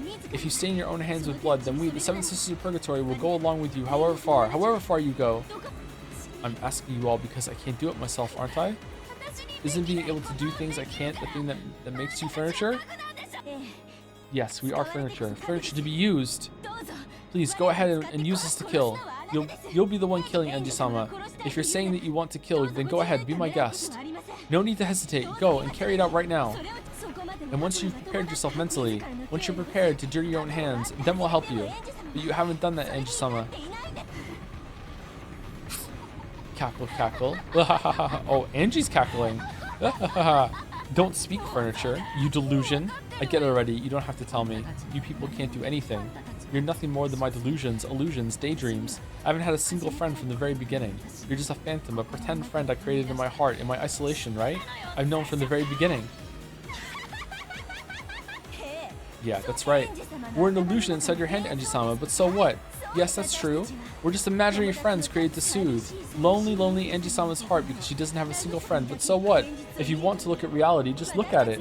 You can stop looking at us and return to being surrounded and bathed with jeering over there. Come on, go back. Welcome home to reality. Just call on us only when it's convenient for you and pretend you have friends. Then spur us on even though you don't have the guts to dirty your own hands. Then deny and erase us once you realize that it's hopeless. Yes, please enjoy it. I'll leave with a shriek of anguish just like you want, Angie-sama. Just copy the jeering that you're being showered with right now, and do the same to us to get it off your chest. That's also furniture's duty. Getting slammed against the floor when someone's pissed off is also a chair's important duty. If that alone can absorb the master's bad mood even for an instant, there can be no greater honor for furniture. Kill me, deny me, your first and final friend. Damn, man. At the end, Mammon had a mocking expression on her face, but for some reason it looked splashed with tears. Mammon, Beelzebub, and Asmodeus were smashed and fell to the floor. Smash.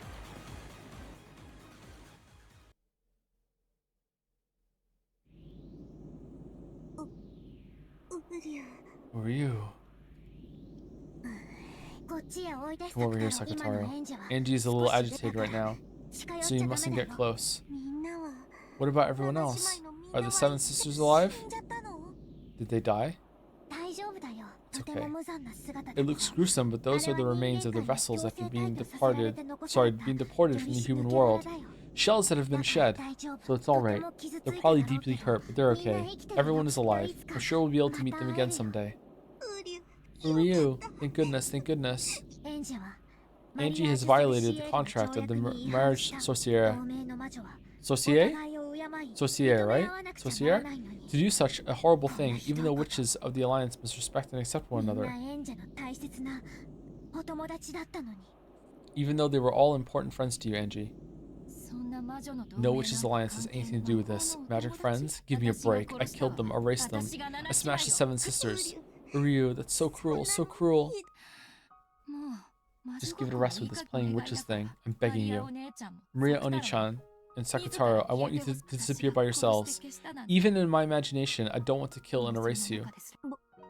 We aren't your imagination. We're your friends, Angie. Uryu. Sakataro said that as he hid behind Maria Oni-chan, sobbing. Sakataro doesn't exist. Sakataro is also an imaginary creature Oni-chan created to distract herself from her loneliness. Uryu, it hurts, Maria. Why? Uryu. Stop it. Denying my friend is the one thing I will not permit. The same power that had smashed the 7 sisters was probably eating into Sakataro as well. But Maria Oni-chan was apparently protecting him with some other power. So Sakataro's form didn't break and scatter.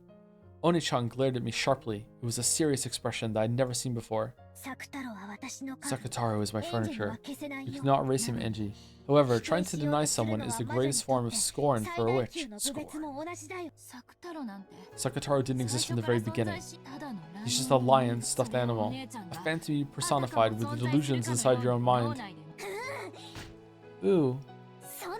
That's not true. Sakataro is my friend. He was a stuffed animal once, but now he isn't. No, he's a stuffed animal made of cloth and cotton. He can't move or talk by himself. You're just talking to him. You're just talking for him like a ventriloquist, right? You call that magic? You call that a witch? You call that a friend? I can't accept that. Uryu. Am I not me? Am I just a stuffed animal that Can't really talk. So she had the same crash out when Lambda Delta told her that she wasn't real in the game. Okay. And not Maria's friend? Who are you? As though struck with a high fever, Sakataro weakened bit by bit.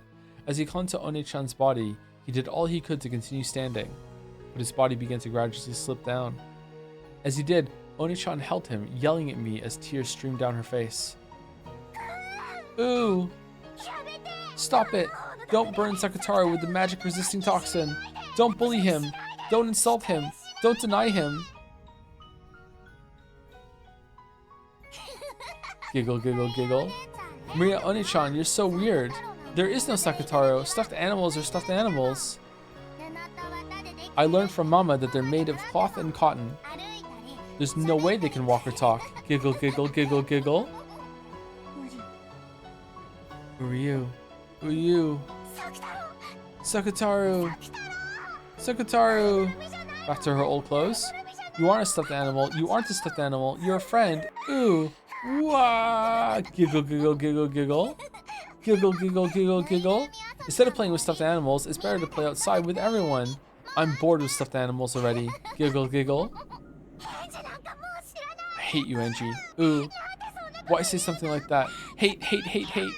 I hate you. You're not my friend. I won't let you be one of us witches anymore. Upon my name, the apprentice witch of origins, Maria, I hereby expel the apprentice witch Angie from the Magic Sorcerer Alliance of Witches. Oh, you know it's serious. And then, what had been peaceful days to me became a daydream and ended. By now, it's impossible to prove. No one can verify whether that really was magic, or whether those really were my friends, or else nothing more than a daydream. I, the sole observer, concluded that they were a daydream, so that became the truth.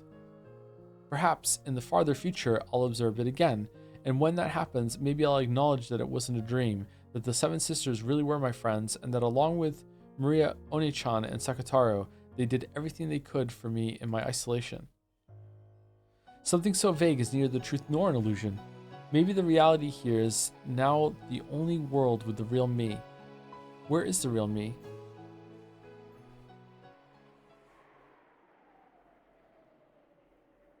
The person standing amidst the girl's exposed wreckage that resembles broken glass sculptures, that girl who's breathing harshly, her shoulders heaving, isn't me. I'm over there. Actually, I'm Santa. The me that's surrounded by a crowd and being showered by jeers, the one who's hanging her head, her eyes red, seeing the truth, isn't the me over there. The real me? I won't dream anymore, because there's nowhere left to run. I'm going back. I'll return myself to the cage made of flesh. Hey, are you listening to us? It's not like anything will be resolved if you just stand there hanging your head, right? I hear you. Ah, you finally answered. You aren't thinking that this will end if you stay silent, or that we'll forgive you if you cry, right? We're asking if you're aware. We're asking if you're aware of the trouble you're causing those all around you. I slowly nodded. I acknowledged it. I acknowledged that I had slipped into the world of my daydream, trying to remain separate from the others in my class. To separate myself from and disgrace those sisters who spoke to me with reliable and kind words, despite being totally unable to help when I really wanted them to. I acknowledged that. I, Ushimiya Angie, do not have a cooperative attitude and cause trouble for my classmates. There is nothing to blame for that except my excessive inferiority complex towards all of my classmates because of my inability to study. And it's a shame that I'm alive. Starting there, I was no longer reading the paragraph they'd made me write. It was me improvising, and it was what was in my heart. They noticed that it wasn't what they'd anticipated, but while they did frown, no one spoke. So I continued. That's right. It's a shame that I lived. I should have had them take me with them on that day in 1986, and yet I was the only one who wasn't taken. Why am I here? This isn't the world I'm supposed to be in. No one will save me. For a time, I felt as though only the fictional friends I created inside myself could save me. But those friends were nothing more than a delusion, and they didn't save me at all. After all, this isn't a world of imagination, but a world of reality. So in short, up until today, I've been having the same daydream. I hated my real classmates and only lived by interacting with the friends in my head. Just now, I split up with those friends, so I am here. I have no family. I've thrown my friends away too. There's no longer anything left for me. Why haven't I died? Someone asked that a short while ago. I think they're right. Why am I alive? I should have died in the year 1986. No, I must really have died. And yet, my dead soul is locked up inside this cage of flesh. So I'll ask someone. If no one answers, I'll do it myself. Please, let me die. I spoke that sentence and looked around. Dumbfounded girls, shocked girls, girls whose faces seemed to be saying, what the heck is this kid talking about? And a bit late, more and more girls with faces that said, is this girl alright? Whisper, chatter, and then giggle. When I ordered the friends in my daydream to kill, they couldn't do it, and so I asked real humans to kill me. But of course, these girls can't do it either. In other words, Sumari, both daydreams and reality are the same. Doesn't this mean that, including this world, absolutely everything is a daydream? Then, there's no problem, right? After all, on that day when I lost my family, I was already dead. Everything that happened afterwards is going on in my head, my life flashing before my eyes after I failed to die. Once I understood that, it felt like the scenery surrounding me began to twist and bend slightly. Yeah, I'll finally wake up. I'll be released from this daydream world. I feel my consciousness sliding away. Me too, that's alright. Fade farther and farther away and take me to my family. Then, no matter what happens in this twisted, stale world, I won't mind it at all. I saw the crowd get pushed aside as a teacher stepped in. Perhaps a teacher doing the rounds happened to notice a strange disturbance. The teacher was vigorously shouting something, moving to protect me. Watching that, I knew that an ally had appeared for me, even if there was only one, and I felt my awareness return very slightly.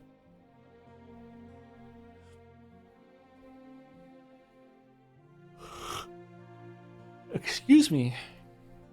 The only ones who can save me in the world of reality are real humans. Never again will I seek rescue from daydreams. This is the world of humans. Nothing can save a human except other humans.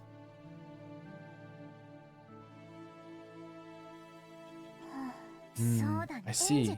If that's what you think, then that's your world, Angie. Can Angie find happiness this way? If Angie believes that that's the only way to find happiness, then it is the only way. If she can't accept the blue bird in the cage for what it is, then she must go and search forever. Maria, are you breaking off relations with Angie? No, nothing like that. I only did that because that's what Angie wanted. We witches are sometimes persecuted. However, we always remain by everyone's sides. And our aid can always be asked for. Will the day come when Angie will play with us once again? Maybe, or she might forget and it'll never come. In the human world, we call that growing up and saying goodbye to your childhood self. Still, if Angie just remembers, we'll always be by her side. And until then, we'll be waiting in our witch suits.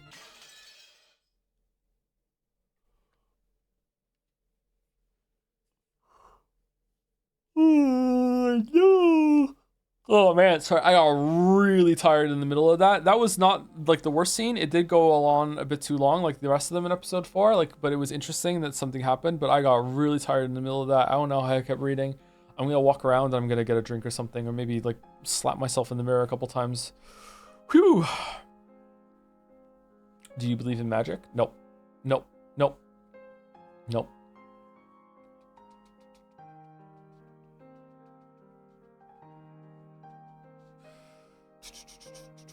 Thank you, Ace, for the bits. That Shiritori game, when I am in a not translating the visual novel competition and my opponent is Chrono Trigger, one of the translators for this, right? Thank you, Y Louib 13 for the resub. Thank you very much. And thank you, Parnik, for the bits. Now that the Great Seven Stakes of Purgatory got some of their much-deserved screen time, do you have a favorite? Mine is Belphegor. She's very pretty and cool. +2 if you agree. Well, I want to agree for my +2. I need as many as I can get. I think I like Satan. I think Satan's my favorite. Satan's pretty hot. I like Satan.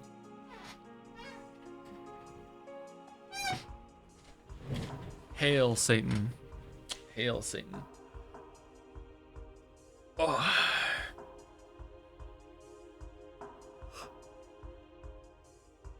Oh man.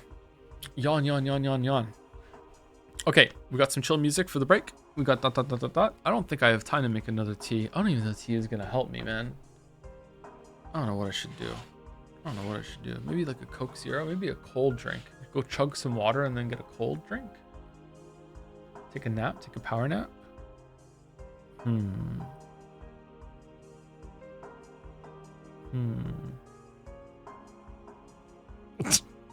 All right. I'll be back in about 5 minutes or so. Get up and walk around if you've been seeing the whole time too.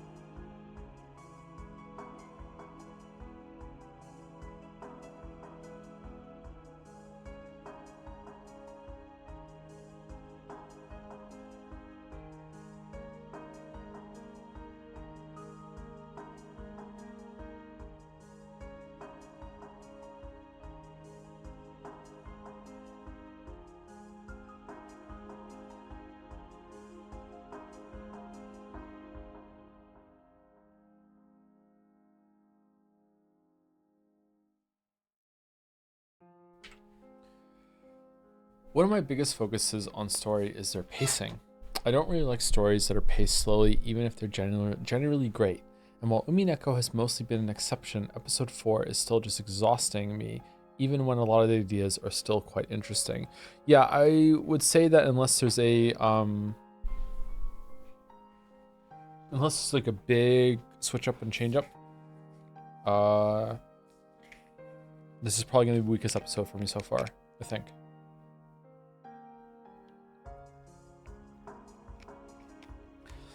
Even if there's something later on in the story that justifies a lot of these scenes, I just can't imagine a world where I'm like, yeah, and you know what? They're exactly the length they need to be. There's no way. Like, you could cut so much of this out. And when a story is this long, you should be trying to do that as much as possible, he says, having a 12-hour video. There's still time? Maybe.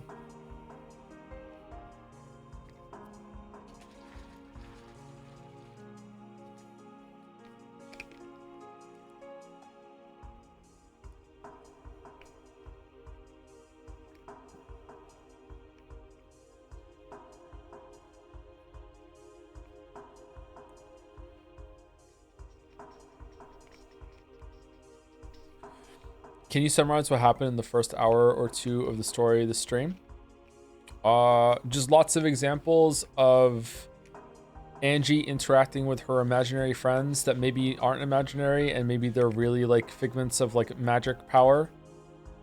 And at one point, Lambda Delta showed up and said that maybe she is now an imaginary friend or a figment of magical power that was created by Beatrice in order to promote the game.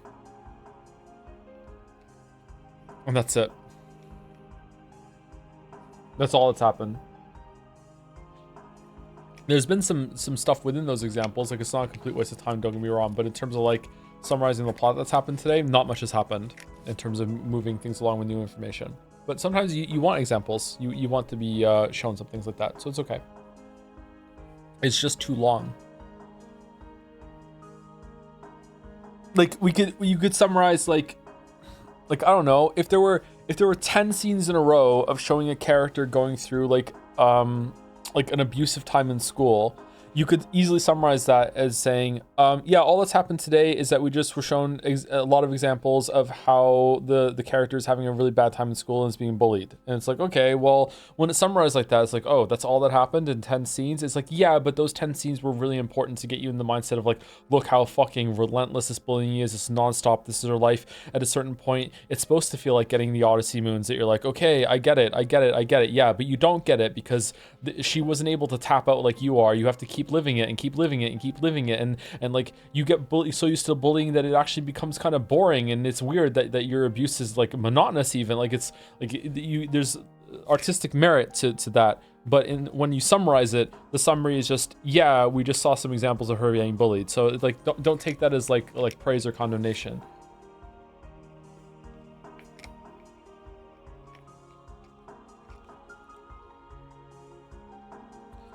But it still is too long. For sure. Thank you, Ace, for the bits. To quote Discord user _her3111, got dumped by her imaginary girlfriend, wins award for most pathetic lesbian. Thank you, Friendly Freddy, as well, for the new sub. Thank you very much, Friendly Freddy. Thank you. Okay, so this is the last chapter that we're doing today, I think. So let's get through it.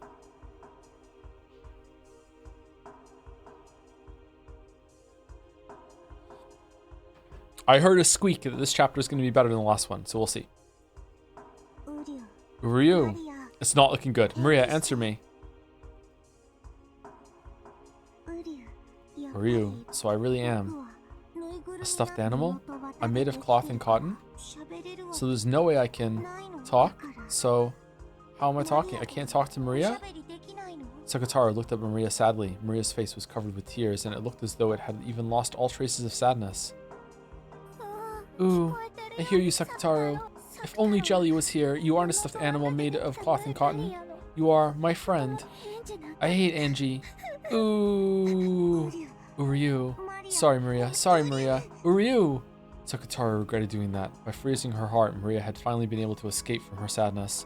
By speaking up and calling her back, he'd caused her to be overwhelmed with sadness again. Sakataro tried hugging Maria, letting go of her, and gazing at her uneasily, lost as to how he could bring Maria's spirits up. He might have looked a little too humorous doing that. Sorry, a little humorous doing that. I just added a word. In the end, that was enough to distract Maria from her sadness. Sorry, crying won't help anything anymore. You got in a fight with Angie, but you still have lots of friends, Maria. I'm not the only one. Everyone's here. Sasuke and Sakukichi, the animal band, and many, many more. And Pig-kun. Maria looked at the many stuffed animals around her pillow, which were gathered together as though they were having an idle chat. Everyone is worried about you, Maria. They're all talking over and over about how to cheer you up, okay? Everyone won't go away like Angie? They won't. We'll always be together. Really? All of you. Okay, I don't know why it's hitting me right now. But you know what? You know what Umineko is a lot like? Umineko is a lot like my favorite movie, Fight Club.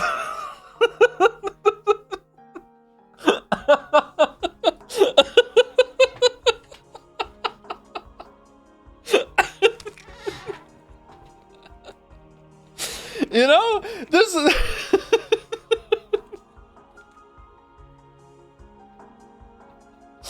Let's watch Fight Club after this together.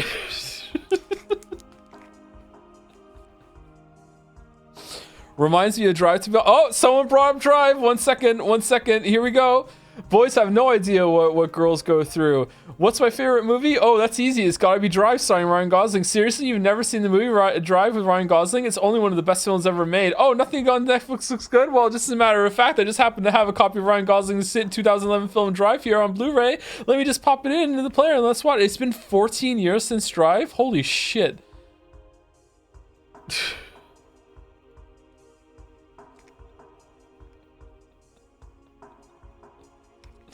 Really? Are all of you are the only ones? Sorry, all of you are only with me at home.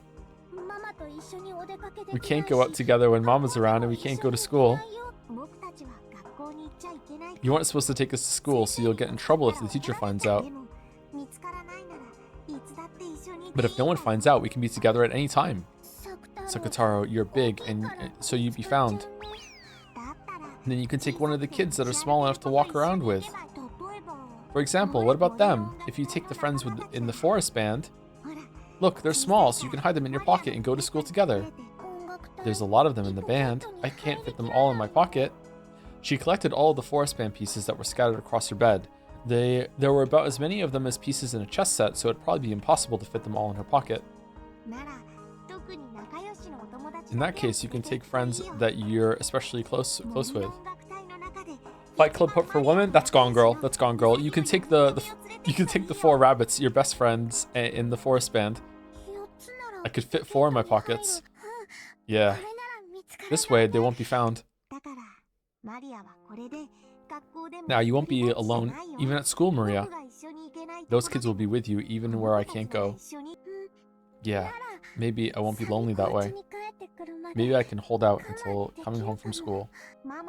As long as we aren't found by the teacher and Mama, we can be with you at any time. So let's be together, play together forever. We definitely won't leave you all alone, Maria. Ryu. Maria's expression finally regained a little of its brightness. That's right. In the beginning, Maria's world didn't have Angie in it. Even without Angie, it was fun with everyone, and yet strangely enough, it suddenly became sad without Angie, who would come in at the end. All that's happened is that How are we seeing this scene? All that's happened is that I've returned to the world right before Angie entered it, so there's nothing to be sad about. Are we from Maria's perspective? Yeah, I'm not lonely. Sakataro and the others are with me. Ryu! I love you, Maria. I won't let any more humans come into my world. Marriage sorcerie is an alliance between me and Beatrice only. From the start, even Beatrice didn't want to let Angie join. It's all right this way. Angie was still too young. For now, until you can be friends with Angie again, I think it's okay to forget about it. You can play together once you've regained your high spirits, Maria. Until then, all of us will be by your side. Thank you, Sakataro, everyone.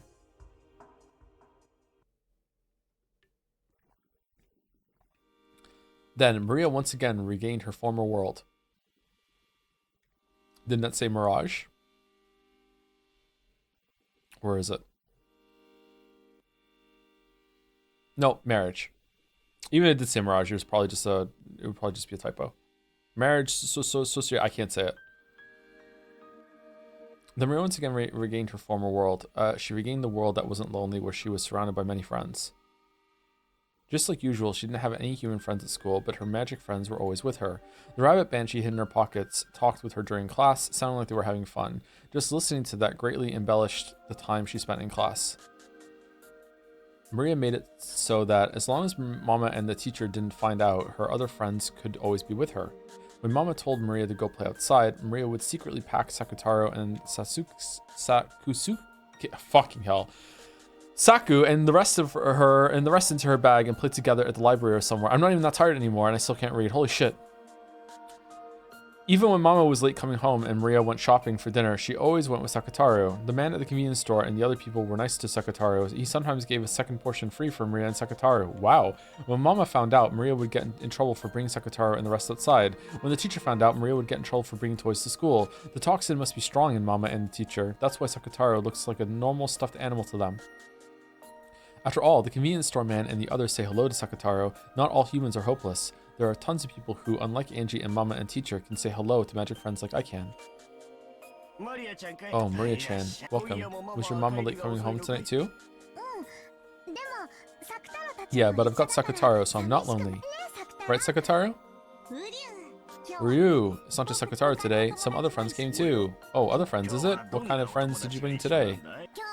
Today, the rabbits from the forest band are also with me. Look, in my pocket. Maria began to line up 4 ceramic rabbit dolls on the register. As the owner of the shop looked at it, smiling, he sent a signal to the part-timer with his chin.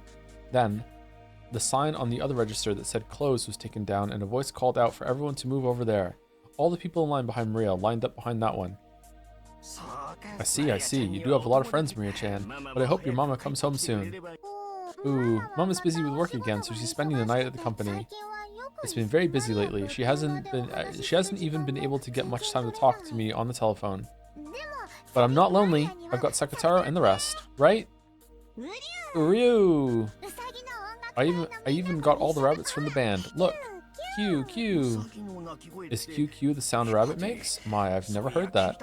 After smiling at Sakutaro, who was poking his head out of her knapsack, she played around with the rabbit band on the register, making them frolic around. Although the shop manager gazed at this pleasantly, he had a slightly pitying look on his face. I would put there, but chat disagrees a lot with my changes lately. This was apparently a single mother household where the mother had to work hard and couldn't come home very often. On top of that, it looked like this girl didn't have any friends. As he watched her play around happily with her doll, now we're the perspective of the cash register guy the whole time.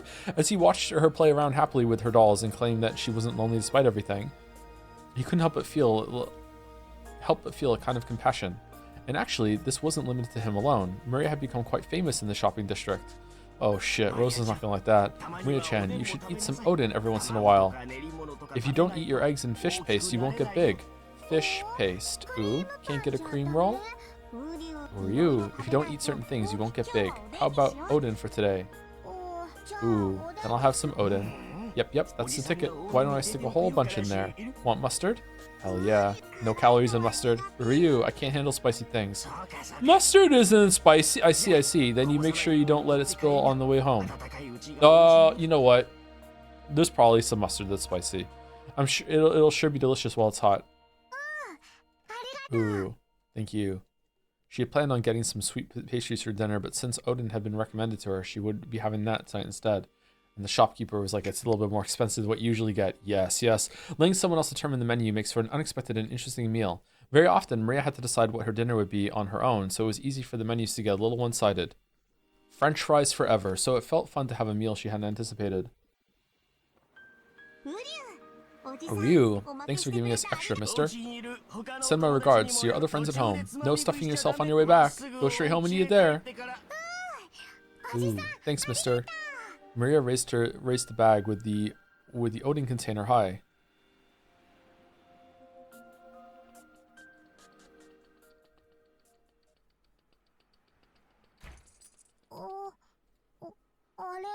Huh? Ryu? What is it, Maria? The key isn't in my pocket. Oh.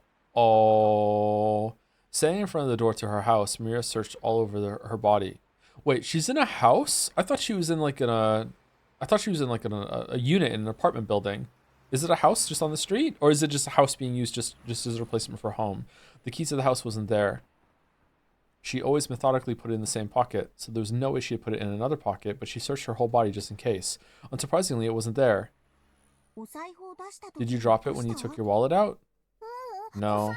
When I took my wallet out, I definitely felt it. I also felt it when I searched my pocket partway here. It was there until partway. I didn't drop it. Base pocket checker all the time. Gotta check your pockets every like 3 minutes while you're out, right? So I still got everything? Yep, okay, alright, good. Ooh. Even though the late autumn wind had been bearable when Maria had been thinking of returning home where the heater was, now that she was confused and had lost her key, the wind tormented her. But no matter how hard she searched, she couldn't find her key. She turned out all her pockets and even tried taking off her jacket and hitting it, but to no avail. Of course, she also turned the knapsack Sakataro was in upside down, but the key didn't come out. Ooh. Something that should have been there wasn't where it was supposed to be.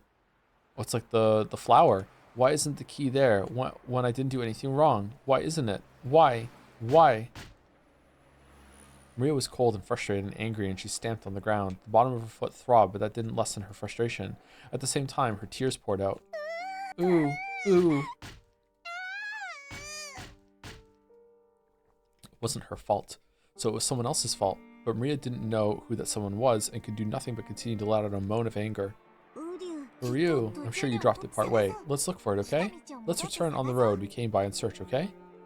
Ooh, even though I went to all the trouble of buying Odin and got eggs and stuff for free, I won't be able to eat it while it's hot.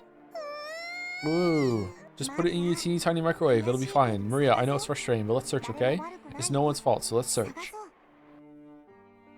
Maria finally lent an ear to Sakutaro's words and began to trot back and down the road she had come on. The wind was colder than before, and it felt like it was blowing in through the corners of her jacket in a mean way. Ryu. Let's watch our feet closely and search, okay? Then let's get home quickly. Let the heater warm us up and eat Odin, alright? I'm sure it'll be delicious. Ooh, gone. Ooh, it's gone. As Sakutaro encouraged her, Maria searched for the key. She made it all the way back to the convenience store where she bought the Odin. She hadn't found it. Just in case, she asked the man at the convenience store whether they had found a drop key, but they hadn't found anything. One more time, she returned home, paying close attention to the area around her feet, but unsurprisingly, she didn't find it. She was no longer frustrated enough to stomp her feet, but hot tears dripped down her face. The Odin had cooled down completely. Even though she had been told it would be delicious when warm, she hadn't been able to eat it, even though that man had given her so much free stuff. Ryu, don't cry. Mama isn't coming back tonight. Let's do our best and search. Why can't I find it? Ooh. Maria, don't cry. Let's do our best and search. Maria. Maria was no longer able to hold back her tears. Sobbing, she clutched Sakutaro and held the bag of Odin, returning once more down the road she had come by. Perhaps because more and more houses and stores had turned the lights off by now, it was even darker and harder to search than before. And once again, without finding the key, she returned to the convenience store. Maria-chan. Still can't find your key? Ooh, my key, it's gone. Wasn't your mother away for the night, so you can't get into your house without a key? Ooh, can't get it. Well, that's not good. Did you try going to the police? They might be able to help you. Mama said not to talk to policemen, even if they start talking to me. Alright. So sometimes Rose is right. Okay. Oh, sorry. Well, why is that? It was probably because Rosa would be liable for making such a young girl like Maria watch over the house by herself. And because she knew that this wasn't something that would be permitted by society. So Maria was indoctrinated to changing the store she bought things at so she didn't catch the eyes of adults. And into saying no more than agreeing to policemen even if they talked to her. Maria had obediently done as she was told, instead of considering why she must do that. She was much more concerned with meekly obeying because her mother had told her so. But the manager of the convenience store probably didn't think of it that way. In the first place, seeing such a young girl being forced to watch over the house alone and so frequently would make anyone... Yeah, okay, oh my god. Oh man, yeah, we know. Yeah, we don't, who is this for? What the fuck? What? And then After making the round trip between her home and the store once more and arriving at the convenience store for a third time, a policeman was there. It's that child. Maria-chan, did you find your key? Uh-oh. Ooh. Didn't find it. What's your name, miss? The policeman asked her name, but Maria didn't answer. Did your mother tell you not to talk to policemen? Yeah. Don't worry, no need to be scared of me. Have you eaten dinner yet, miss? I bought some, but I couldn't get into my house, so I couldn't eat it. What's your mother doing? Is she not coming home tonight? Is it her work? Ooh. Do you know how we can contact your mother at work? Maria hung her head limply. She didn't understand why the policeman was getting mad at her. No, he probably wasn't getting mad at her, but if this reached her mother's ears, then she would definitely be in trouble. Even if she didn't understand the reason why she would be in trouble, she at least understood that much. I wonder where the key went, but the policeman wouldn't let Maria go, and her head was swimming from hunger. The policeman noticed that, and it was decided that he'd listen to her story as they ate in the police box. Maria was taken to the police box. She had her Odin heated in a microwave oven, and even salty rice cakes and hot tea were brought out for her. Oh, that's nice. She'd been told not to talk to policemen, but after being asked about Sakataro, she responded, starting to feel that this wasn't a bad person. And anyway, she wouldn't be able to return home now, so she didn't know what to do. She told him Mama's work phone number, which she had been told to tell no one of and to use only in a very, very serious situation. In the tatami room inside the police box, as she ate the Odin that was so hot it felt like it would burn her, she watched the policeman making the phone call, lazily thinking, I'm probably going to get in trouble. Will Mama get mad at me? Or you? He must have been listening to the phone ringing for a very long time. With the receiver up to his ear, the policeman looked up at the clock, grumbling. Maybe they aren't picking up because their business hours are over. Huh? Hello? Hello? Is this Anti-Rosa Limited? Anti-Rosa Limited? I remember the name before. Is it really called that? This is the Komatsuagawa Police Department police box in front of Senbonzakura Station. Is President Udaikan? No, wait. President Ushiro available? Udaikan? Yes. What? She's on vacation? Oh, yes. Starting yesterday, the president has been on a 3-day vacation. Is there some business you have with her? Oh, no, never mind. So do you know where she might be? You haven't heard where to contact her, have you? Sure, could you hold on for a second? Hey, anyone heard where the president went for her vacation? Or how to contact her? I heard she was going for all-you-can-eat crabs with Sapporo with her boyfriend. I'm sure such a cold place will do wonders for shrinking the distance between them, don't you think? I just added a word. I haven't heard how to contact them. Yep, understood. Hello? I hear she went to Sapporo, but I'm not sure about how to reach her. Should I take a message? I see. What a shame. Well then, if you manage to get in touch with her again, could you tell her that we called? Sure, yes. After that, I was taken to the police department, which was even bigger, and ended up spending the night there. In jail. Then, they asked me various things about myself. A lady who called herself the district welfare officer came by and asked about a lot of things. And I was told, you poor thing. When I heard that, I learned for the first time. Am I a poor thing? For you. That's not true. You're happy, Maria. Ooh. Man, how is Rosa the worst one?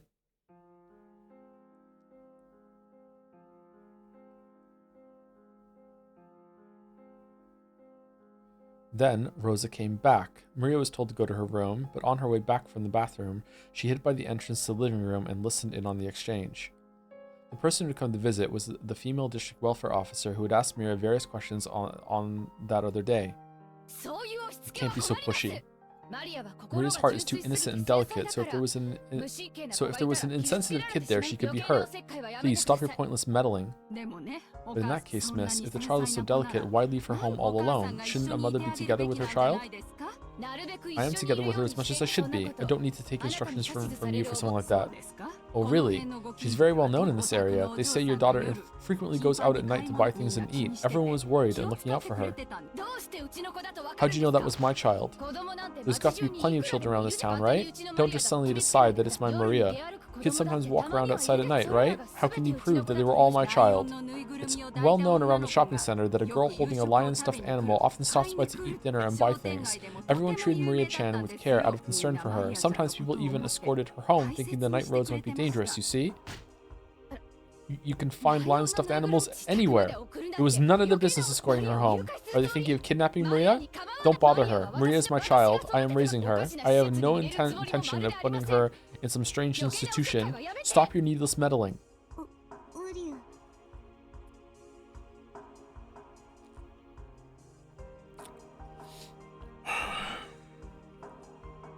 Ryu, is that lion stuffed animal mean me? It's okay. I'm the one in trouble. It has nothing to do with you, Sakataro. Maria hugged Sakataro, continuing to watch her mother fearfully. I also wish I could be with Maria every day. But I'm a single mother, so I have to work. I may not look it, but I'm a president of a company, and I bear responsibility for my employees' well-being. I'm busy with my work all year round, so there's no time for me to rest. Really? But you've been on vacation these last 3 days, haven't you? I have not been on vacation. I stayed at my company all night working. There's a mountain of matters to be taken care of that the other unreliable employees can't handle. Why are you lying like that? Someone from your company said that you were taking a 3-day vacation, you see? You went to Hokkaido with your boyfriend, right? Leaving your daughter by herself for 3 whole days. I don't know anything about this boyfriend. I don't know anything about Hokkaido. Where are you getting this nonsense? Why? You have any proof? What the hell, don't just start butting in on someone else's family matters. I love Maria, I have my own way of loving her, so just keep your mouth shut. I didn't go on vacation, I was just working the whole time. I was trying to finish things up at work with all my strength, because I wanted to see Maria as soon as I could. I stayed at the company the whole time. I don't know anything about Hokkaido. Don't just go ahead and say something like that. Like that. Just get out. Get out. What's wrong with you? Get out. Get out. Rosa raged, her hair flying wildly. The teacup was knocked over from the force of her standing up. But far louder than that was the sound of her beating the table with both hands. When faced with this rage that could accurately be described as wide-eyed derangement, yeah, the district welfare officer couldn't help but be taken aback. And the same went for Maria, who was secretly watching this from the hallway. She had already seen her mother in a rage several times before this, but she had never seen her this crazed with anger. When she saw this, Maria was sure. This was no longer her mother. It was some other evil being that was possessing her mother's body. And then, she herself was discovered by the evil being. Maria knew that she was being reflected in the evil being's eyes. Her mind went blank, and she felt as though her field of vision was racing off into the distance. After fiercely closing in on Maria, Rosa mercilessly slapped her on the small shoulders. So the welfare officer is gone now, I'm assuming? Alright, well, rip Sakataro. And dropped her gaze toward the stuffed animal Maria was holding. Sakataro. Maria, even though I told you so many times not to take that outside, you brought it with you, didn't you? Ryu. It isn't Maria's fault. I told her to take me. That's not true. I brought Sakataro on my own because I was lonely. So Mama, it isn't Sakataro's fault. Ryu, Maria. It's not Sakataro's fault. It's not Sakataro's fault. Instead of Maria, the brunt of Rosa's anger was aimed at the lion-stuffed animal Maria was holding. A girl went shopping in the middle of the night, always clutching a lion-stuffed animal. Because of that, she'd become well known in the shopping center.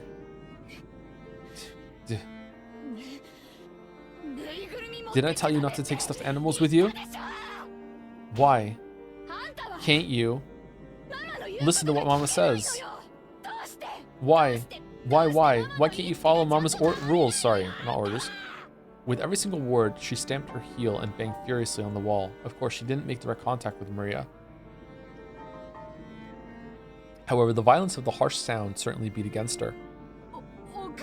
Miss, stop that. Holy shit! She's still here?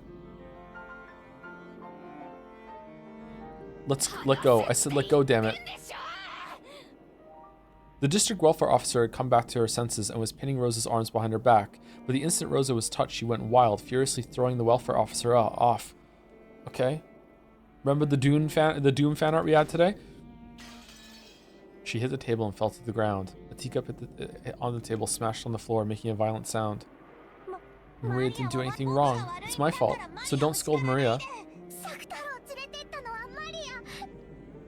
I'm the one who brought Sekataro. It's not Sekataro's fault. It's not Sekataro's fault. So don't look at Sekataro with those scary eyes. Don't look at him. Don't scold Maria. Don't scold Maria. Ryu! You. What were you doing just now and a minute ago too? Do you also play with dolls like that outside? Did you do it in front of the people in the store? So that's why they remembered you. Die, you brainless moron. Why are you such a dumbass? Answer me honestly. When you went out, you always walked around with that stuffed animal without telling Mama, right? Ryu.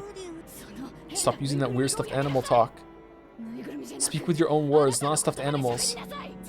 Sekataro isn't a stuffed animal. He's my friend. Don't call him a stuffed animal. Don't! Yeah, I get it. It was called Sekataro, wasn't it? You took him with you all the time when you went shopping without telling Mama, right? Yeah. Maria admitted it honestly. Is the welfare officer just unconscious on the floor? Like, if she... Maria admitted honestly. If she hadn't admitted it, then Sekataro would have said something to take the blame. So by admitting it right away, she was protecting her small friend. Only Sekataro? Any others? You haven't been bringing weird things to school too, have you? Miss, surely your daughter has done nothing wrong. Stop this interrogation at once. You, stay quiet. I'm talking with my daughter, aren't I? Come on, Maria. Look at Mama when you talk. What's the answer to Mama's question? Ooh, it wasn't just Sekataro. All the rabbits were with me too. Do you have them with you now? Ooh. Maria fished around in her pockets, pulling out 4 ceramic rabbits with her tiny hand. The rabbits were close friends who could be together with her at school in Sekataro's place. But when Rosa saw that, she shook her head slightly, as though dizzy. On a school notice, it had been written that Maria was apparently bringing toys to school and playing with them, and her family was instructed to try to prevent this. But Rosa had rejected that, blaming the teacher and phoning in a protest at her own to the school, saying that there was no way her child would bring toys to school. For nearly an hour, she had shouted at the vice principal to stop making false accusations about her daughter. To a certain degree, those at the school had grasped that Maria was a pitiful girl. They knew that the small toys she brought in were her only friends, so they had done their best to overlook it. But when the other students caught sight of them, some of the boys had started complaining that only she could bring toys, and the school had racked their brains on how to cope with this. They had tried to gently send a warning by way of the mother, but after Rosa's overreaction, even Maria's teacher decided to overlook it. But now Rosa knew. She had been the one who was wrong, and her daughter really had been bringing toys to school. And those at the school had known that she was a disgrace who brought toys to school and played with them as though they were her only friends. To Rosa, who thought her daughter was just a little different from normal children, having this peculiar side of her daughter exposed and found fault with was, more than anything else, something she couldn't bear. So she howled. She raged. The district welfare officer tried to cut between Rosa and Maria again, but she only met with Rosa's wrath once more. Rosa once again threw the woman off with a face like a demon. And when even that failed to curb her anger, she stomped on the ground over and over again so forcefully that it seemed she might break through the floor.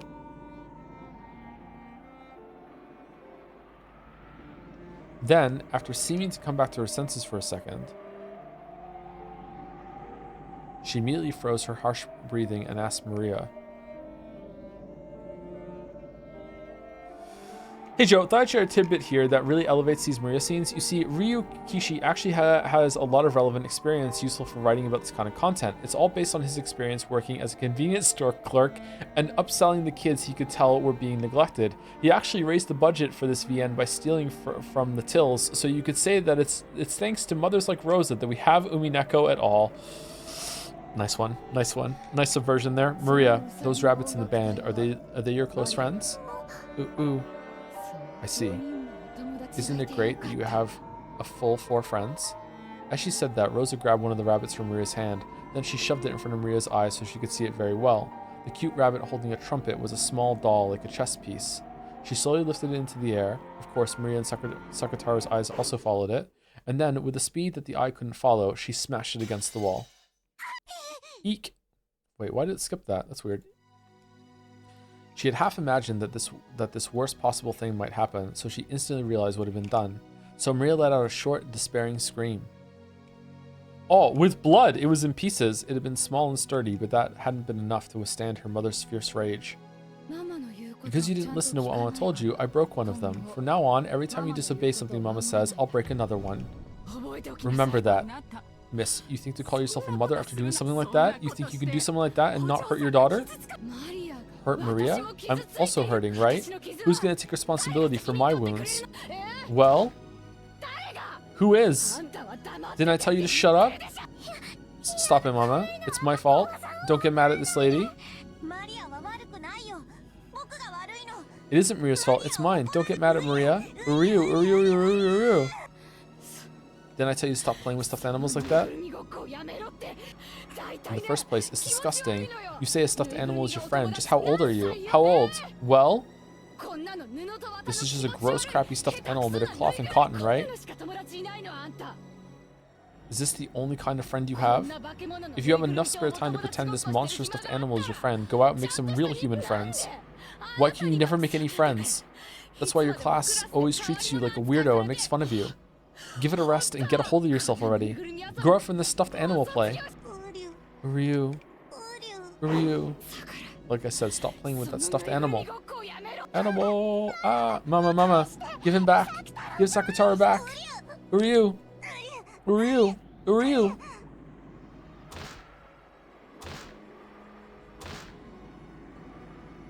Mama grabbed hold of Sakataro's head and took him from me. Then she smashed him against the wall over and over. Ryu. It hurts. I said stop, damn it. I told you to stop that stuffed animal act. It's because of the stuffed animal. That's why you can never make any friends. That's why you alone are pushed off to the side in your class and treated like a freak. I should never have given you a stuffed animal like this. I should never have given you such a disgusting stuffed animal. Man, voice actresses go on ham, huh? Stop it. Give Sakataro back. Give Sakataro back. Wow. Sakataro is my friend. My best friend. As long as Sakataro is there, I don't need anything else. So give him back. Give him back. For some reason, my frantic request just added oil to the fire of Mama's anger. Mama pushed my arm aside as I tried to grab Sakataro and snatched him back, and in a bizarre way, she stuck her fingernails on both hands deep into Sakataro, twisting him. The red muffler, which I had carefully wrapped for him every day, came off and fell to the floor. Sakataro, who had been so precious to me, was twisted, smashed, torn at with fingernails so much. He was twisted painfully, his face curving in sadness. Then Mama's fingernails found a stitch on the neck and tore it. With the fingernails of both hands, she tore it apart. It's third Twilight, isn't it? In that instant, Sakataro's yellow cloth and the cotton inside burst apart. It looked almost like moist cotton candy. Ryu. Kotaro? Maria. Sakataro. Ryu. Kotaro. Taro. CPS officer. The crumpled yellow cloth and the cotton candy flowing out were thrust right in front of my eyes. Cotton candy like the candy that were in the corpses in episode 2? Then through Mama's face, the evil being stated it clearly. Sakataro is dead.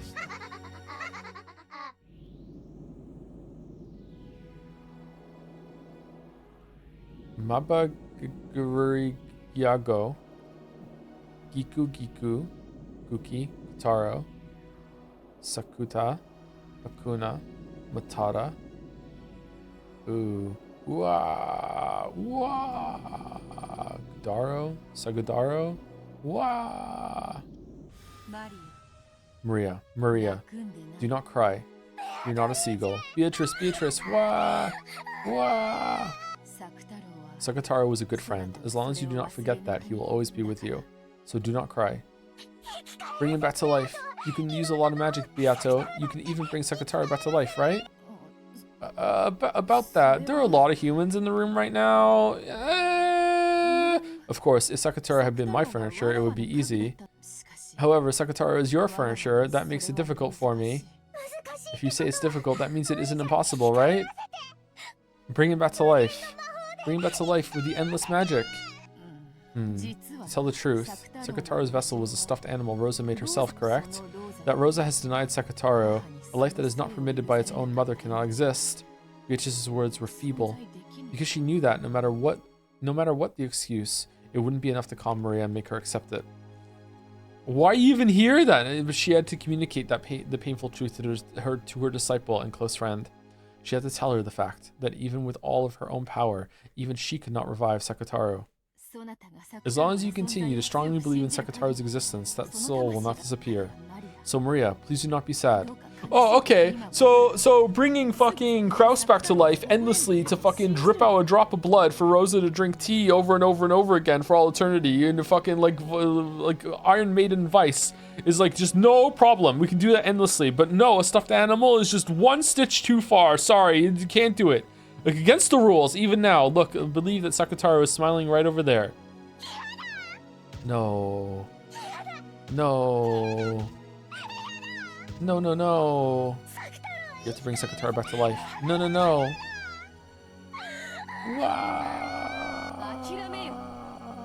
Give it up. There is no magic to revive Sakataro. Despite that, you must strongly believe that Sakataro will continue to exist as your close friend. That power will become magic. That's not magic. That's not magic. You have to bring Sakataro back to life. You can't do it because Mama made him herself? Why did Mama make Sakataro? It was to give him to me as a present, right? It was to make him my friend, right? So why did Mama make it herself and break it herself? Why did Mama give birth to it by herself and then try to break it herself? I don't understand. I don't understand. I hate Mama. I hate Mama. I can't stand it. Can't stand it. Too sad. Too sad. Want to smash Mama up like she did to Sakataro. Want to stick my fingernails in and tear her, turn her into cloth and cotton. Wah! I can't stand it. I can't stand it, Beatrice. Wah! Sakataro. From the darkness behind Maria's back, two massive jet black arms crept out, twisting around Maria as she sobbed in anger. Then, massive fingernails stuck into Maria's chest and stomach. Maria could not see that, but Beato could. Anger and sadness without any place to go will tear you apart. Beato knew that. She could see that. Yes, in the end, those massive arms were Maria's own. Those fingernails slowly started to eat into her chest and stomach. With their immense size and strength, those arms could probably tear Maria into bits easily, but Maria herself couldn't notice. Drowning in a sea of her own tears, she couldn't notice that her own arms were trying to tear apart her own chest. I can't stand it. I can't stand it. If Sakataro can't be brought back to life no matter what, I want revenge. I want to make Mama meet the same end. I want her to meet the same end as Sakataro. Beatrice, teach me magic for that. Teach me magic to beat Mama. Is that truly how you feel? Kill Mama. I'll kill her. No, that isn't Mama. It's the bad witch possessing Mama. I'll kill the witch Mama. Ooh.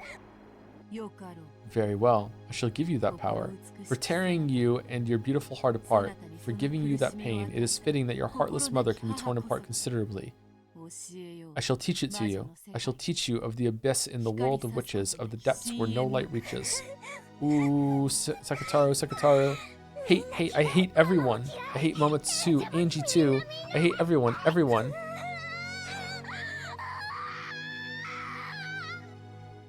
Whoa, why the fuck are you bringing Angie up?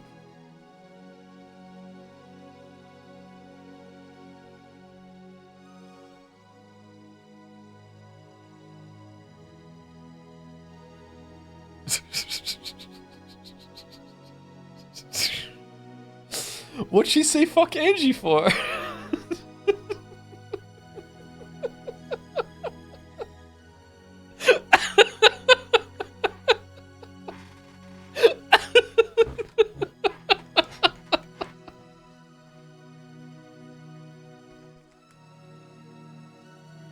Sorry, makes me think that 50 Cent video where he's like, why are you saying fuck Finny for?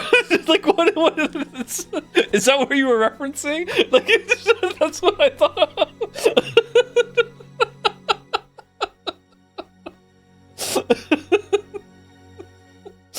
I hate everyone.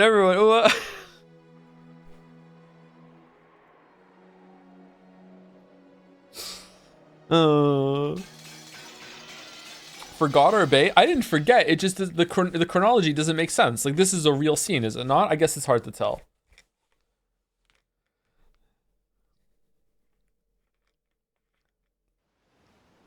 The World 12 Years Later, October 1998. I plan on taking a nap. I missed something? What did I miss? I missed something in the scene? What did I miss?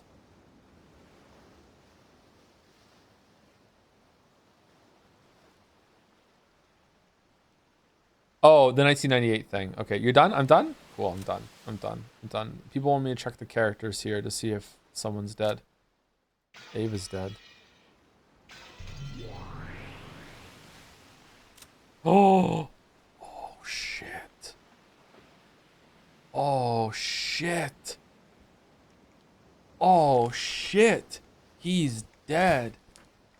He's dead. He's fucking dead. Sakataro, Lady Maria's white heart, which was torn apart. His broken vessel can only be regenerated by the Meister who created him, Rosa. Meister. However, Rosa disposed of the vessel's fragments and even lost the pattern paper. On top of that, his existence was denied by the Meister herself, so his resurrection is now impossible. What are all these terms thrown at me? The Meister died in 1986, and any chance for his resurrection disappeared for all time. Even the Endless Witch Beatrice could not manage it. Okay. Damn. Holy shit. Meister. Are there any others? Oh, Goldsmith. Okay, that's why I wonder. I got an achievement that said Goldsmith on it. That's why. Okay. Goldsmith is his sorcerer's name? I think we read this before, didn't we? Yeah, I forgot about that. Fucking Goldsmith. How is the summoning ability surpass Beatrice? That's so weird.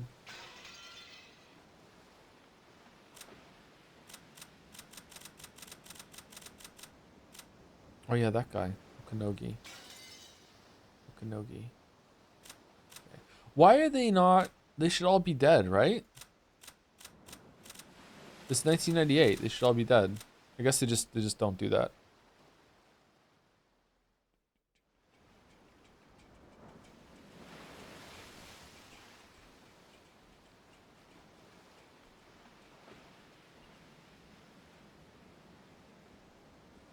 If you want to know what you missed, not spoilers, but it's up to you to read. A previous scene transitioned into a flashback. When it went gray and Angie's VA changed, it was 6-year-old or younger Angie making fun of Sakataro. Maria is talking about that? What?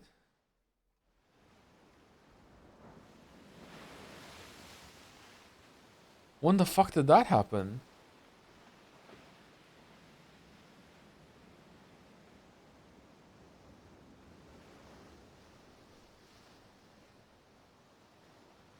Bro did not pay attention? When? Why is it always framed as not paying attention instead of fucking like, oh, I just fucking didn't notice it or something like that? It happens right after the bullying scene? What?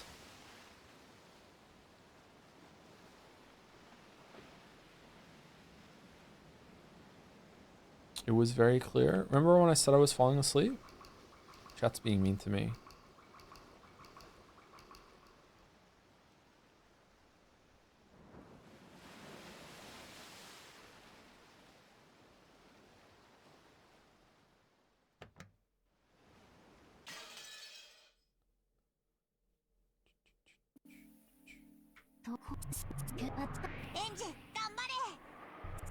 Okay, so it was after the bullying scene.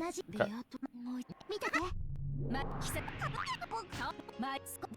You sure?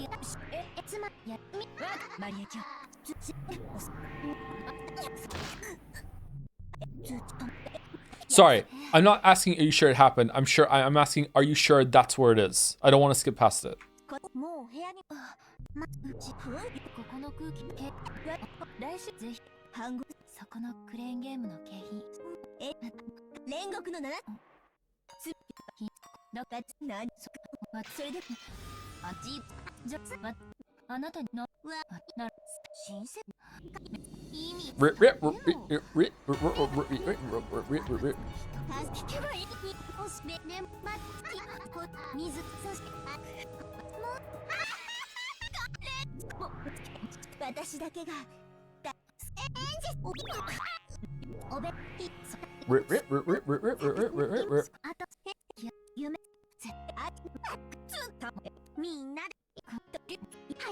Okay, you know what?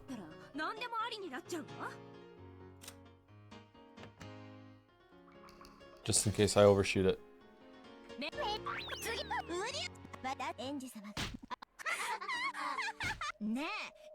Oh, there's some like bits and subs as well I missed for a while. I'm sorry.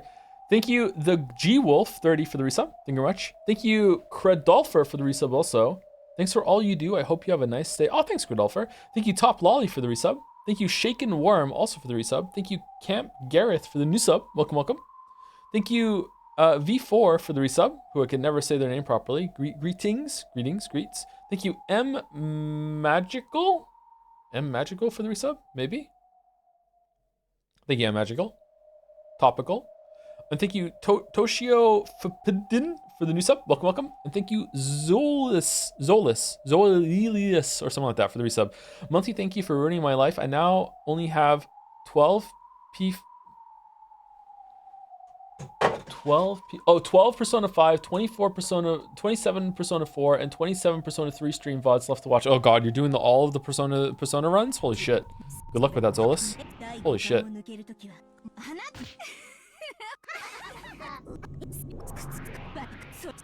Okay, so it's after she starts killing the stakes. Okay, they're dying. They're dying. They're dying.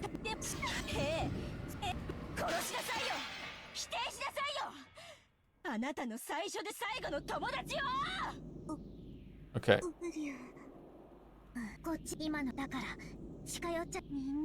Save it again? Okay.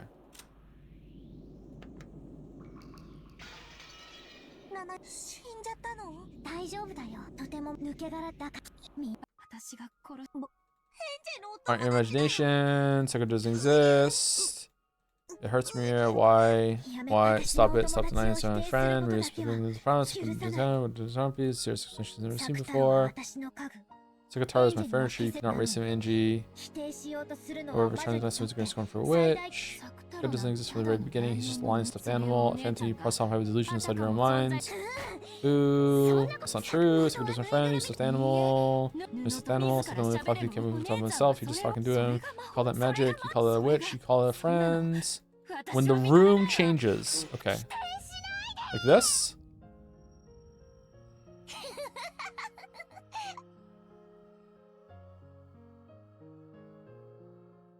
This?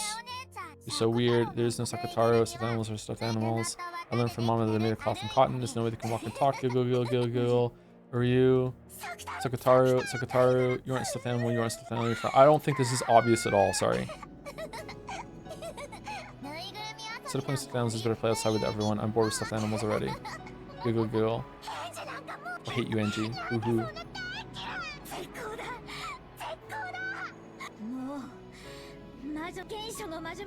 Can you hear the voice? Yeah, I can hear the voice, but I don't think it's obvious that this is suddenly changing to a different scene that happened in the past. Like this could just be like a conceptual change of how they're acting each other at the end of the scene right now. Like how is this obvious that it's like suddenly a different memory that they just like kind of just shifted into at the very end of the scene?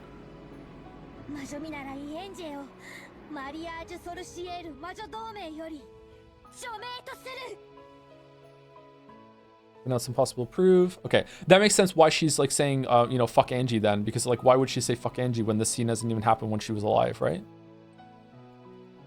Okay.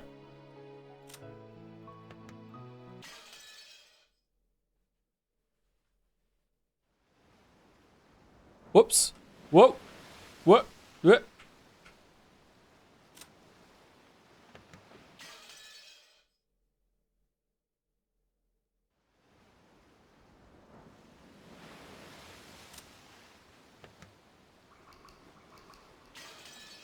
Okay. Do we need to fight about that? think it's a clever parallel. I'm just glad you went back to see it in that context. Okay.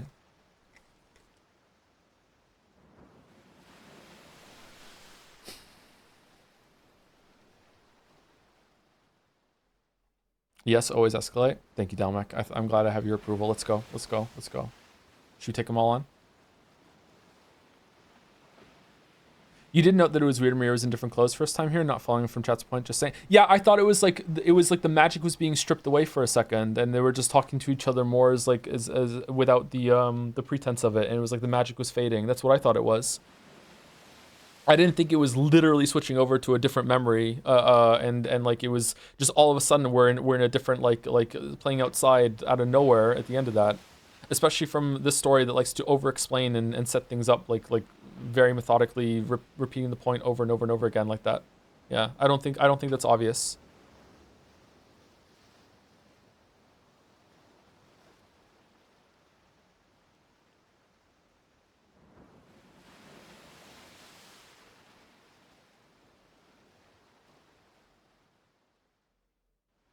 I mean, it's still not clear, but it seems to be. Yeah, it does seem to be the case. Yeah, and that fixes the chronology too. Yeah, it seems to be that's what's happening. Yeah, for sure.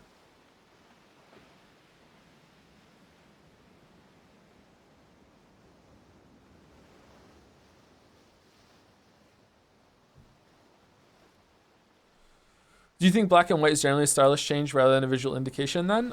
In a story where they specifically say that when the magic is gone, then, you know, they mess around with colors and you can't see colors properly. I don't know. It just seemed like especially when she just announced all the magic that filled her life with a lot of like vibrancy, it seemed to be like more of a stylistic choice there for me. Yeah, for sure. That's what I read it as. Especially switching over to a memory that we hadn't seen before. Usually like the black and white flashback is something that we've seen, right? And it's repeating to it. Yeah, I don't know. Like that didn't seem obvious to me at all.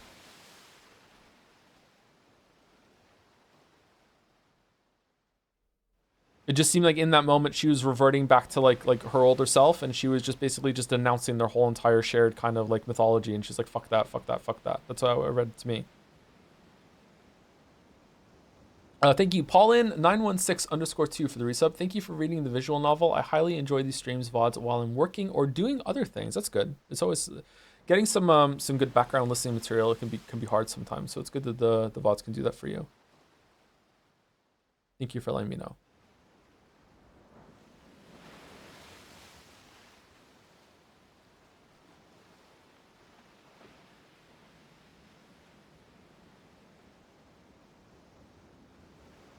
Her voice literally changes. What are you talking about? My weeb. I am reading over the text. I am not paying that much attention to the voices that are coming in.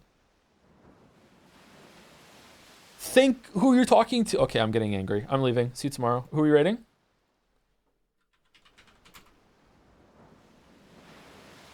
Do we have a raid target set up? Is it Jelly? All right, Jelly channel TTV, right? I think that's it.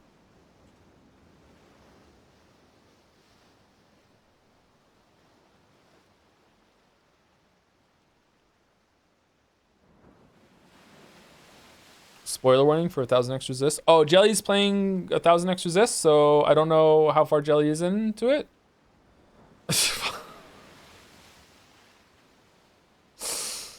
Oh, man. All right, dismiss that. Okay, there we go.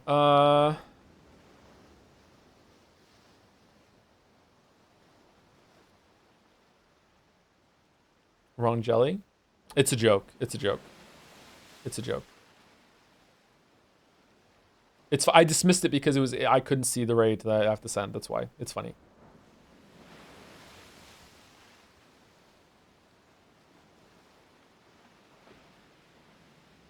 All right.